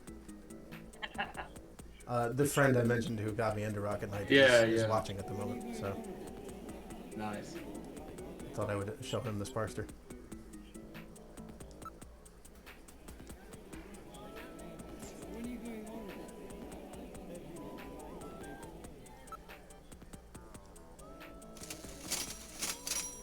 Well, that went pretty well. Yeah, better than the last time. Yeah. You do have the option of racking up a much bigger bill, actually getting like drunk and out of heaven. At which point, next time you see the chief, he is actually chief angry at you.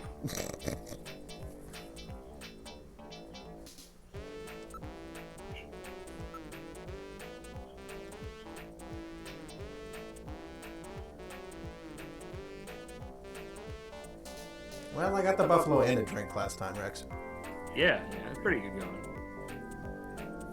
Now, I don't know if there is an existing drink called a moon salt. If someone hasn't, you know what? If someone's come up with a recipe for it, And I don't forget what the hell slot. I'm just gonna. and I will try one on stream sometime. If they haven't, I'll have to invent it. I don't know what a moon salt would be. I guess. I don't know. Something cream based?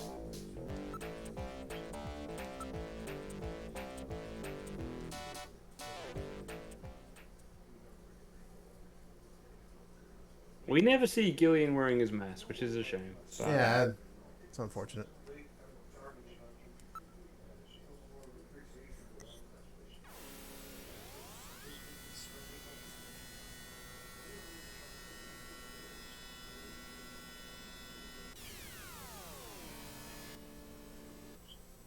you know, after all this time, it's kind of nice being back at Junker headquarters. Yeah.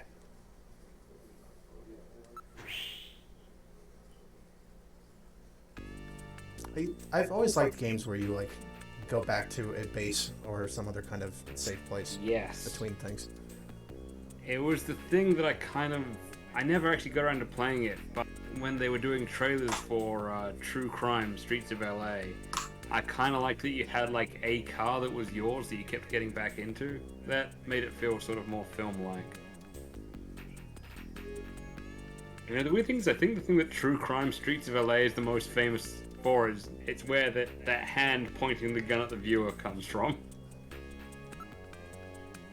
That they use in all the memes.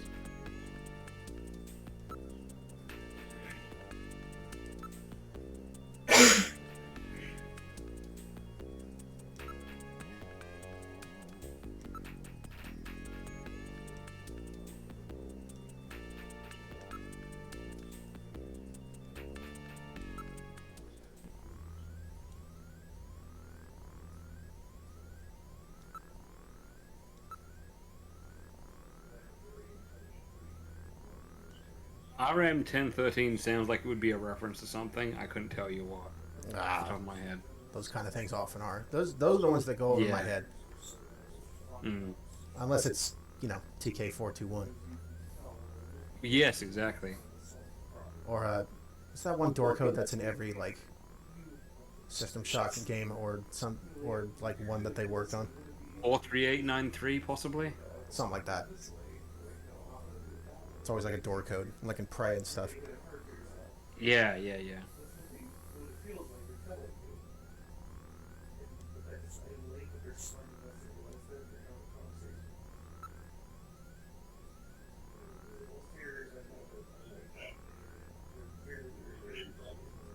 I choose to imagine that the computer's voice sounds like Jordan Peele.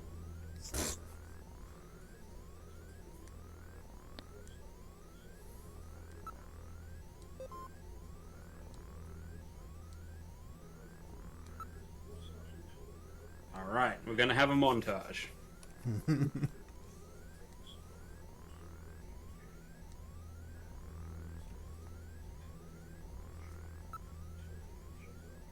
Alright, Boney.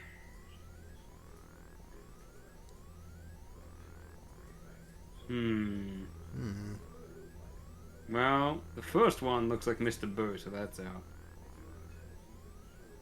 And the sixth one looks like a butternut squash, so that's out. Maybe 5 with the really prominent With the one with the really prominent cheekbones, number 5. That might be a bit much. Maybe 2 then. Yeah, maybe. I'm not even fucking with you here. I actually genuinely can't remember. I kind of figured as much. I feel like it might be 2, but I'm not sure. I think it's 2 or 3. Yeah. Well, did she say he was really bony or only sort of bony? I think she just said bony. Let's try 2. Yeah. To start. Oh, jeez. Jillian doesn't think that's right. They're saying that right off the gate, not even doing anything else. Sort of bony. I write 3, I guess. Okay, Alright, didn't say no anything back that talk time. on that one.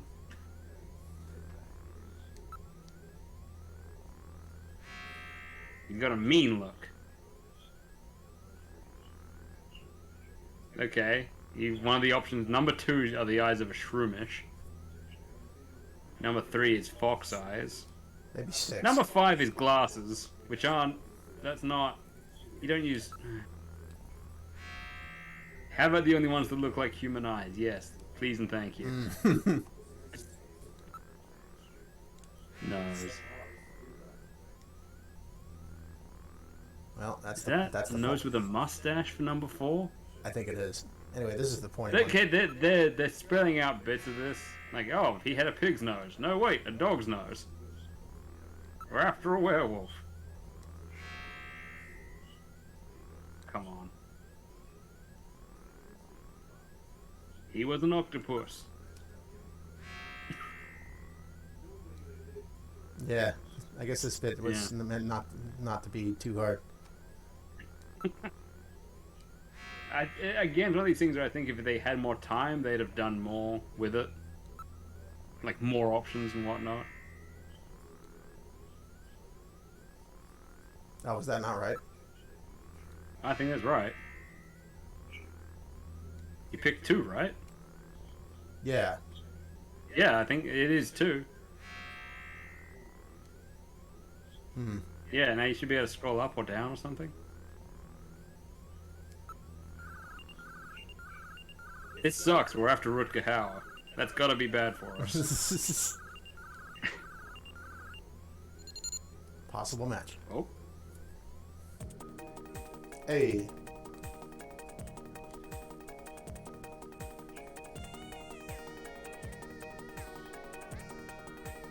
%.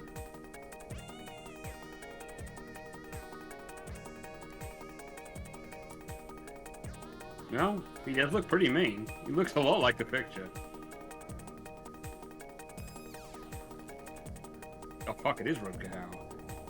That's gotta be the guy.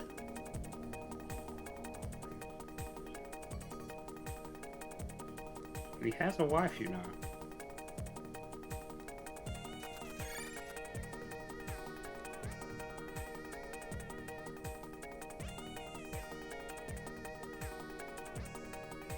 Yeah, you got names and addresses. Alright. Now, here's a fun little detail that I'm convinced is not canon, but I still like to observe. If you remember way back in episode 1, Jean-Jacques had ripped out some hairs. Yeah. And they were described as wavy and brown. Neither of our suspects have brown hair. At least, not on their head. Now, according to Metal Gear, it was pulled from the scalp. Biologically speaking, for the purpose of skin grafts, the hair that the skin that most closely matches scalp hair is hair from the lower back or around the buttocks. So, I am convinced, in his final moments, Jean-Jacques Gibson dug deep and tore out some of the ass hairs of one of his attackers. As a final desperate attack. Well He was then. pissed. My goodness. Because one's got blue hair, one's got white hair.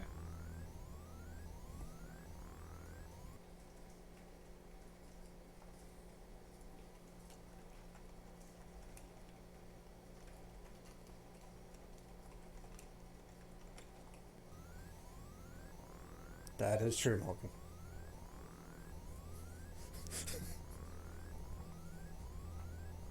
And it's a good question, Rex, but no, we can't show Isabella the picture, I don't think. Oh, I would have thought to try that.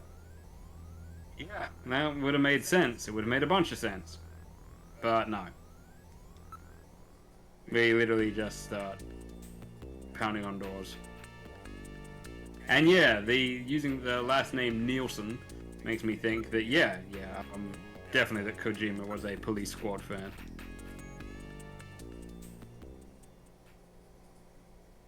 Alright.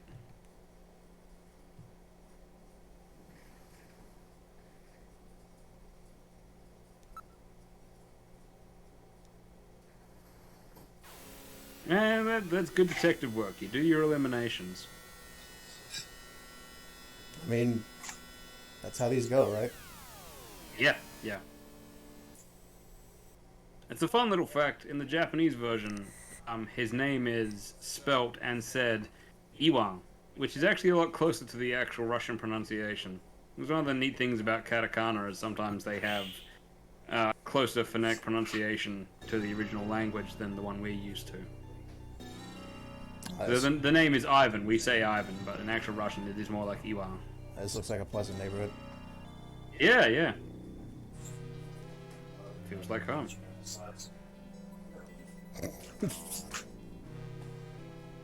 I'm kidding. We don't have 3-story buildings. I like that that's the part that's not accurate.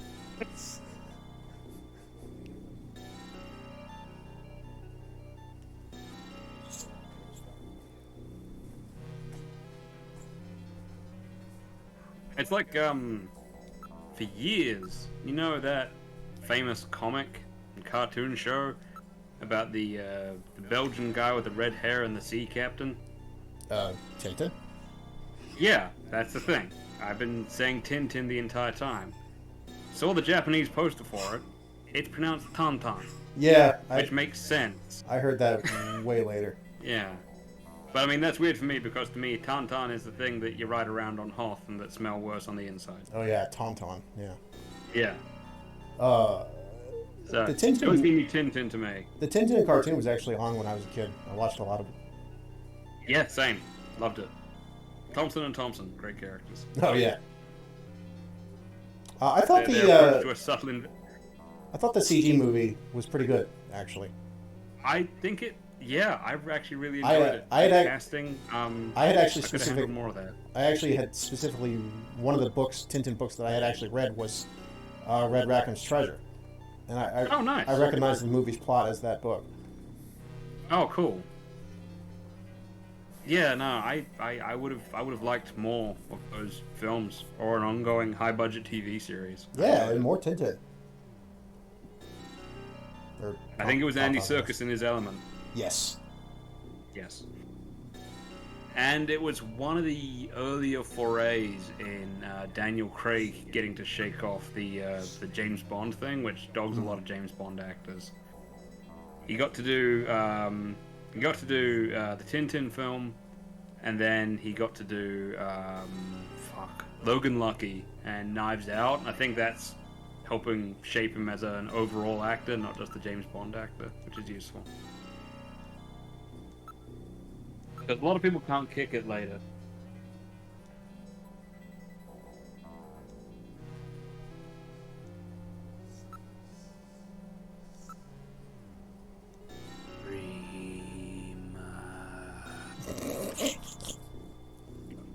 Sorry.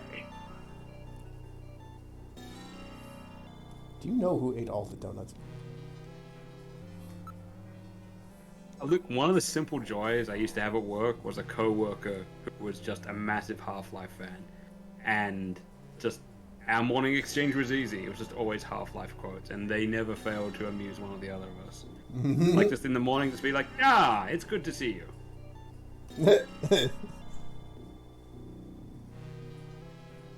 We've assured the administrator that nothing will go wrong. My friend Malkin there in the chat, he likes to use the line where it's like, Gordon doesn't need to hear all this. He's a highly trained professional. As a Mike's fan.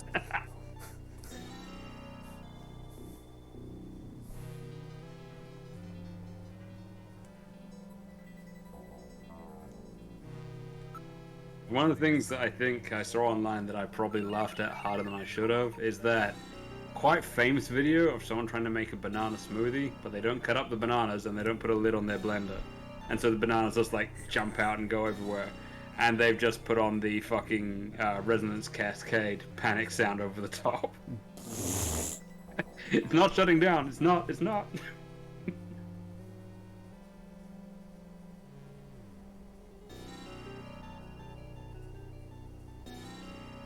Liquid Sky. Oh. Yeah, it's one of these things that people have said before. If you're going to do a sci-fi setting, you gotta have, your trademark drug. You gotta have, like, Nuke. You gotta have Liquid Sky. Valkyr V. Yeah, Slow-Mo was a good one.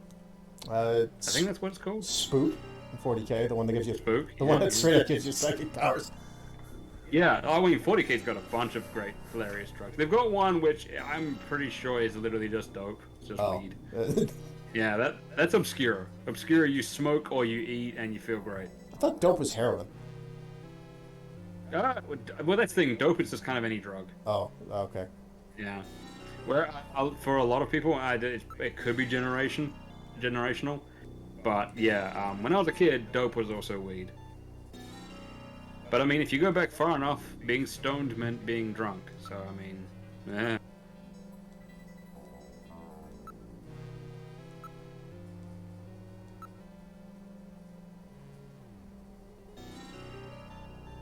I'd like to think that most people wouldn't know about Snatchers. It's one of the things that they, in universe, you try not to mention them too often, because you probably saw when Snatchers first came to public attention, everyone just started thinking everyone else was a Snatcher, and a bunch of people just started murdering people just in case they were Snatchers. Yeah, that sounded like it went well. Yeah, Jesus. which I'm convinced that would happen, frankly.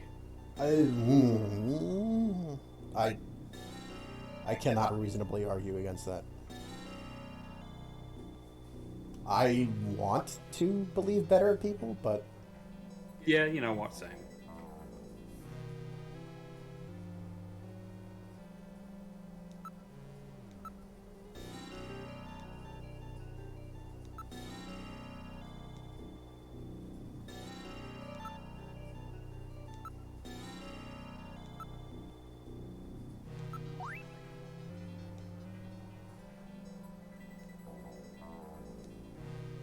Okay, so Ivan's a dumbass. Good to know. Hey! Apartment 301. Is someone a kid if they're 27? I mean, if the person talking to them is like 40-something. Or older. I mean, you get to be a certain age, everybody younger than you is a kid, right? He's into Sky. He's always surfing.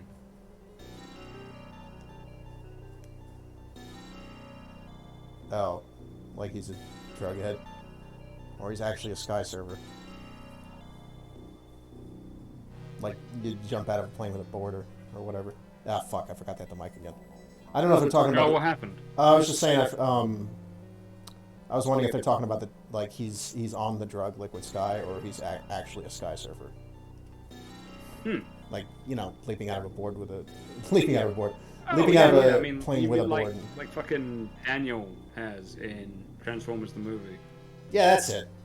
Or like Kit has in Tailspin. I'm pretty sure that's actually a real thing. Yeah. But I think under the circumstances, it's probably the drug. It's possible, right? I mean, if he's a surfer, it could be both. I mean, it's on his profile, but... At least here, there is some overlap. Yeah, sorry. For a while, some Japanese musicians were coming to Australia, and I had the privilege of getting to speak to some of them. I'm wondering why they were coming to my part of Australia. One of my friends asked them, so what brings you to this part? And they're like, oh, we really like your surf culture. They're like, oh, you surf? And they're like, no. Fact of the matter is, apparently, the quality of marijuana in Japan is terrible, and the quality of marijuana in Australia is world class.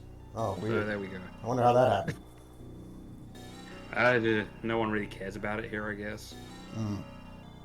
I've seen people growing it outdoors, at just like in their backyard. And, That's- I don't know, they that's get funny. cracked down on. It's a little bit more clandestine here. Yeah. It's like if you're at an outdoor concert or an indoor concert, chances are you'll smell it at some stage. Sometimes you just smell it walking the streets, honestly. A rare third-person view here. Yes. These were extra important in the original game because in the MSX and PC 88 versions, you didn't get the little dialogue boxes where you got to see Gillian and Metal Gear talking. So these little scenes where you saw them from the outside were extra important.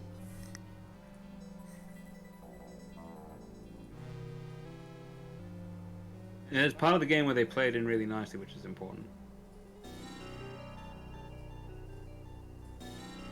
Oh, I think you need to use Metal Gear to knock on the door. Oh, really? Yeah, because apparently you've glued your hands into your pockets. No, apparently not. I was just turning off push to talk now that my roommates have fair enough. stepped out. Yeah, this is the place. Yeah.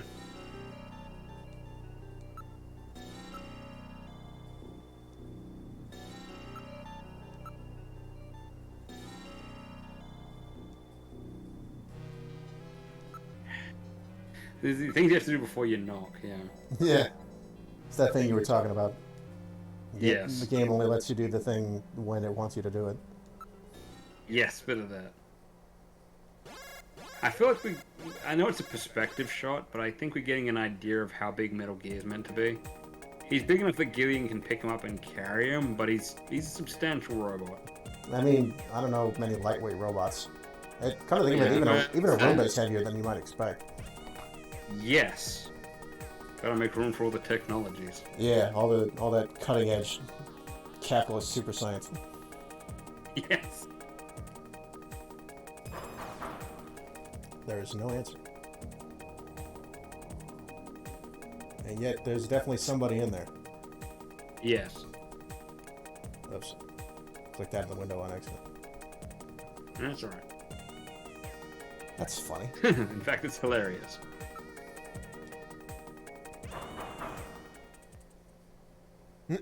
Oh. It's the guy you're after, and where in Europe is Carmen San Diego. So, you ever play the Ratchet and Clank games? No, but Scum did. There's in the first game, this weapon became a tradition throughout the series. But you walk up to a suspicious-looking NPC in the first game, and he's just like, "Rip you a new one," and then Ratchet's just like, "What'd you say to me?" And the guy's like, "RYNO, rip you a new one." And as it develops, this is a very powerful multi-barrel rocket launcher that costs a significant sum of bolts. You get that. But actually, not this dude, but the dude in the second Ratchet and Clank that sells you ship upgrades, a guy named Slim Cognito. He's only ever represented as a pair of eyes, usually through a door slit. No. Good. Yeah. So that's what I'm reminded of here. Nice. Who's there?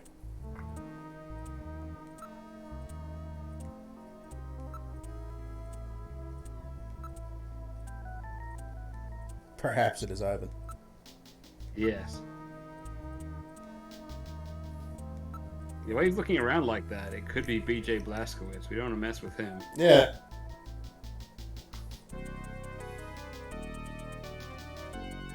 But Junker, open up, Jesus. If he's a snatcher, at least now he's ready for you. Fuck.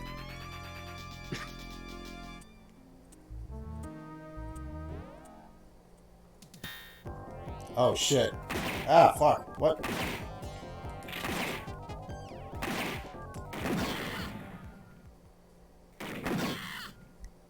Let me, well, should I reload my save? I mean, I didn't die. Did I kill him?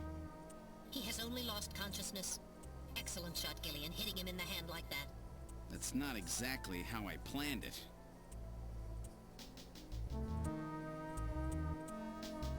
I forgot that I had to, like, hit a button to take the gun Yeah, out. you gotta press the special button to get the blaster out. Let's, The good news is, after every combat encounter, your health always goes back up to full. okay. It's meant to represent your Junker's blood and nanomachines and whatnot. You get a little injector of Junker's blood, so if you have any blood loss, it rapidly replicates to your blood type. Okay. Extended use is bad for you, but it never comes up.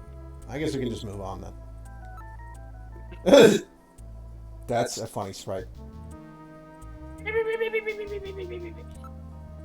I guess he seems to be like gibbering with fear or something. He's talking like one of the kids in the Fence the Film G.I. Joe spots.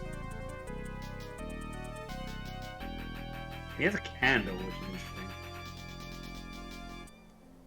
Alright, yeah, okay, air surfer. Oh, he's an actual air server. Yeah. Shit. He's a runner-up, I don't know if you're gonna call that.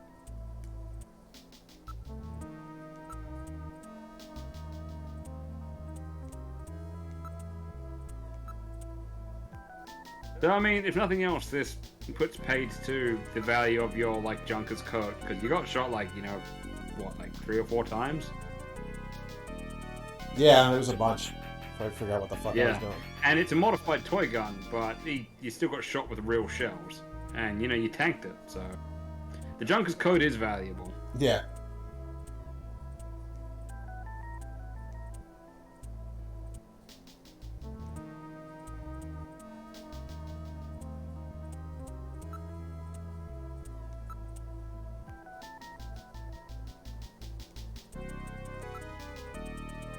He has an iron cup filled with Brunswick stew.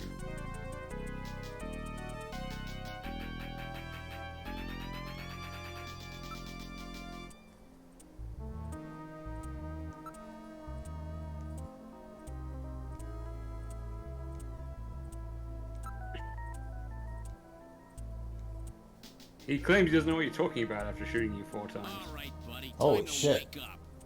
Whoa, man, don't shoot! Don't shoot!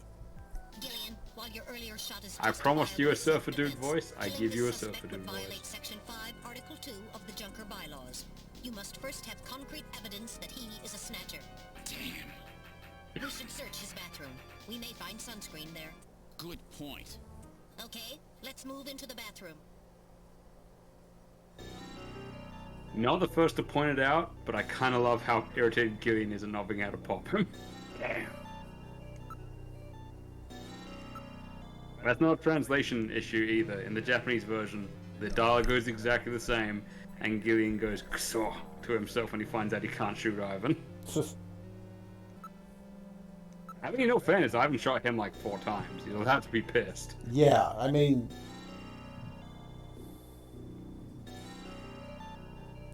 He's kind of lucky he didn't kill him inadvertently. Yes. Given that the blast used correctly can take out a snatcher, which is made of an alloy that we don't recognize.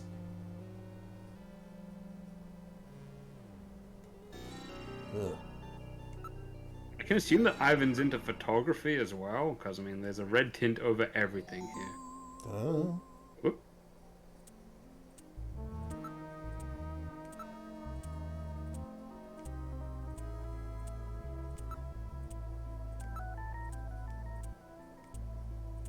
Mm-hmm.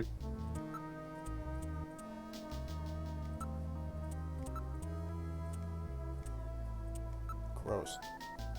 Yeah. Dude left a ring.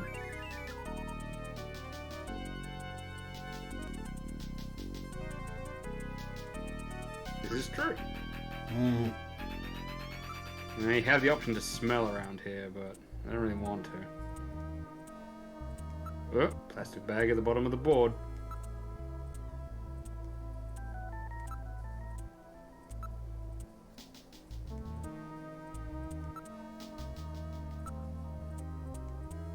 It looks like this guy's a different kind of criminal. Yeah, could be. He likes to steal shopping bags. And sell them on the plastic bag black market.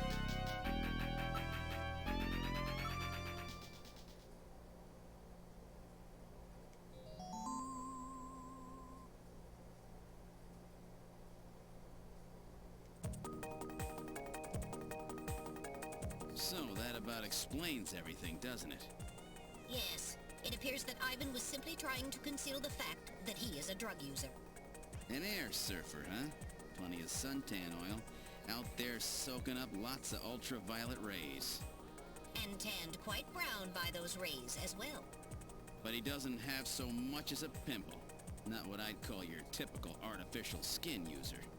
Ivan is apparently not a snatcher. All right, buddy, get up. Hey, I only do liquid sky, dude. Just once in a while. I swear. I don't touch anything else. Don't hurt me, man. Come on. Call me an ambulance, will ya? I'm no cop, I'm a junker. I couldn't care less if you're a buyer, a pusher, or what. What I want to know is if you're a snatcher or human. Gillian, Ivan's skin is healthy. I love There that is he no way immediately he puts could his be a gun in his snatcher mouth and again. tan like that without developing melanoma. However, HQ has just transmitted us a scanning warrant. Therefore, under the provisions of Section 18 of the Civil Code, Snatchers and the Protection of Citizens' Rights, I will hereby commence a full bioscan of Ivan. Well, here we go.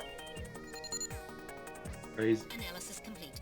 Ivan Rodriguez is a completely normal Homo sapien. he's doing the once-in-a-lifetime dance.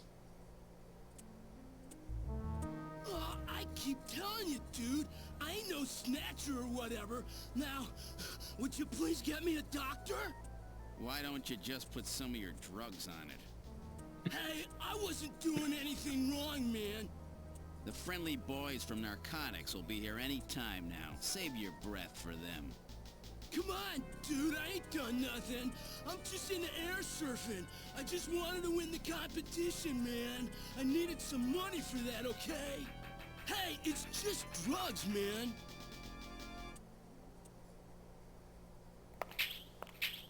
Gillian Seed, tough on drugs. I guess so. Well, Ivan Rodriguez sure wasn't our man. Too bad for him that he happened to look like the snatcher we're after. That leaves Freddie Nielsen.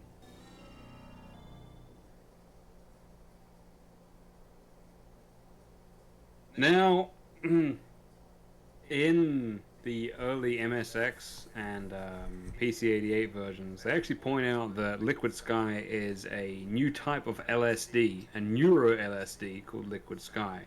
With that in mind, I don't know much about drugs. That seems like a shitload of LSD. Like, I'm pretty sure that stuff gets measured in, like, micrograms generally. I would not know.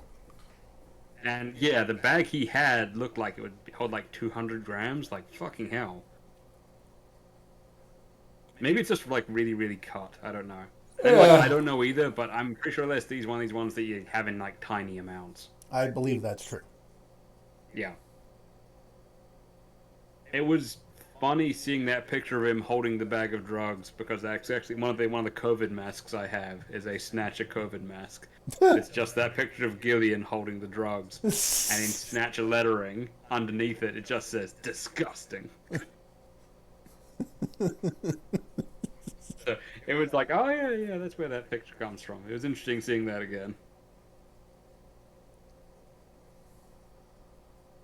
I'd say you did the Ivan investigation in fucking record time. I've never seen someone go through it that quickly. Nice work. Does that usually take longer? Every other playthrough I've seen, they're like clicking around and looking around, and like it takes them a lot longer to find the key points to solve the case. Whereas I don't feel like, you know, your playthrough of Gillian, I don't think he even closed the door. It's just picked it up. It's like, motherfucker, there's your drugs. Fuck your hand. Bye. I mean, for what it's worth, I did play L.A. Noire. Yeah.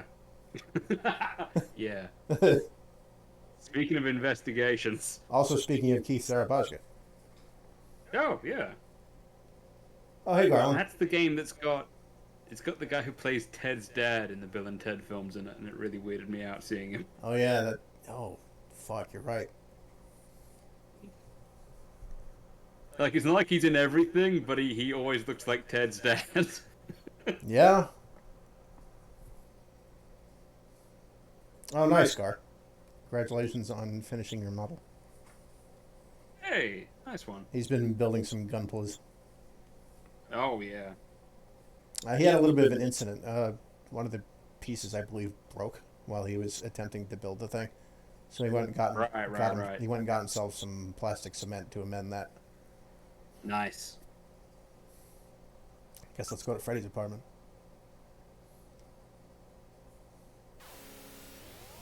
Yeah. Let's see what Freddy has to offer. And honestly, I don't blame 1980s Japan for not knowing a huge amount about drugs. Yeah. Because to this day, it's mostly a booze culture, and there's a sort of capsule and crystal sort of upper that's just generally written off as being called shabu, which is basically just an upper so people can play pachinko longer. That's more or less the size of it. Now this is a familiar corner. Yes, kind of nice.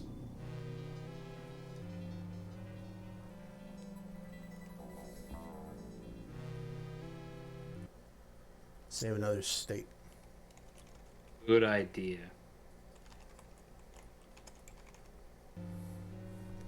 I'm also not even sure the Metal Gear saves will work because I'm not. I don't know if the. I'm not. I don't even know if the emulator's save states will overwrite those saves or not. I say, yeah, play it safe. Yeah, so I'm gonna save a state. Let's take a look around here. Dormitory Okamoto.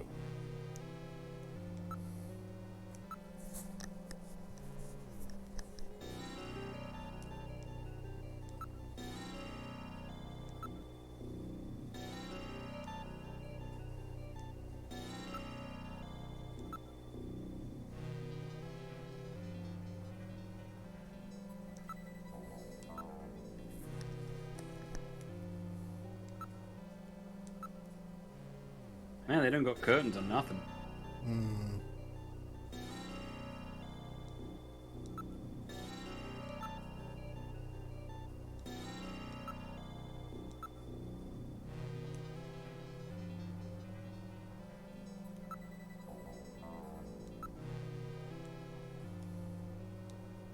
All right.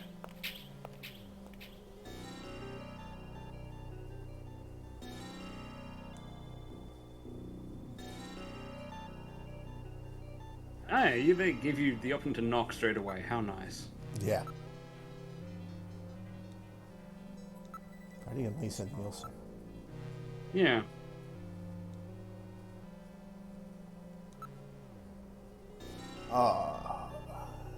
I remember reading about this game once, and the name Lisa Nielsen is raising a red flag. Oh, I'm sure you're misremembering.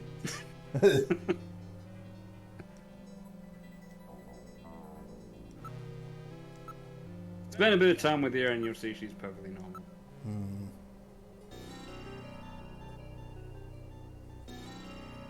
Lisa Nielsen's another character we get to learn more about in other Snatcher media.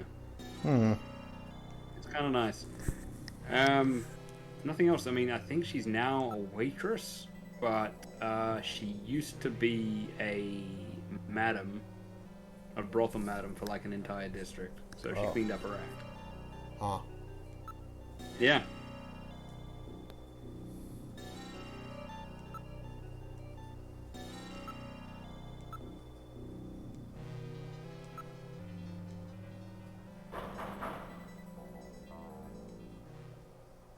Everyone in this fucking city makes you keep knocking.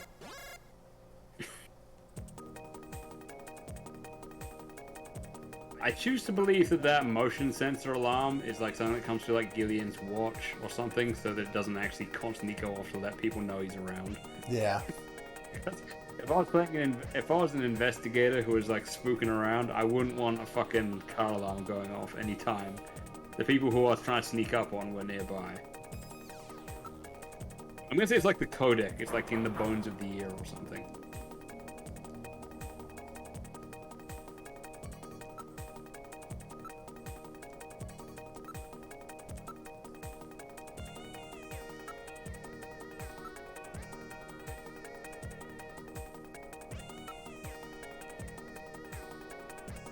I'm a junker. Open the door. Yeah, I don't know. Yeah, it's not a huge amount of subterfuge. Like, the whole point of a snatcher is to blend in and strike when the time is right. So, like, if someone was, like, you know, a cable repair person or a plumber or whatever, you'd have no reason to reveal your identity just to kill them. You'd only have any need to kill someone if they said they were a junker.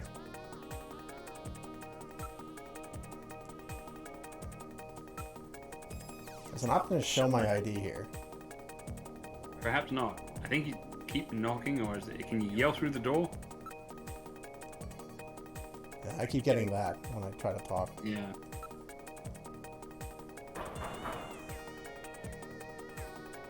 Oh, damn. I had to knock like 4 times. Yeah.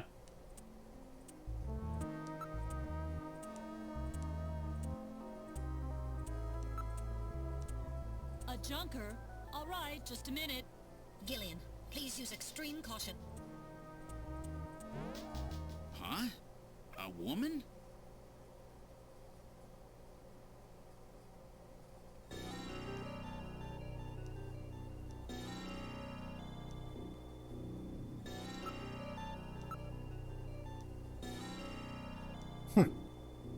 That wouldn't be Gillian otherwise. Now, sorry, this is one of the things I was going to mention earlier. This is one of the reasons why I am convinced that the canonical interpretation of this game is that the characters are speaking English, not Japanese. Yeah. Because, I mean, it's not just that Neo Kobe is a melting pot and most of the characters in it are, like, Caucasian or, I think, even meant to be, like, of American, like they're originally born in America or, you know, American stock or whatever you want to call it. Because even in the Japanese versions, ignoring her voice, because, I mean, Lisa Nielsen's got a relatively deep voice, it could be ambiguous, it could be like a young dude or whatever, but they always go, huh? A woman? When she opens the door. Now, in Japanese, it's not just that, I mean, she's voiced by a woman in Japanese, but in the text versions and in the spoken versions in Japanese, she has incredibly feminine speech. Mm. And that's not a thing in English. There's no real sort of masculine and feminine speech forms.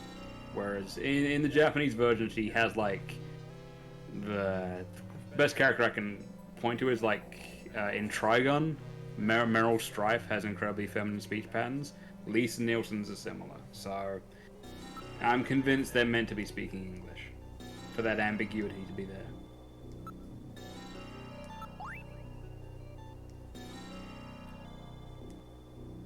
That is not Neo Kobe. This is a GeoGuessr problem. Moscow. Yeah. Yeah. That's, you know, I got my Planet Hollywood booth seating, my TARDIS console, and my map of Moscow.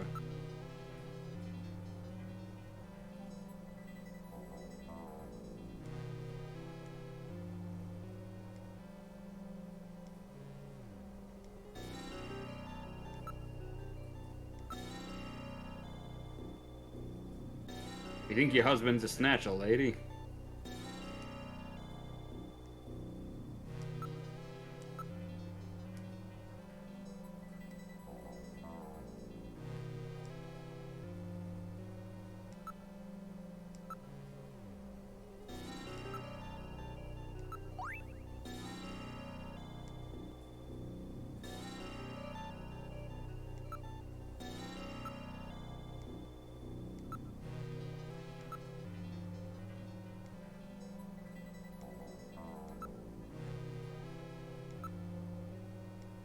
Now, if Gibson had kept better records, there would already be some really big red flags going on with this conversation, but I'll get into that later.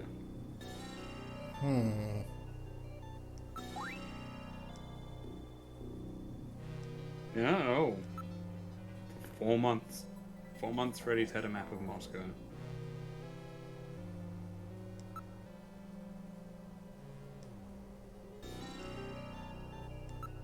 Yeah, she ain't sneezing. That's good.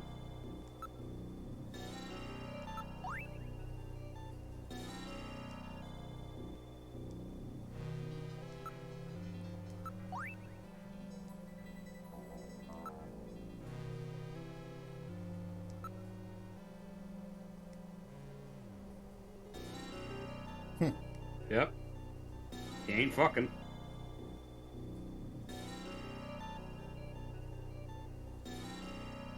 And he's only active during the nighttime, which I mean is not unusual for him because he's a black taxi driver. Because there's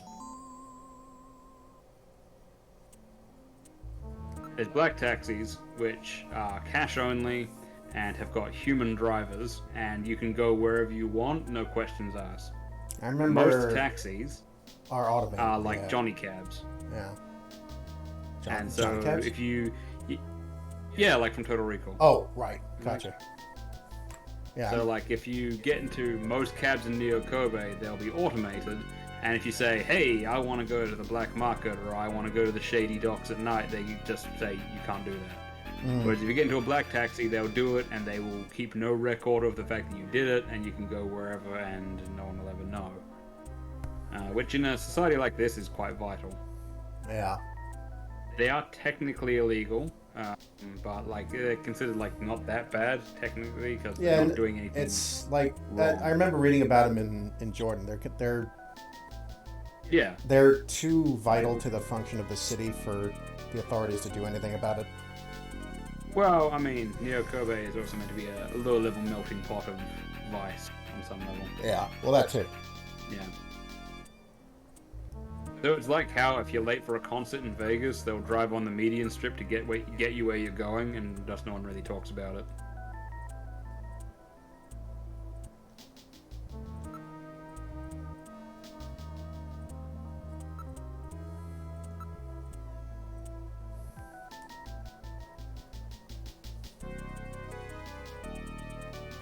Yep. Legal is in April, so what does it matter?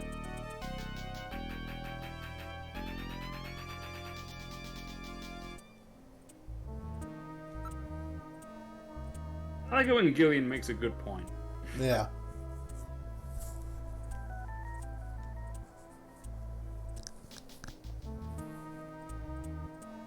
I remember reading about that too. I remember noting that was quite a name.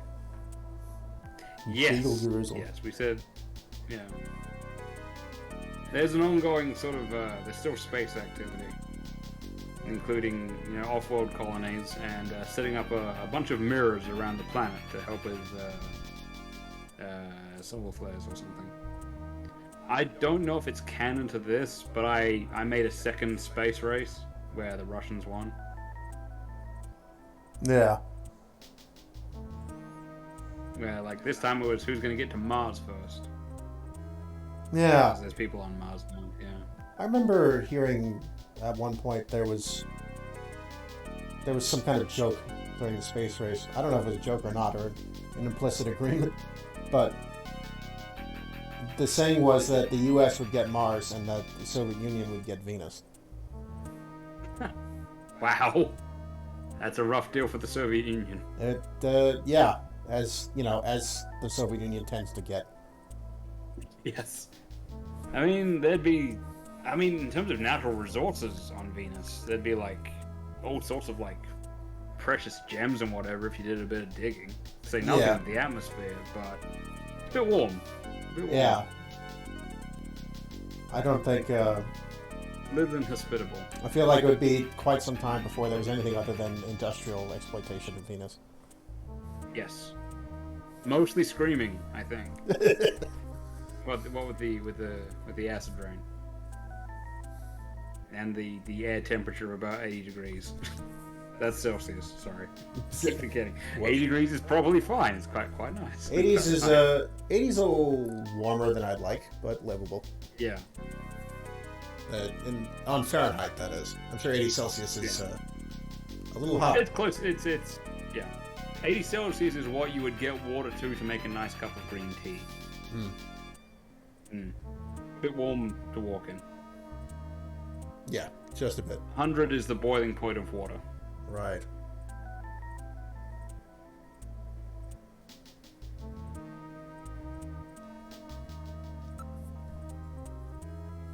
Lisa Nielsen is also quite popular with the fandom because she's got kind of a neat outfit, sort of slinky black dress sort of thing. She looks neat. I like Vaguely her. futuristic. I like her hair. So what? Yeah, no, it's cool. Hey, I don't know what it's making me think of. It's like something Gundam or something Bubblegum Crisis. It makes me think of early anime, which Well, I mean, when you mention Gundam, it does almost look a little bit like Noin's hair. Lucrezia Noin. right. Wrong color, of course. As far as Bubblegum Crisis, I guess it looks a little bit like Celia Stingray's hair. Hers is like blue, right? It's very dark blue. But yeah, Yeah, I think yeah, basically black. Probably meant to be black. Yeah.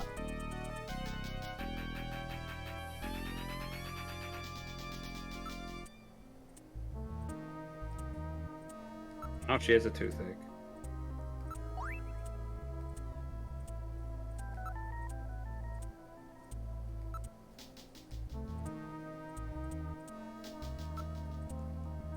I'm not going crazy though. That thing behind her is a TARDIS console.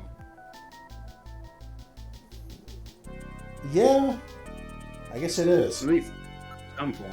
Something like it. The couch kind of reminds me of the couch on the Millennium Falcon. Oh shit. Yeah, that's not impossible, but that's a reference too.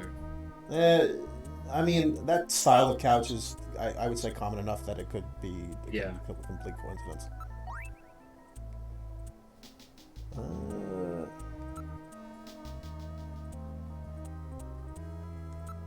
Round room, is there anything else? Alright. Okay, if you say so.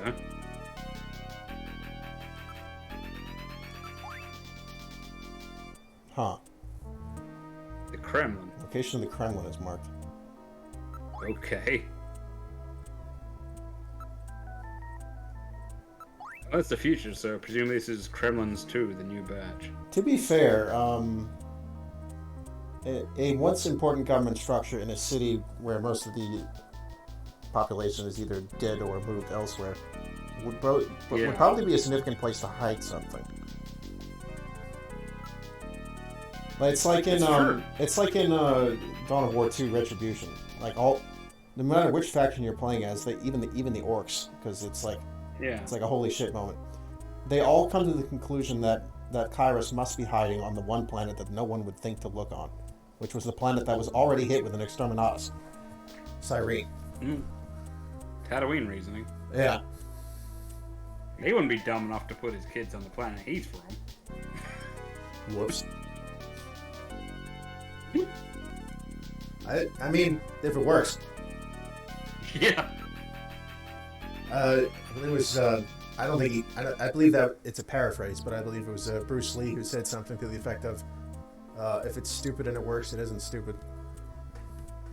You gotta hide a corpse, hide it in a morgue. No, wait. A book, try a library. I think what Bruce Lee said was just whatever works, and that was the paraphrase. Yeah. The thing I said was somebody else.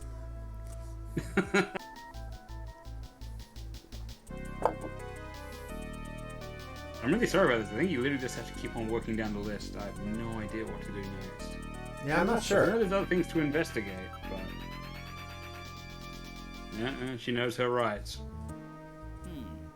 This isn't enough to prove that our Freddie Nielsen is a snatcher. True. Without more evidence, we cannot get a scanning warrant. We'd like to take a look in your bathroom, if you don't mind. Oh, you need to use the bathroom? No, we'd like to investigate your bathroom. Really? Whatever. Please, go right ahead.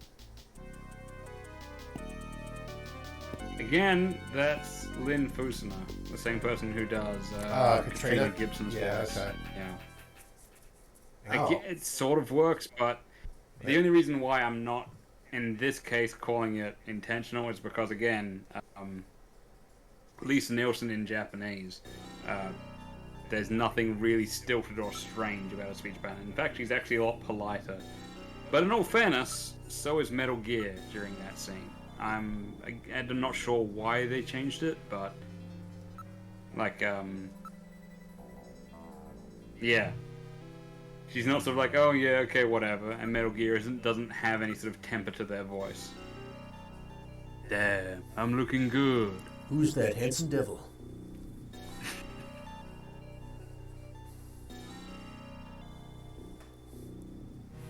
It's like, you know, on a scale from Duke complimenting himself in the mirror to Doom 3 Doom guy walking up to the mirror and witnessing a scene of hellish fire and his skin rotting. Yes.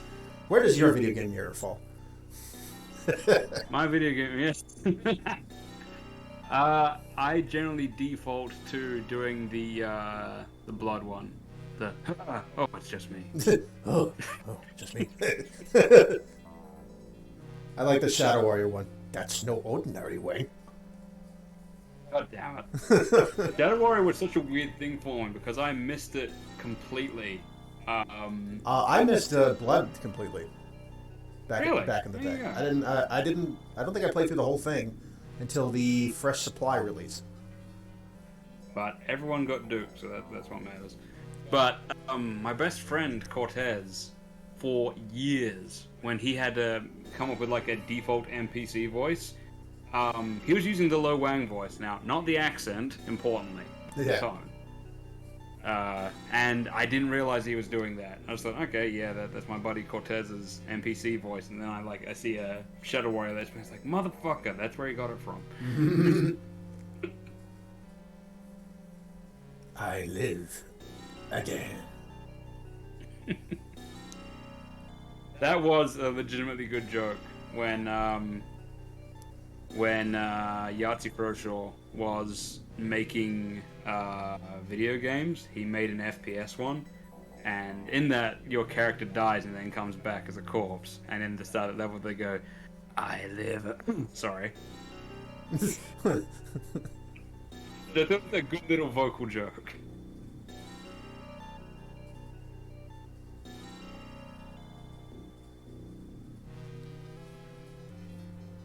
No, he literally says, "Damn, I'm looking good." It reminds me of when I was playing Resident Evil 6 for the first time with one of my friends, and I kept saying, I would say things that would like work as a stock line in an action or horror movie, and then and then the next line of actual fucking dialogue in the game would be the thing I just said. And this, I can never tell whether that's a win or if it's embarrassing. I always feel a bit of both. It happened at least it must have happened at least 3 times or more, like enough to be a pattern. And it's like, who the fuck wrote this? I could have wrote this. Exactly. Feel my flaming fists of fury. Oh, God, who writes this stuff?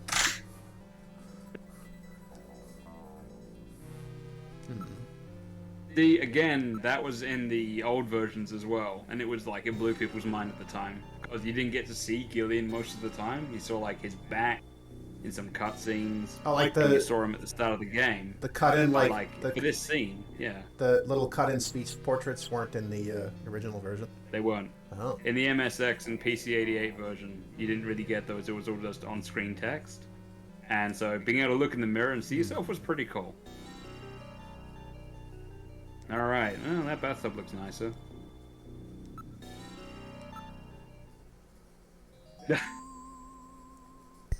Huh. He's just as angry to see sunscreen as he is to see hard drugs. The plot sickens. It does. Thickens to SPF 50. It is sunscreen. Sunscreen in the winter. Yeah. And it's been used recently. For a guy who does all of his job at night. Mistake. Freddie Nielsen is a snatcher. Gillian, with this much evidence, there will be no difficulty getting a scanning warrant. We've got you now, snatcher scum. So, Say it you louder. figured it out, huh? What? Who's that? Oh, fuck. Know all about us, do you, junker? That wound. Jean did that to her. Die, junker!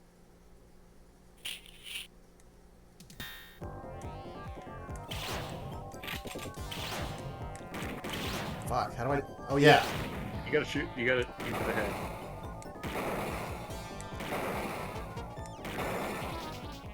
Sorry about that. Nah, you're all good. Oh, God.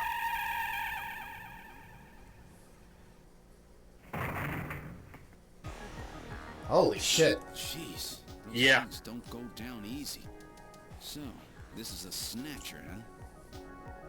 I certainly hope it's dead.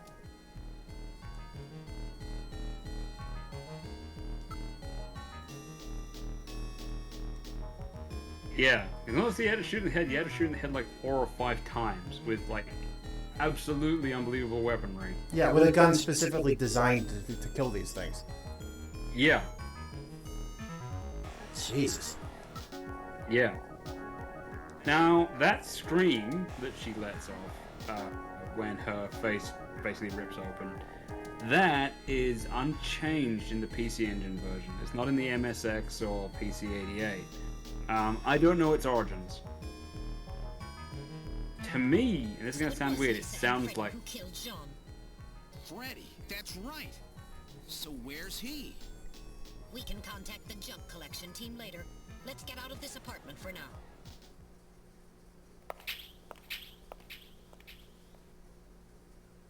We're outside now. What the? A light just came on. There's not supposed to be anybody in there.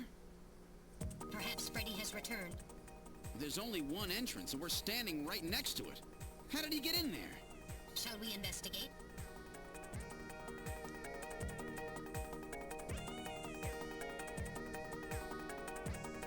Yeah, I didn't notice she was hiding her open the face door either. for you. Say what? I didn't notice that Lisa was hiding her face either until after the fact. Well, in video games, people often hold like weird, unnatural poses. Yeah, it wasn't conspicuous. Yeah. It looked like the sort of pose someone would get into in a dating game, so it Yeah. wasn't that strange. But no, I mean, again, props to Jean-Jacques. He went down swinging, fucking hell. Yeah. It can't be easy to take the skin off a Snatcher. No. I mean, it's artificial skin, but it's still like about the same, or a little bit, or at least as strong. I mean- as human skin. And he got fucking deep with his bare hands. Yeah, I was gonna say, like, inflicting that same injury to a person would take some effort. I was gonna say his adrenaline was pumping pretty hard. Yeah, people do crazy shit under duress. Well, and also, junkers have that special gum that sends their adrenaline through the roof, so... I'm gonna assume Gibson at least grabbed some of that first. Now, here's one of the things where Metal Gear is actually going to do something that's properly useful. What? I don't know. But okay, he can save, I guess. But here, Metal Gear can disengage the lock, because it's an electronic one. There we go.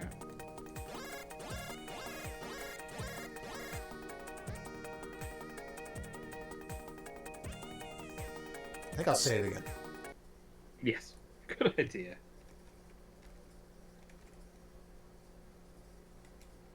Now, it occurs to me one of the reasons why Lisa Nielsen is probably known... Okay, now establishing Alpha 1 link. Link made. Executing search for lock code of apartment 202. Hurry it up! Just a bit longer. I'm in Alpha 1's maintenance records for the MR district. Lock code found. Now opening the door. Good work! The reason why Lisa Nielsen is probably a name you've heard in like magazines or with some notoriety, not just because she's a snatcher, but in every other version of this game, her corpse has its boobs out. Oh. Yeah. Oh. Okay. Yeah. Exact same thing, but like it's also her dress has been like damaged and snapped, and just it just popped out. So that's a thing. That's a thing that happened.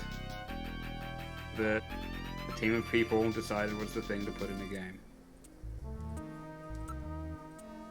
To the point where I, in my research, because I've been doing a bit of research. Oop.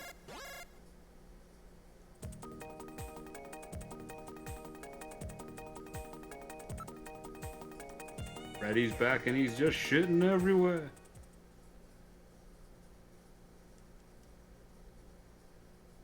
There's no water in the tub now. Bathtub is empty.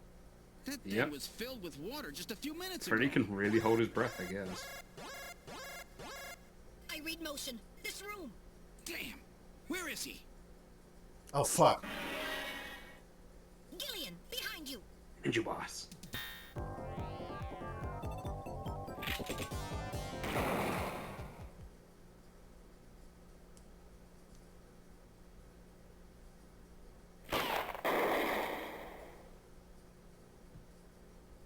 That was close.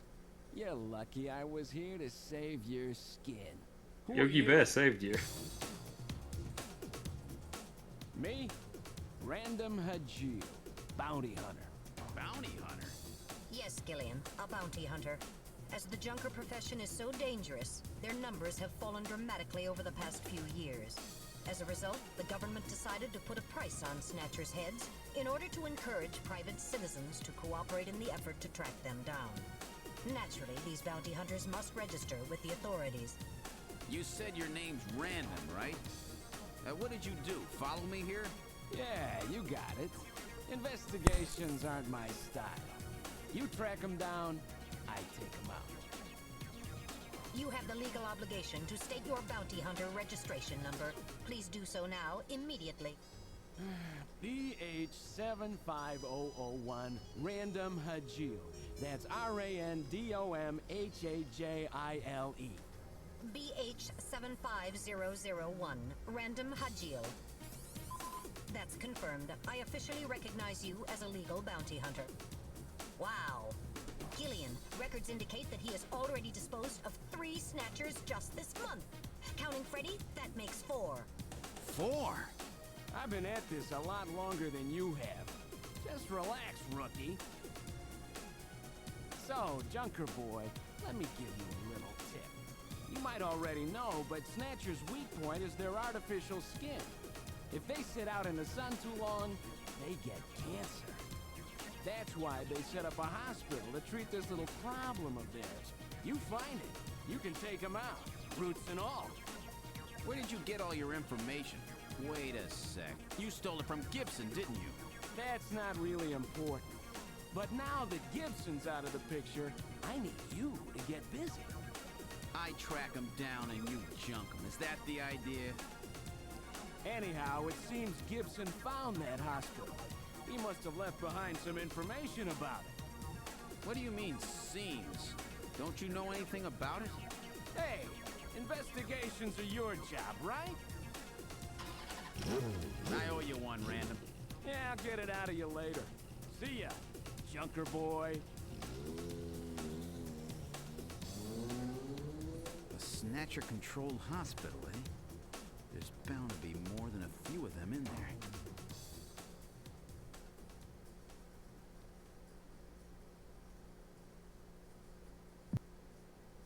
Hey, end of Act 1. It's not a bad time to tie it off, really. Yeah. It's getting to be nearly midnight here. I should eat something. Holy shit. I beg your pardon. It's okay. I didn't have anything I feel lined like we up. accomplished a lot today. Yeah, we did. Quite a bit. But I like Yeah. to save. Yeah, fair enough. The fuck file were we even on? I can't remember. Yeah, I think you're up to 2, maybe. Let's save file 2. Yeah, And then I'll save a state just to be sure. good idea. I think it's gonna go straight into a cutscene or something, but Yeah, I'll save it here then. yeah, we'll be ready. I will have some handy things to tell you about Random and whatnot next time, but this is not a bad time to tie off. I'll finish my thought. I know a bit about Snatcher, but I've been actively researching for this Let's Play. In my research, I found an irate tweet from a Japanese man who was going back and playing Snatcher for the first time since he first played it. And he remembers playing it on the PC Engine, and he got a PC Engine emulator, but it uses similar data to the Sega CD one. And he had actually taken time to tweet about the fact that the boobs were censored. Wow. He was pissed. He was like, whoa, whoa, whoa, whoa. What happened to the boobs of my childhood?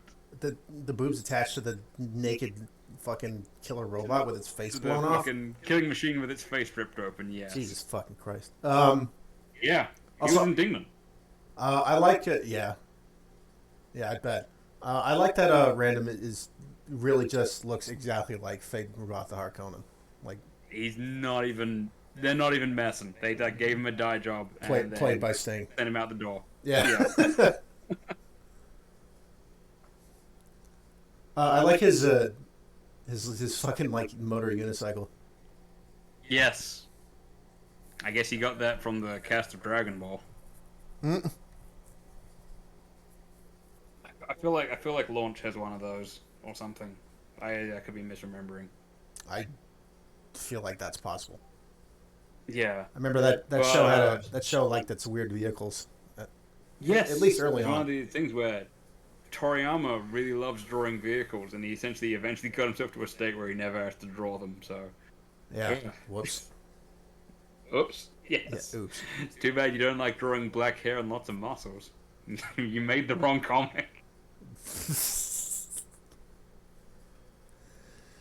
Oh man. It'd be like if I started doing a mecha comic. I mean, it's not entirely fair because I don't dislike drawing mecha, but it's not leisure activity. It is really involved. I do like that aspect. Well, I mean, like, I love Transformers. I can't draw them for shit. Yeah, I haven't actually tried. I could probably. It's been a while. I could probably do it now. I've been meaning to draw Transformer Sonas of me and Scum. I don't know how that'd go. What it could be fun. What would your alt forms be? In my case, probably like one of those recovery trucks that's designed to lift other vehicles. Oh. Because it's like not really that practical, and it's not stylish, but it can like lift huge amounts without any real sort of. that's basically what I do. Is I basically lift things. So it's sort of a chunky square vehicle that's designed to pick up other heavy vehicles. Well, there you go. I think Scum chose a firefighting plane. Huh. Because it's sort of not equipped for day-to-day activity, but specialized and good at what it does. And when it comes to a crisis, actually genuinely good at solving problems. And I feel that represents her quite well. I see you put some. I see you put some thought into this. A little bit. It's cool. Sorry, I just want. Oh yeah, no, and I think I said earlier, I don't know where that fucking scream came from. To me, that scream is gonna sound weird. I think it sounds like a dude, but pitched up. Does that make sense? It did sound a little less quality than some of the voices. But, I'm all about the stock sounds, and like I don't recognize it as a stock sound.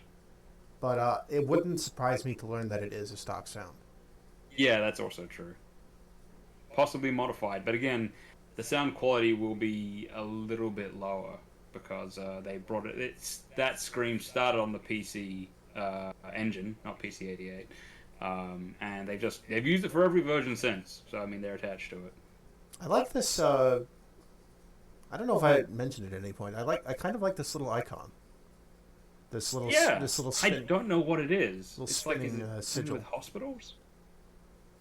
Like I'm wondering if it's just a stylized arrow, but oh hey, could be. It's just a neat little effect. It looks a little bit like the Dead Kennedys logo, but not quite. Oh. It looks like some kind of sigil, but I don't know what to represent what. I haven't played Sigil yet. I should get around to that. Oh, I've played it. Any good? Yes, it's for better. I don't want to just get the soundtrack. Good and bad. It is John Romero, 100%. Like it is it is the kind of level design he was building towards with Thy Flesh Consumed. Yes. If you play it in GZ Doom, you still cannot jump. Like, it is enforced classic Doom 1 controls. The maps were designed for you not to be able to jump. You have mouse look. I think It's been a minute. Jeez, I feel like you do because have mouse look. I played so many games without it, but it's very hard going back. Like I was convinced I hated Plutonia until I tried playing it with mouse look, which Like- I realized back in the day they didn't have mouse look, but fucking hell. I believe the last time we spoke, I told you I was about to sit down and play Doom 2 for real. Yes, I did. I was Base, pretty hyped about that. I did play it. Honestly, I had much less trouble than I expected to. Yeah. Doom Doom 2's kind of nice. Honestly, the couple levels of Thy Flesh Consumed were harder than any part of Doom 2, honestly. Yes. And that makes sense. And the bonus episode, No Rest for the Living. Oh yeah. It now of course because it was designed later, it has much more complicated levels visually. Yeah. Like there's a lot more sectors, but it's not. Yes. It doesn't have like what you would expect from jacked up, custom level Doom mod difficulty. No. Like, No Rest for the Living is balanced. It's cool, actually. It's got intense fights, but it works. You have enough ammo. You have cover. I'll play them all eventually. I'm sure. Just it's like any other official Doom level. Just play smart, be accurate, quick save all. Look for secrets. Yes, get the goddamn secrets, especially if you're playing on ultraviolence like I was. Yeah. There isn't even an achievement for Nightmare. Like Nightmare is just horseshit. Like yes. Everybody. I generally find that with Nightmare difficulties. Everybody can agree on this. Like I got through Quake on Nightmare, but Quake Nightmare is not the same thing as Doom Nightmare. No, it is not. Look, I famously, like back in the day, I mean, I consider it an achievement that I beat the original Rise of the Triad at all. I don't care that I did it on easy mode. Yeah, I have not played very far into Rise of the Triad. No, it's a good time, but to me that's I can't lie. To me, Rise of the Triad is like the closest thing to I want to be the guy of the retro shooters. Then that's fair. Like like there's a certain qualify for me. There's a certain trollish aspect to its level design that I think goes outside the spectrum of shooter levels, and it just becomes like punishing arcade difficulty. Yes, like when Romero makes a dick level, there's a sense of me sort of going, "Oh, you got me with that one, John. Nice." The Rise of the Triad levels actually made me angry. So that's exactly it. That's why I have not finished Rise of the Triad when I've done all this other stuff. A big qualifier is again, weren't big on the tech, weren't big on the money. So I mean, I completed Rise of the Triad because I didn't have many options. Like, yeah, I mean, well, what am I gonna play today? You play what you have. Yeah. That's why I loved Storm so much, despite its pixel perfect bullshit rail shooter segments. Yes. Like it's. I would play. Me and my brother played huge amounts of Final Liberation. I remember that much. I think I would play Storm once more for a stream, and then probably not touch it again. Like I would put it to bed as a pleasant memory of my past that has not aged as well as it could have. I would revisit System Shock 2 so that everyone could see me make a complete pan shot of it this time. You know, I really preferred System Shock 1. Interesting. Yeah, interesting. I feel like I'm in a minority there. No, I mean, Scum prefers Terminator 1, and that's a position she often finds herself having to defend. You know, that's interesting. I mean, I can see she's made her point, and on some levels I really agree with her. So, I mean, but yes, it is, again, I'm just saying it's an uncommon but not invalid opinion. You know, it's fine. No, it's totally valid. It's like I prefer the combat in... Like, everybody says Bioshock 2 is crap, but I think it actually had the best combat of the 3 games. No, yeah, I can see that. Like, mechanically, like, purely in terms of gameplay and mechanics, like, Bioshock 2 was the most diverse experience in that series. Like, you can't... No, I can definitely see that, yeah. I've only ever watched them, you see, so I don't have a sense of game feel. Well, you can't... I can't argue the point that they dumbed down the mechanics in Infinite. Yes, but that has been an ongoing thing since System Shock 1, so I mean, what do you do? Yeah. And they might have just dumbed down a bit too far. I think they might have. Infinite is a far cry from System Shock 1. Just notice the people in the chat just writing, eat that. Yeah. Here, catch. Yeah. Whether or not we actually get System Shock 3, I agree with the opinion I heard once that Price 2017 is System Shock 3. Yeah. Yes, I would tend to agree with that. Like, that is a good game right there. I'm pissed about it not getting not the success it should have had. Yeah. I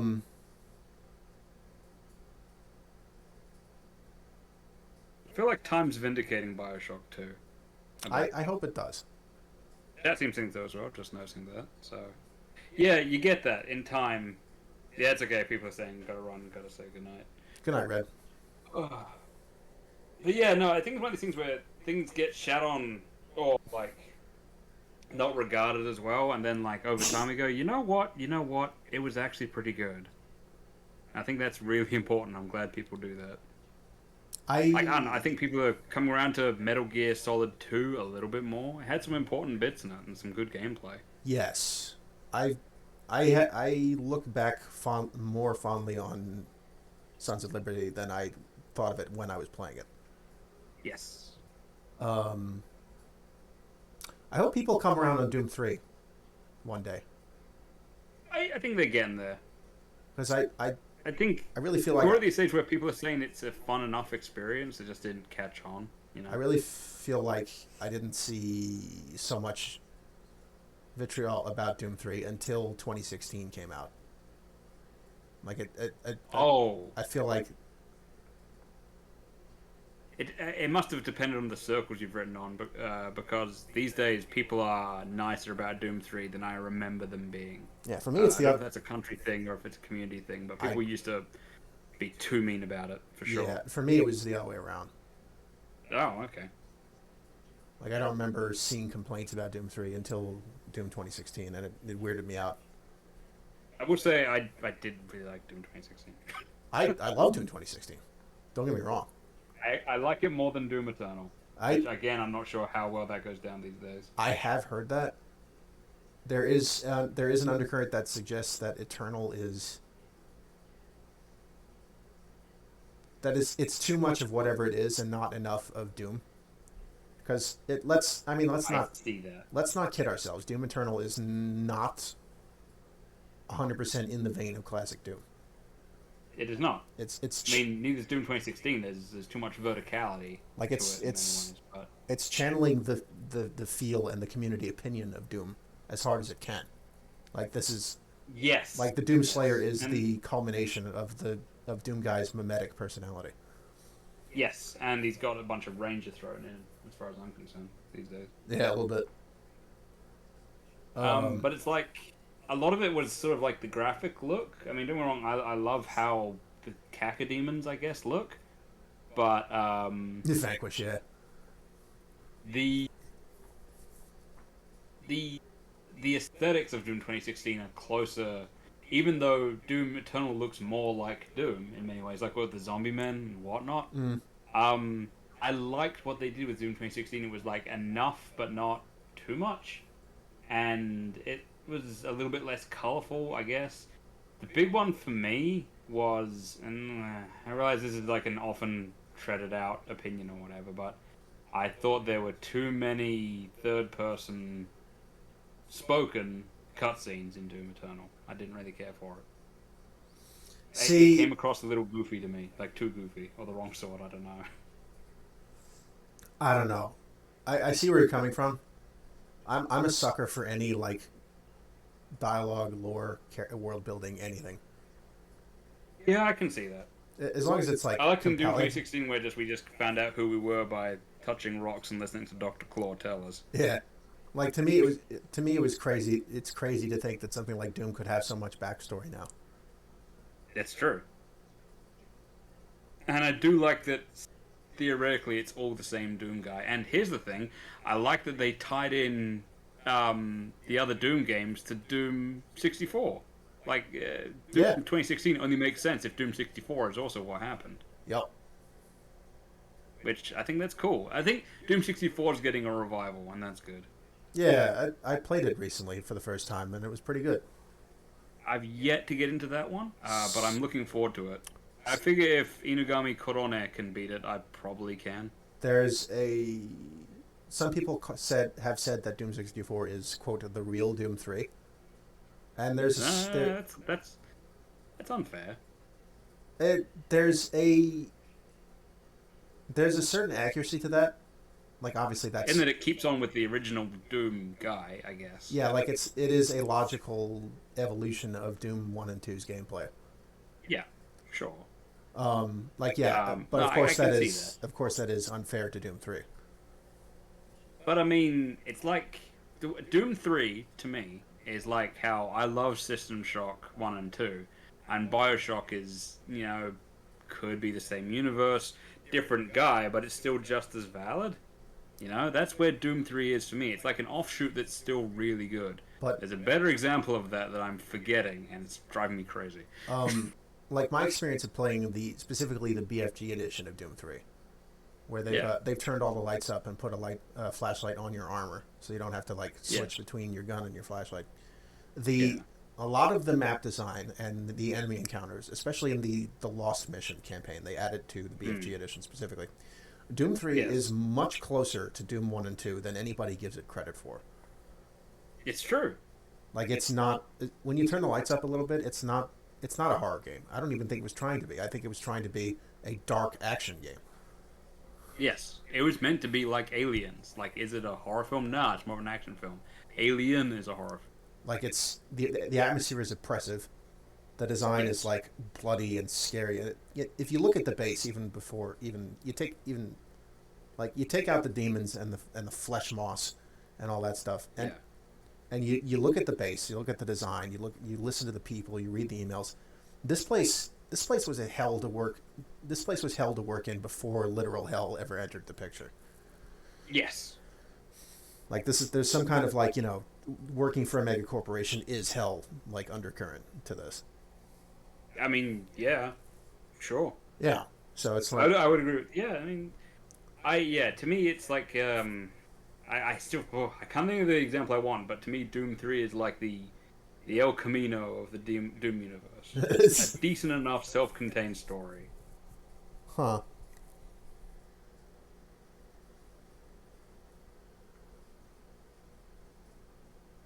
Is there like a movie called El Camino? There's a movie called El Camino that it's set in the Breaking Bad universe, but it's a once-off story, and it follows one character from Breaking Bad. Oh, all right. And it's all about what happens to them after Breaking Bad. But the ones that everyone remembers and talks about is Breaking Bad and Better Call Saul. But El Camino is still legit. It's a self-contained story. That is true, Mr. Bad Guy. Playing Doom 1 and 2, the GZ Doom alone is a very different beast from the original Doom 1 engine. id Tech 1, I guess.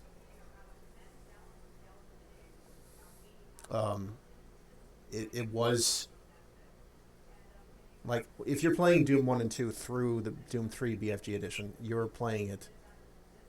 aside from a few changed visuals, like, I think they took the crosses off of the medical kits because a lot of times you can't put a red cross on health kits in games anymore.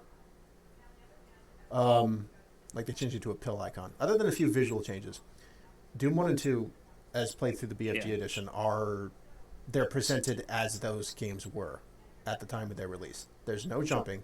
There's no mouse look. There's no true three-dimensionality. So things happen like, you fire your shotgun at the wall, but there was an imp on a ledge above you, so you hit the imp. And yes. And vice versa. Like, there's a lot of situations where a pinky on the floor on a ledge below you will scratch you in the face as if you were standing on the same level as it, because you are, technically.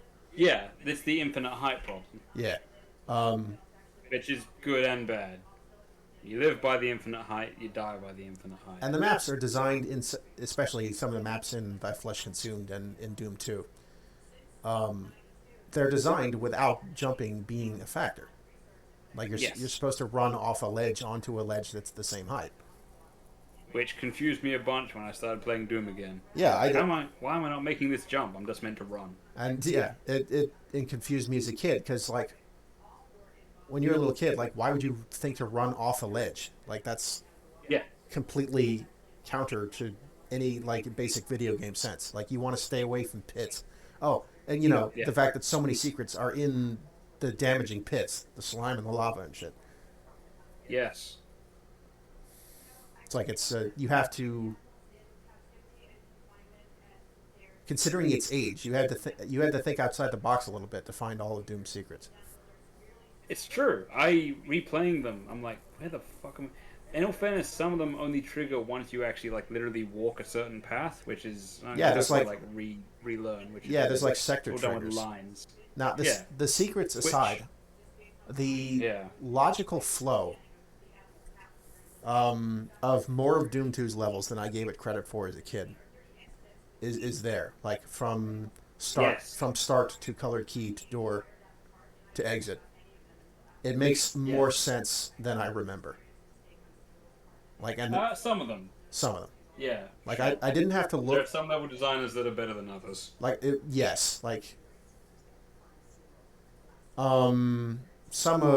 think some of Sandy Peterson's maps were not up to par.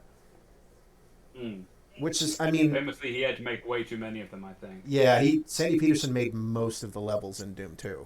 Yeah. Like Romero made a few, American McGee made a few, but it was mostly Peterson. Yes. But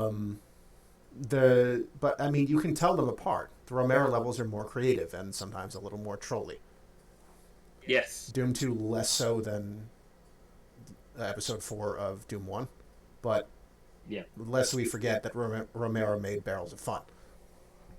He did, yes. Yes. Thanks, John. Appreciate it. That's a real fucking treat. Just 11 out of 10. I used so much ammo on Barrels of Fun that it was an issue for a couple of levels thereafter. Time to stop punching. Oh God, the Berserk Pack does not work as well in old Doom as it does in later incarnations. No, it is still satisfying, and I like that it lasts for the entire level. Yes, that is nice. But the red screen goes away, but yeah, thank goodness. Because as long as real ammo saver. I got much more use out of the chainsaw compared to the Berserk Pack. Because couldn't always find it. Yeah, a lot of times the chainsaw is a little bit hidden, but when you have it, and I made sure to get it, because if I'm gonna play through Doom on Ultraviolence, I'm gonna look up where the damn secrets are at. Like screw it. I need I need every resource I can get, which means using the chainsaw to kill all the pinkies so that I save shotgun ammo. That's one of the things I love about Hrot, is that's how Hrot feels on basically... I mean, it's how it feels on easy and very easy. I can't imagine how it feels on very hard. I'll try that someday if I'm feeling masochistic. But how well you're doing in Hrot, it's... those secrets, man. You I don't want to say you gotta find them, but it's night and day finding the secrets in Hrot on any difficulty setting. For me, at least. But, I'm a huge scroob. But I feel like in any given 90s shooter, and games based on said 90s shooters, past a certain difficulty, like, you need the items from the secrets, or you're just not going to have the health or the ammo to progress. Yep. That's just how that goes. Part of the game, man. It's not for... I'm sure some people will start a new game and play it on like Ultraviolence or whatever the equivalent of like hard or very hard is, their first playthrough. I think I would just find that irritating. Yeah, I'm sure it's for some people. I have... Anytime I've played a new game on a high difficulty, I've had a bad time. Yes. Like it's what I did with Soupless, and I regret it. Like, Oh yeah, Supplies. Okay. Twice, right? Yeah. Yeah. Supplies I might have played on like uh not ultra violence or whatever equivalent, but like between that and Hurt Me Plenty, like slightly harder. Yeah. I actually had a bad time with the Sulaco demo because I played that on a higher difficulty my first time. Oh, hey, that game's already pretty hard. Yeah, no shit. Yeah. I'm not doing that again. But Nope. but like I didn't play like I just played through all of Doom on ultraviolence. And that was respectively like I've actually lost count of how many times I've played Doom 1.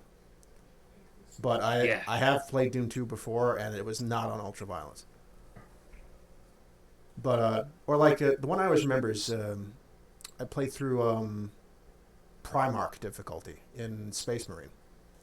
Jesus, I remember Scum doing that over a webcam, and I was getting angry just watching it. Yeah, I played on normal for my first run. I played another easy run to find the servo skulls that I missed with the lore, and then my third run was on Primarch. So by that point, I had some experience. Yeah. I forget what difficulty I played Strife on. Probably just whatever normal was, because that's Strife has some parts that I would say are harder than other Doom 1 engine games.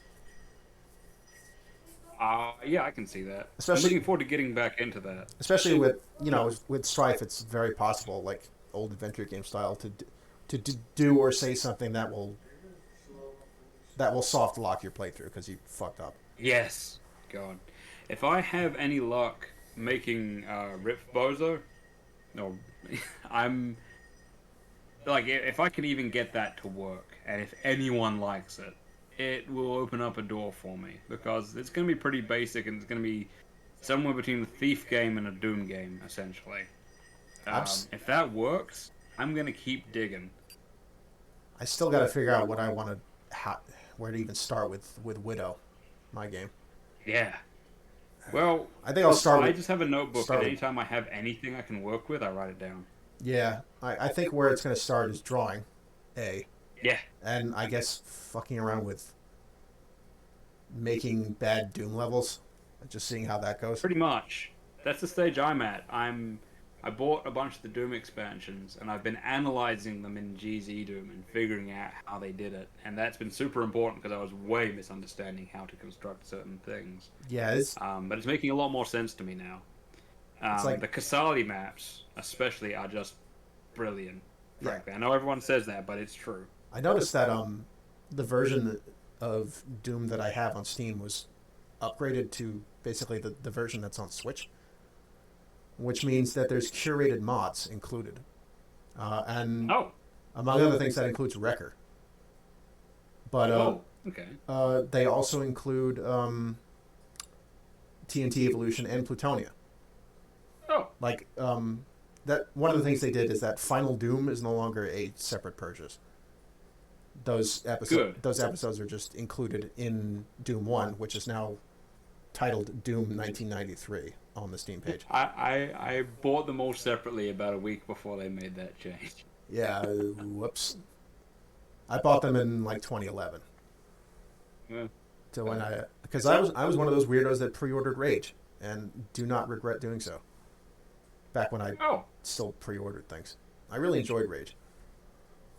I pre-ordered my last game, I think I said last time, because it was Cyberpunk 2077. Ooh. Oh, yeah. I'm sorry. Although I did say last time that, that game actually turned out all right. Yeah, it was fun. It ended up being fun. It was not ready to release when it was. And I mean, I didn't pay for it. Because I don't feel and they put in a Portal reference. Put in a goddamn Portal reference, yeah. But it's just, if you're going to crunch your devs, then I'm not going to pay for your game. That's how fair. Yeah, that's how it's, that's just the way it is. I do intend to crunch my devs, but in all fairness, my devs are me, so I stand by it. Yeah, but then, then it's just, don't overwork yourself, Yeah, exactly. I mean, the I first thing I pro- think there's going to be to. I probably don't need to tell you that, but Oh yeah. Like it's good to get a reminder. I've been having some serious discussions with people on exactly that subject matter fairly often. well, there you go. I mean, Yeah. sometimes you have to hear it out of somebody else's mouth, I guess. Yeah, it turns out. Closest thing to real hardship is because I'm getting scum to do all the vocalization for Rip Bozo. Yeah. I need a recording of her biting into a Tunix tea cake because it's sort of the Bugs Bunny carrot problem is that nothing else really sounds like a Tunix tea cake except the thing itself. She doesn't like them, but she's willing to bite into one for the sake of the sound file. Yeah. And yes, I'm convinced, I'm sure it probably already exists, but I don't doubt for a second that if me and Captain were actually doing an ongoing podcast, it would just be called Remember the 90s? Remember Star Wars? I remember Star Wars. I remember. Daily reminder to everybody listening to play Dark Forces. It has aged quite well. Yeah, do it. I played way more of that game than I thought I did. Looking back through a Let's Play, I was like, oh shit, I actually did all of this. Me and my brother finished this game. But I sat down not too long ago and played through not only Dark Forces but Jedi Knight, Mysteries of the Sith, which I had never played before. Outcast and Academy, like in a row, and they all, given their respective ages and engines and differences, they all hold up pretty well. Nice. And, you know what game I played? What did you play? Life Force Tanker. What's that one? Exactly. I think you said what that was on stream, and now I'm blanking. Yeah. I'm sorry. It's a game that when I mentioned playing it, my brother just said, oh fuck. I mean, he remembers it too, but his point is that no one cares about Life Force Tanker. It's like when I... The cool thing that Tanker did was it gave you a huge amount of weapons, and it solved the question of how is this character carrying all of these, because I don't know, it was the first game where instead of picking up more weapons, your weapon got, like, add-ons. Ooh. So it was like the gun from Fifth Element, where it would just transform and do something else. Oh, like the gun in, Redline, of all things. Oh, yeah, that too. That's a hard-ass game right there. Yeah.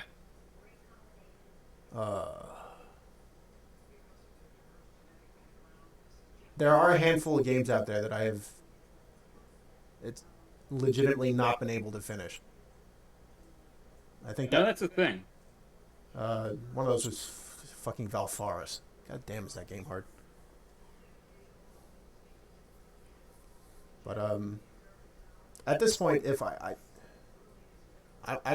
will not, like, go on record here on stream and say that I'm good at video games. I think I'm good enough. Like, you know, I think Doom and Ultraviolence, I think you can say you're good. I mean... You don't have to say you're great. You can quick save in Doom. Like... Yeah. I have... yeah, but still. I mean, you know, I skipped all the timelines where I died repeatedly and horribly in various situations on Doom on Ultraviolence. But I'm just saying, if I was playing Doom and Ultraviolence, I would, like, panic and run out of ammo and be fucked. Probably. Oh. Well... whoops. I use the chain gun too often. Yeah, I figured out that I could use it to snipe by just tap firing 2 bullets, and then I never held it down again. Oh, yeah. It actually does replace the pistol if you use it that way. Well, it's one of the things that I hope people will see as you, get back into Let's Playing, and I eventually start Let's Playing. They'll get to see 2 very different but 2 appreciable forms of playing video games. Yes. Yours will be like, oh, here's how you play the game, and here's, well, at least I'm better than this guy. I don't know what I'm going to call it, because, I mean, I'm going to be doing it, like, as a character or whatever, but it's probably going to be called, like, unabashedly easy mode or something. Story mode. Yes. Story mode for all. We don't have to call it... I mean, we don't have to make fun of people for playing on easy anymore. Like, that's I don't think so. That's over. Fuck that. I'm an old man. I'm a maladroit. Come on. A maladroit?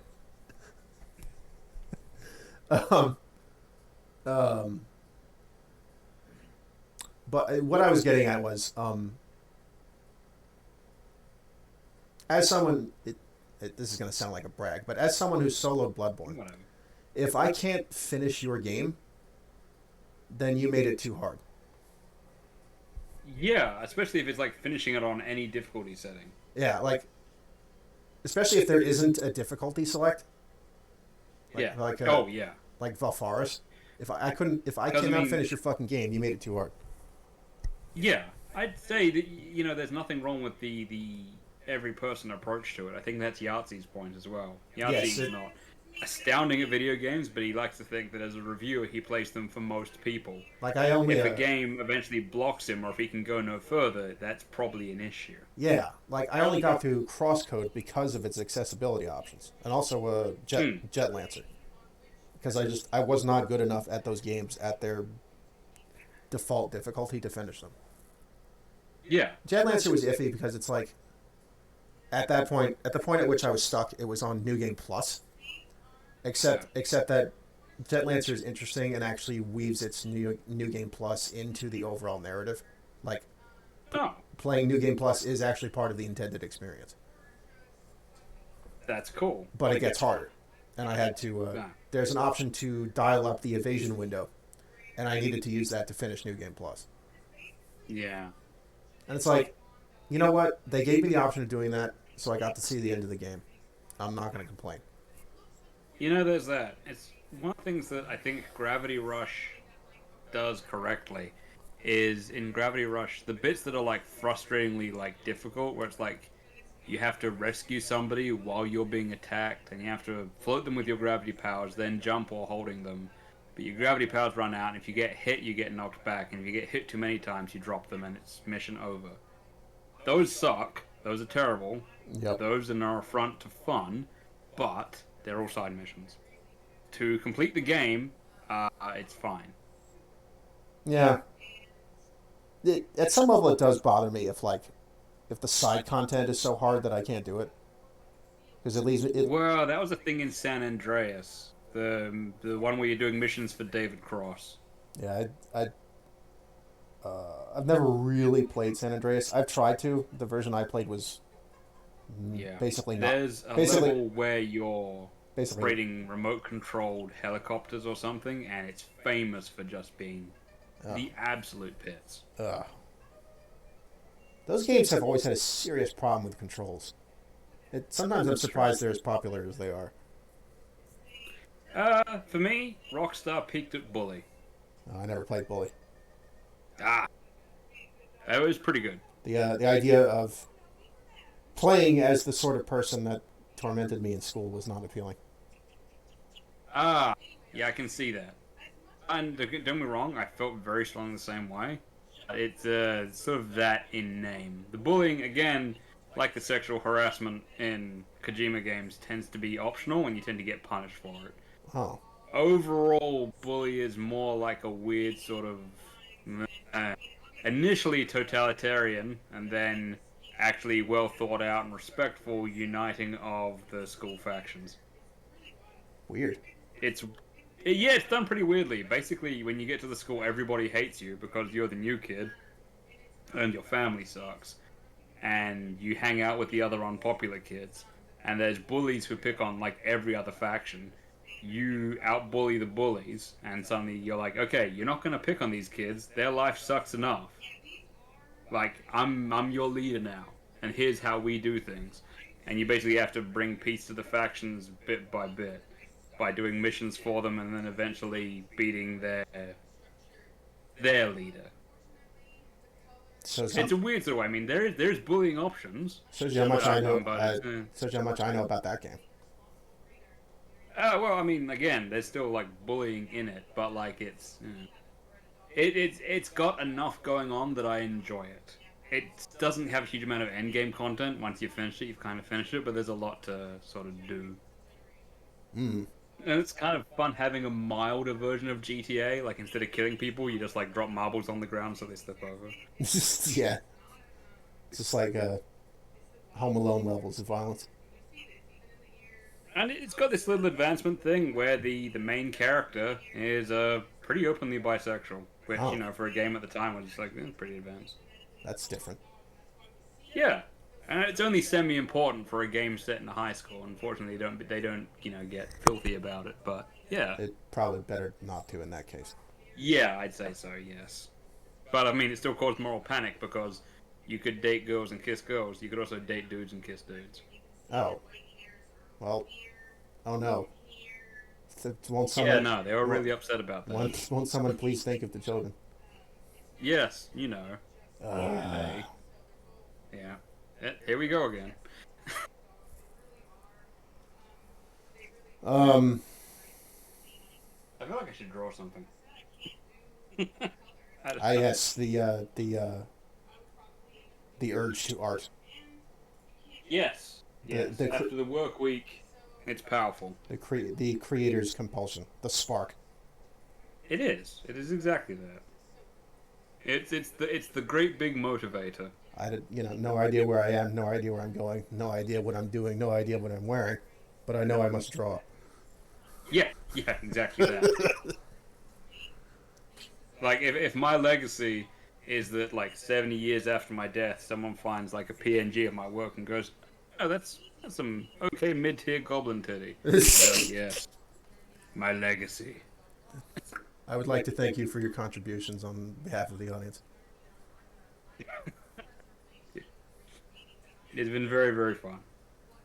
I look forward to doing this. I hope next week. It probably will be a shorter section next week, but this session's been like 7 hours, so a short session might be okay. Coming up on 6 hours exactly. Yeah, okay. I should probably go eat something. Yeah, I probably should too. I've been on a liquid breakfast. Oh, yeah.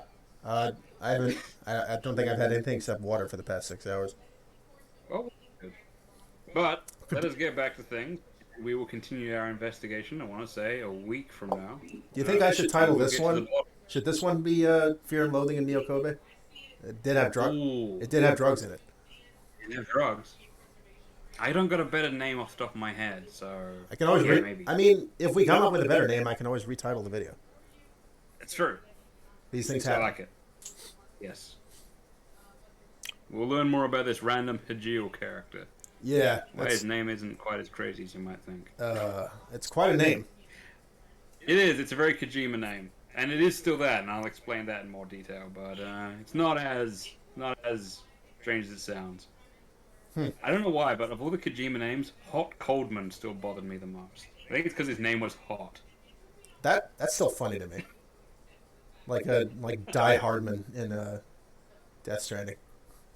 We made fun of it, but then it turns out like one of the like heroes, there's like a hero cop came into the news recently, and his name was Eugene Goodman. So I was like, okay. Yeah, I bet. It's big thunk emoji. Anyways, I'll catch you next time. Yeah. Thank you all for joining us. It was a blast. Let's get them snatches next time. As they say in Dying Light, good night and good luck. Yes.